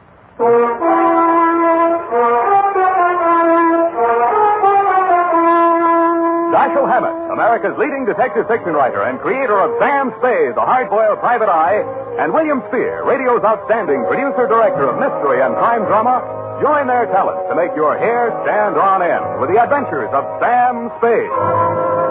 Presented by the makers of Wild Root Cream Oil for the hair. Say, Mom, if the summer winds are making Junior's hair drier and mussier than it should be, why not borrow a little of Dad's Wild Root Cream Oil and restore that sweet, angelic look?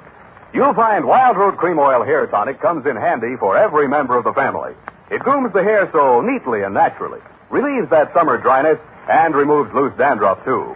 Better check on your supply right now. If it's running low, then tonight or tomorrow, first thing, get Wild Root Cream Oil Hair Tonic.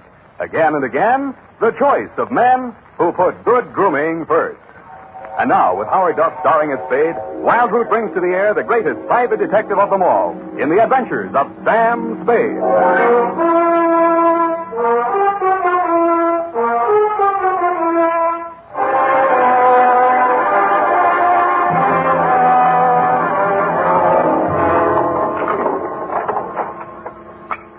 Ready, Effie?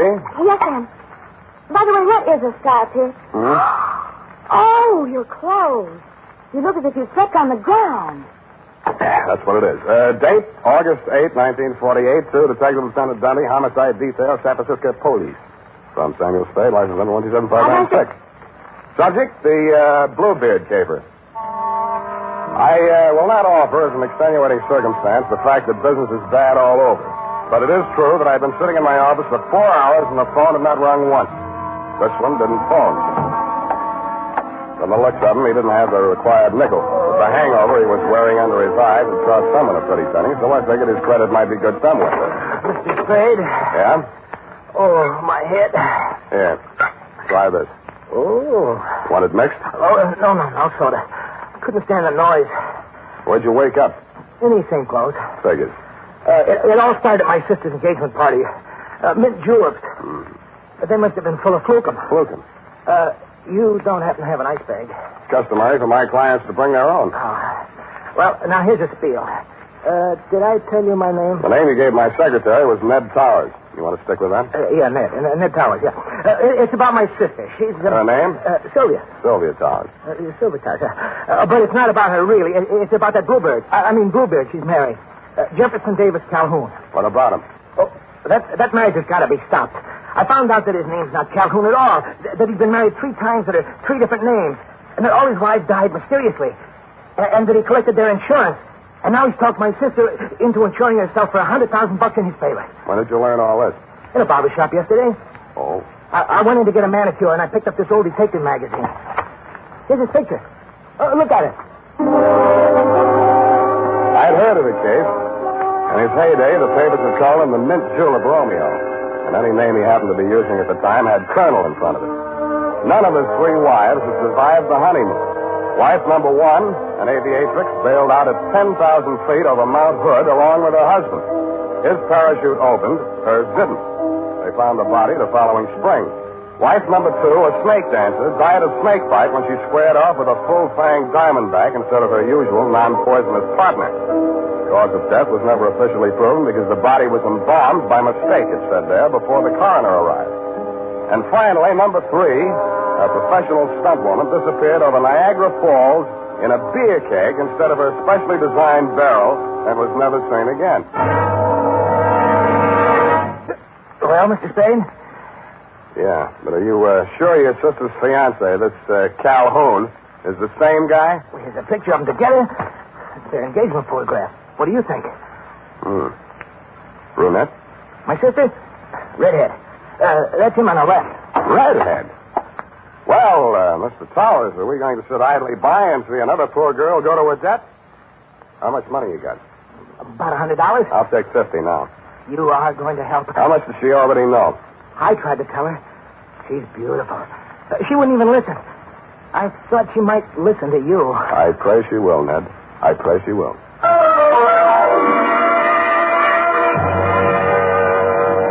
There were 2 aspects of the case that I wanted to look over more closely. A, Sylvia's red hair, and B, the red splotches on my client's face. I had a hunch she might be suffering from more than a hangover. So I dropped in at the address of a medical friend of mine who specializes in poison. He said the tests would take most of the afternoon, so I decided to find out who was Sylvia, what was she as kind if she was there.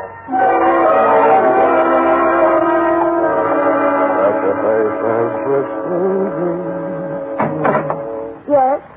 Yes. I beg your pardon? Miss Towers? Yes, I'm Sylvia Towers. Are you the florist? You're expecting maybe a detective? Come in. Thanks, I will. Well, as a matter of fact, I wasn't expecting a florist or anyone else. But I'm glad to see you. I really am.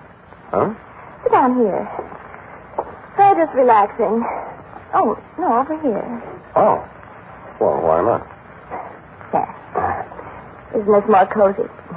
Take your hat off. Oh. You have me believing you really are a detective. What do I look like? Well, I'll have to mull it over. Now, don't tell me. Let me dream. Like Sylvia, Miss Powers, I mean. Oh, Sylvia. I like the way you dress. Nice and casual. Oh, you do? But, you know, you really should wear a handkerchief. Hey. You ticklish. Well, look, if you want to frisk me, get it over with. It's your apartment. You got a right to. Well, isn't this way nice? Sure, it's fine. It's just that, well, you know, I just didn't expect. Just didn't expect. Well, what do you want, a butterfly act? No, it's just that my feelings have hurt you. Haven't asked me who I am or what I'm doing here or anything. Oh, I don't care. I like you. Is this how you got engaged to Calhoun? No, he was selling some phony stock certificates, so I bought a few. They were phony, so you bought a few. Figures. He had bad luck with marriage. It was the only way I could force the issue. You're forcing him into marrying you? Darling, don't be so critical. I did it very nicely. I'm sure you did, but why? Oh, I don't know. He's so courtly. A real Southern gentleman. How real? Hand me that cushion, darling. Oh. Oh, no, here. Behind my head. Oh. Oh, that's better.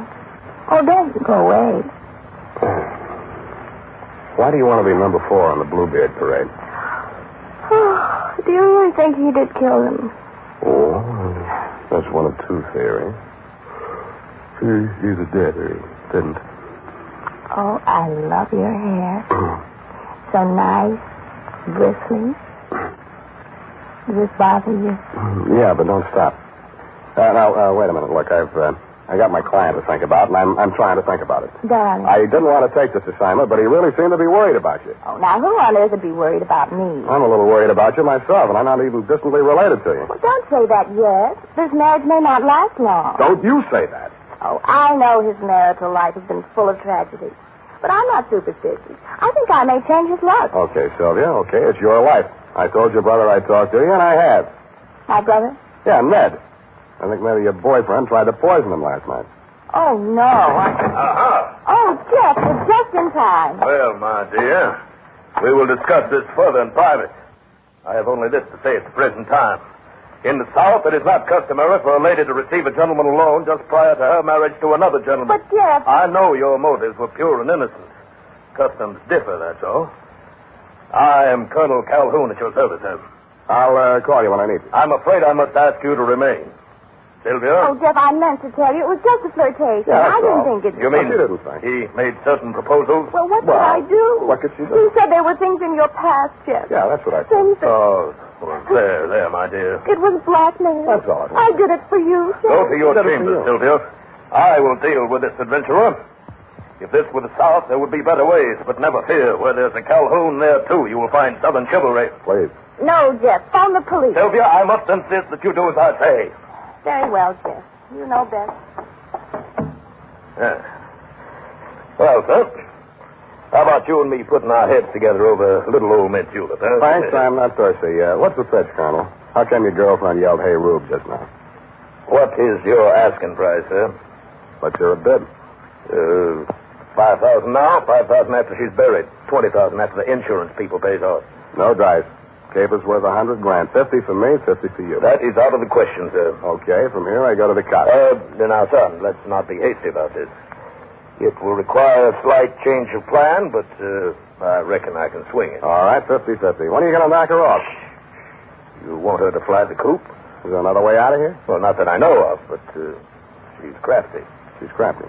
Well, come on, let's get it over. Yes, you're right. Maybe now or never. That's right. Sylvia? Wait a minute. Huh? Come here. What is it? How are you going to do it? Well, hit her with this and then out the window. Let me see, then. Sure. That's got quite a heft to it. Where'd you get this fat? Souvenir of Niagara Falls. Know where you're going to get it? Oh, you Yankee!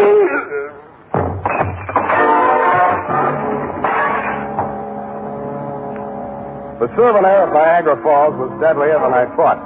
The blow spun him around like a top, and he went down on the other side of the room, taking the bar and the mint julep ingredients along with him. I headed for the room Sylvia had disappeared into.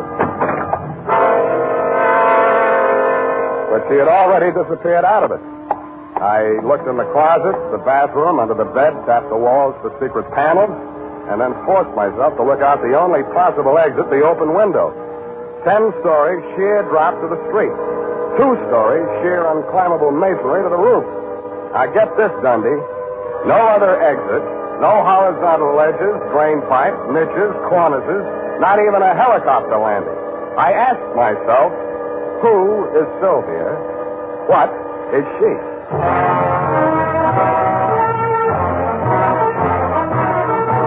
The makers of Wild Rose Cream Oil are presenting the weekly Sunday adventure of Dashiell Hammett's famous private detective, Sam Spade.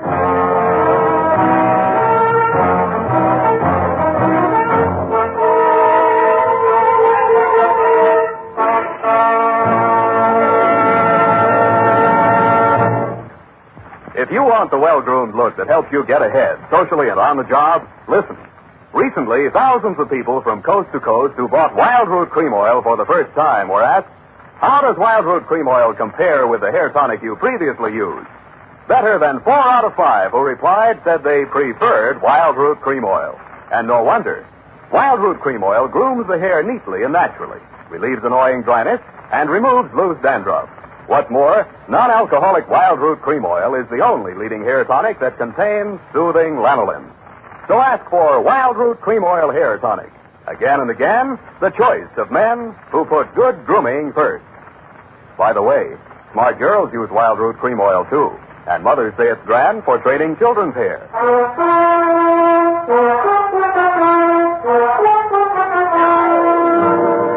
And now, back to the Bluebeard Caper. Tonight's adventure with Sam Spade.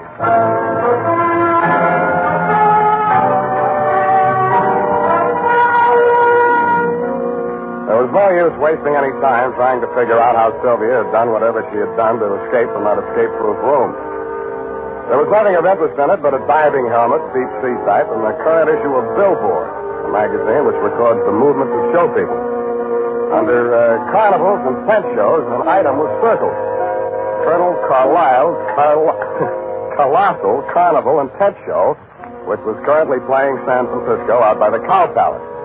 That reminded me of the Colonel in the next room. I went in to hit him again, but somehow his not being there didn't surprise me a bit. What I found on the roof did surprise me a little. It was a rope and grappling hook, human fly type, which fitted with the circuitry aspect the Caper was beginning to take on. But I'd never have taken Sylvia for a stunt woman. I took a neat end to get into condition for what lay ahead, slid down the banister to the top floor, somersaulted into an elevator, and rode it down to the lobby, no hand. Pausing only to acknowledge the applause of the scrub woman, I skated on over to the phone booth. His hands like tonight. Dr. Mandel's office. Bernie, Sam Spade. Oh, say, I'm glad you called, Sam. That patient you brought in here, Ned Coward? Yeah, what about him? Well, your hunch was right. There was enough poison in him to kill him twice. And that ain't all. He dead? No. Then what's all? Well, his stomach had enough foreign objects in it to keep all the newspapers in town in Monday morning feature stories for the rest of the year. What type foreign object? Oh, glassware, spoons, hunting knives. Well, nothing valuable. Where'd you send him? Oh, he wasn't a hospital case, Sam. Enough poison to kill him twice, glassware, spoons, hunting knives, and not a hospital case, huh? The poison, he's developed an immunity. The other stuff, it's harmless. Harmless, Do you want me to send you the complete report? No. Forget it, Bernie. You've given me enough. Thanks.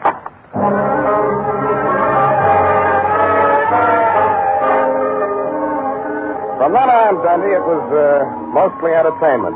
I headed for the carnival grounds outside the town, and Colonel Carlisle's Colossal Carnival and Tent Show unfolded before my very eyes just west of the Cow Palace. Brought to you in the interest of artistic endeavor, Mademoiselle Mahala, the favorite dancing girl of the Sultan of Zanzibar, brought direct from the perfume gardens of the Mystic Orient. Every muscle of a gorgeous body.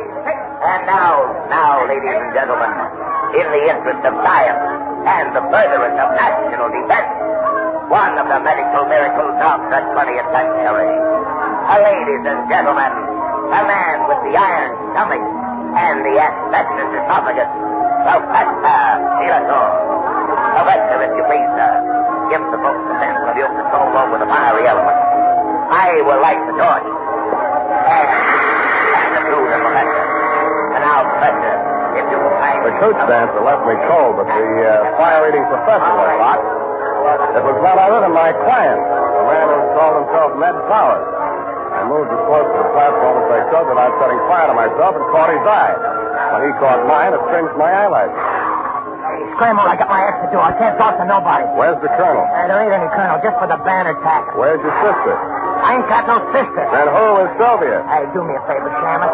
Keep the 50 and forget the whole pitch. Now beat it. Oh, I want to see the show. Okay, you paid for your ducking. Tear your eyes out if you want to. Okay, but this guy's squawking. They're drifting away. And, ladies and gentlemen, that was only a sample. Why, he eats the stone and throws the beast away. And he used powdered poison on his soft-boiled eggs. Now tell me, if you will, is there a doctor in the town? I drifted on down the midway. There was Boona, nature boy, Gilda and Hilda, the Siamese twins. There was Shorty, the fat man, and Fatty, the short man, a bearded lady, and several natural freaks of nature. At the very end, there was a big canvas enclosure. The act was called the Three Death-Defying Darlings. From the noise inside, I judged that to be an understatement.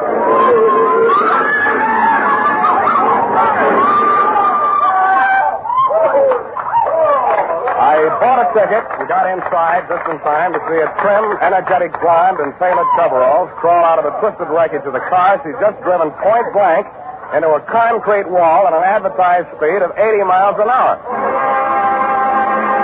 She took a bow, tripped lightly out of the ring, and a brunette about the same size and shape, but wearing a costume consisting mainly of 3 live rattlesnakes passed her coming in.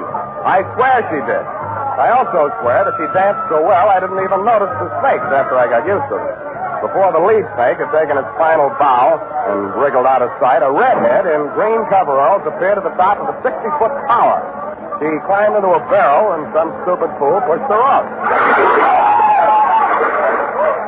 The tank she landed in was no more than 3 feet across and couldn't have had more than a foot of water in it. But she emerged from the sputters with her face wet and some of the greasy carnival-type makeup washed off.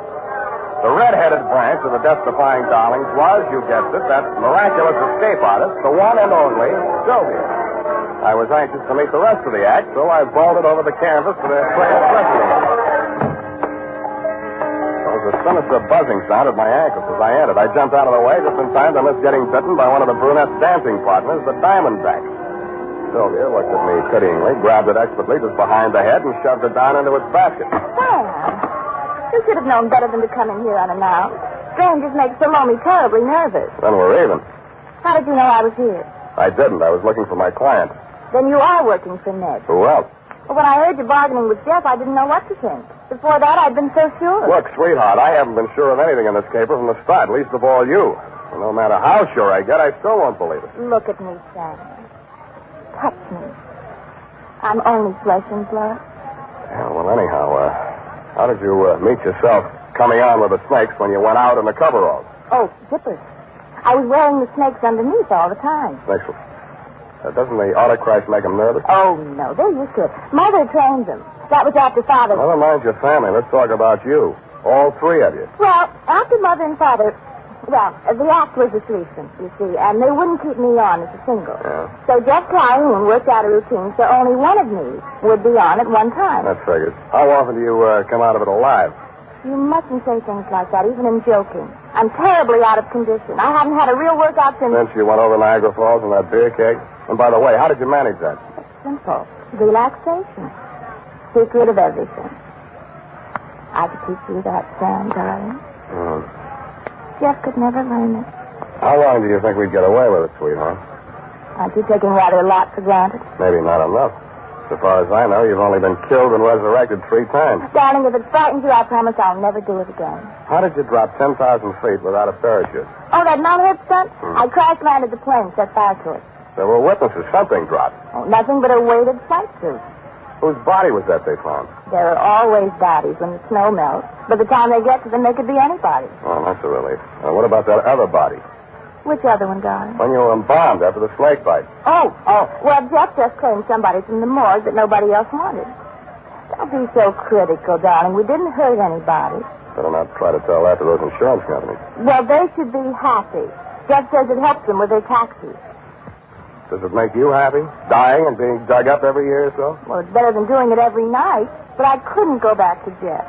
He lost his nerve after Ned found out. You see, Ned's the only one left who knew me in the old days. If I were dead, he couldn't prove anything. Jeff really meant to kill me this time. What was Ned after? Blackmail? Oh, no. He wanted me back with the show. He hired you to frighten Jeff into letting me go.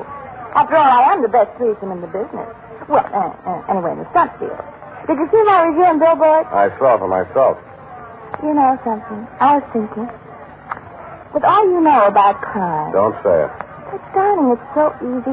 And you could have a honeymoon every time I came back and we got married again. Thanks for the offer, but if I get married, I want my wife to stay alive every night. But I wouldn't really be dead. Only legally for the insurance. Only legally, Sam. Come here. Sam, darling. Look, sweetheart, let's not relax. You're not safe. Not as long as that insurance policy's floating around with Jeff's name on it as beneficiary. You'd never think of looking for me here. Well, the same. You better take that policy into town in the morning and make some changes. Where is it? Oh, it's in my safe. You got a safe here in this trailer? Well, it's just a secret safe. I only closed it. But it is safe. Here, I thought I'd find you here. But I hardly expected to see Mr. Spade. You don't surprise me a bit, Bluebeard. Hello, Jeff. Sit down and stop waving that revolver. What do you want? That policy. I heard every word you two have been saying. Not that that piece of paper means anything. You won't even be around when the bank's open. But having the original policy in my hand will save a lot of delay, red tape. Of course, Jeff. Where is it? Oh, what's the use? It's in the basket, right by the side of your chair. Wait a minute. Don't move, Spade. If you do, I'll blast you. Listen to me. Don't raise that lid. Safe. Tell the child, aren't you, Sylvia? Don't do it, Calhoun. Don't do it.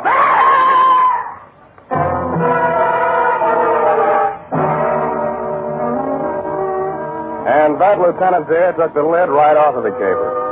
Due to my Boy Scout training, my split-second timing, and the fact that Salome's fang missed an artery by a 30th of an inch, I understand Calhoun will live long enough, which, as far as I'm concerned, is any length of time you care to name.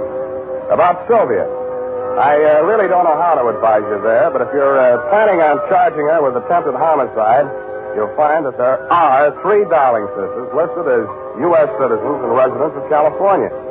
It might be hard to figure out which one of her to indict. Period. End of Nightmare Alley, Bluebeard Division.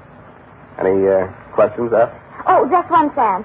A grammatical error, but I'll correct it. And just whom do you think you are to be correcting my grammar? Who, Sam? Nominative case. Nominal. Nominative, Sam. The most frequently used cases in English are nominative, accusative, and possessive. I'm referring to your sentence which reads, it might be hard to figure out which one of her to indict. Yeah. Of course, you meant them, since there are 3 Darling sisters. Her being singular. Indeed, her was singular, Effie. Oh, Sam, you made a joke. That's a very small one. Now, type that up and leave my grammar as is. It's colorful. Oh, very well, Sam. I'll just fix the syntax as I go along. Syntax? In California?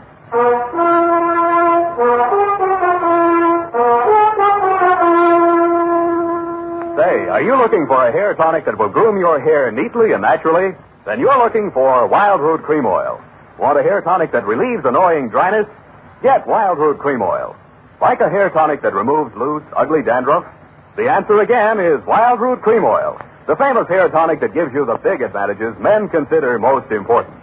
Step up to your drug or toilet goods counter first chance you get and ask for Wild Root Cream Oil in the big economy bottle and the handy new tube that's easy to pack when you travel. Also, ask your barber for a professional application of Wild Root Cream Oil Hair Tonic. Again and again, the choice of men who put good grooming first.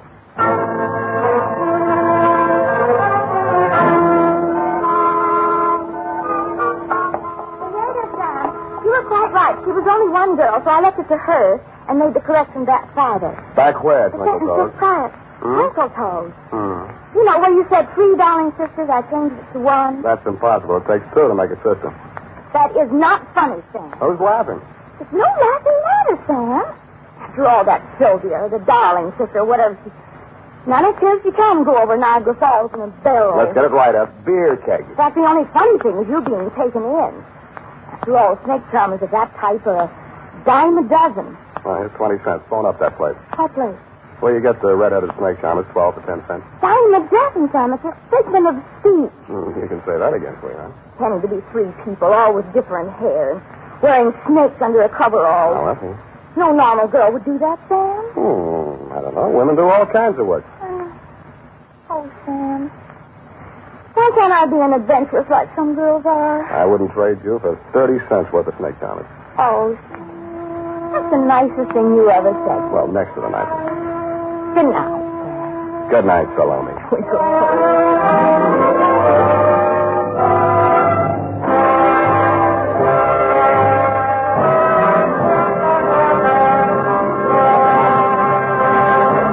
The Adventures of Sam Spade, Dashiell Hammett's famous private detective, are produced and directed by William Spear. Sam Spade is played by Howard Duff. Lorene Tuttle is Effie.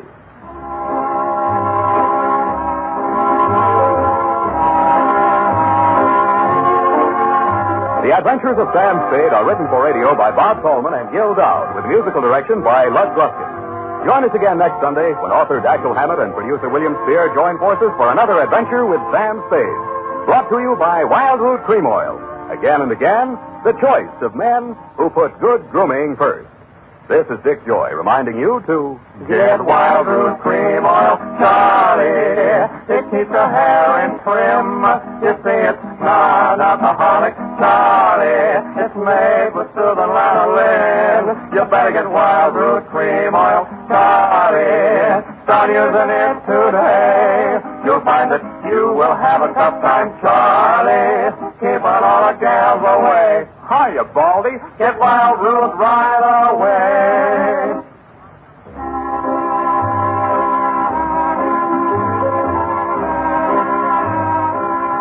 This is CBS, the Columbia Broadcasting System.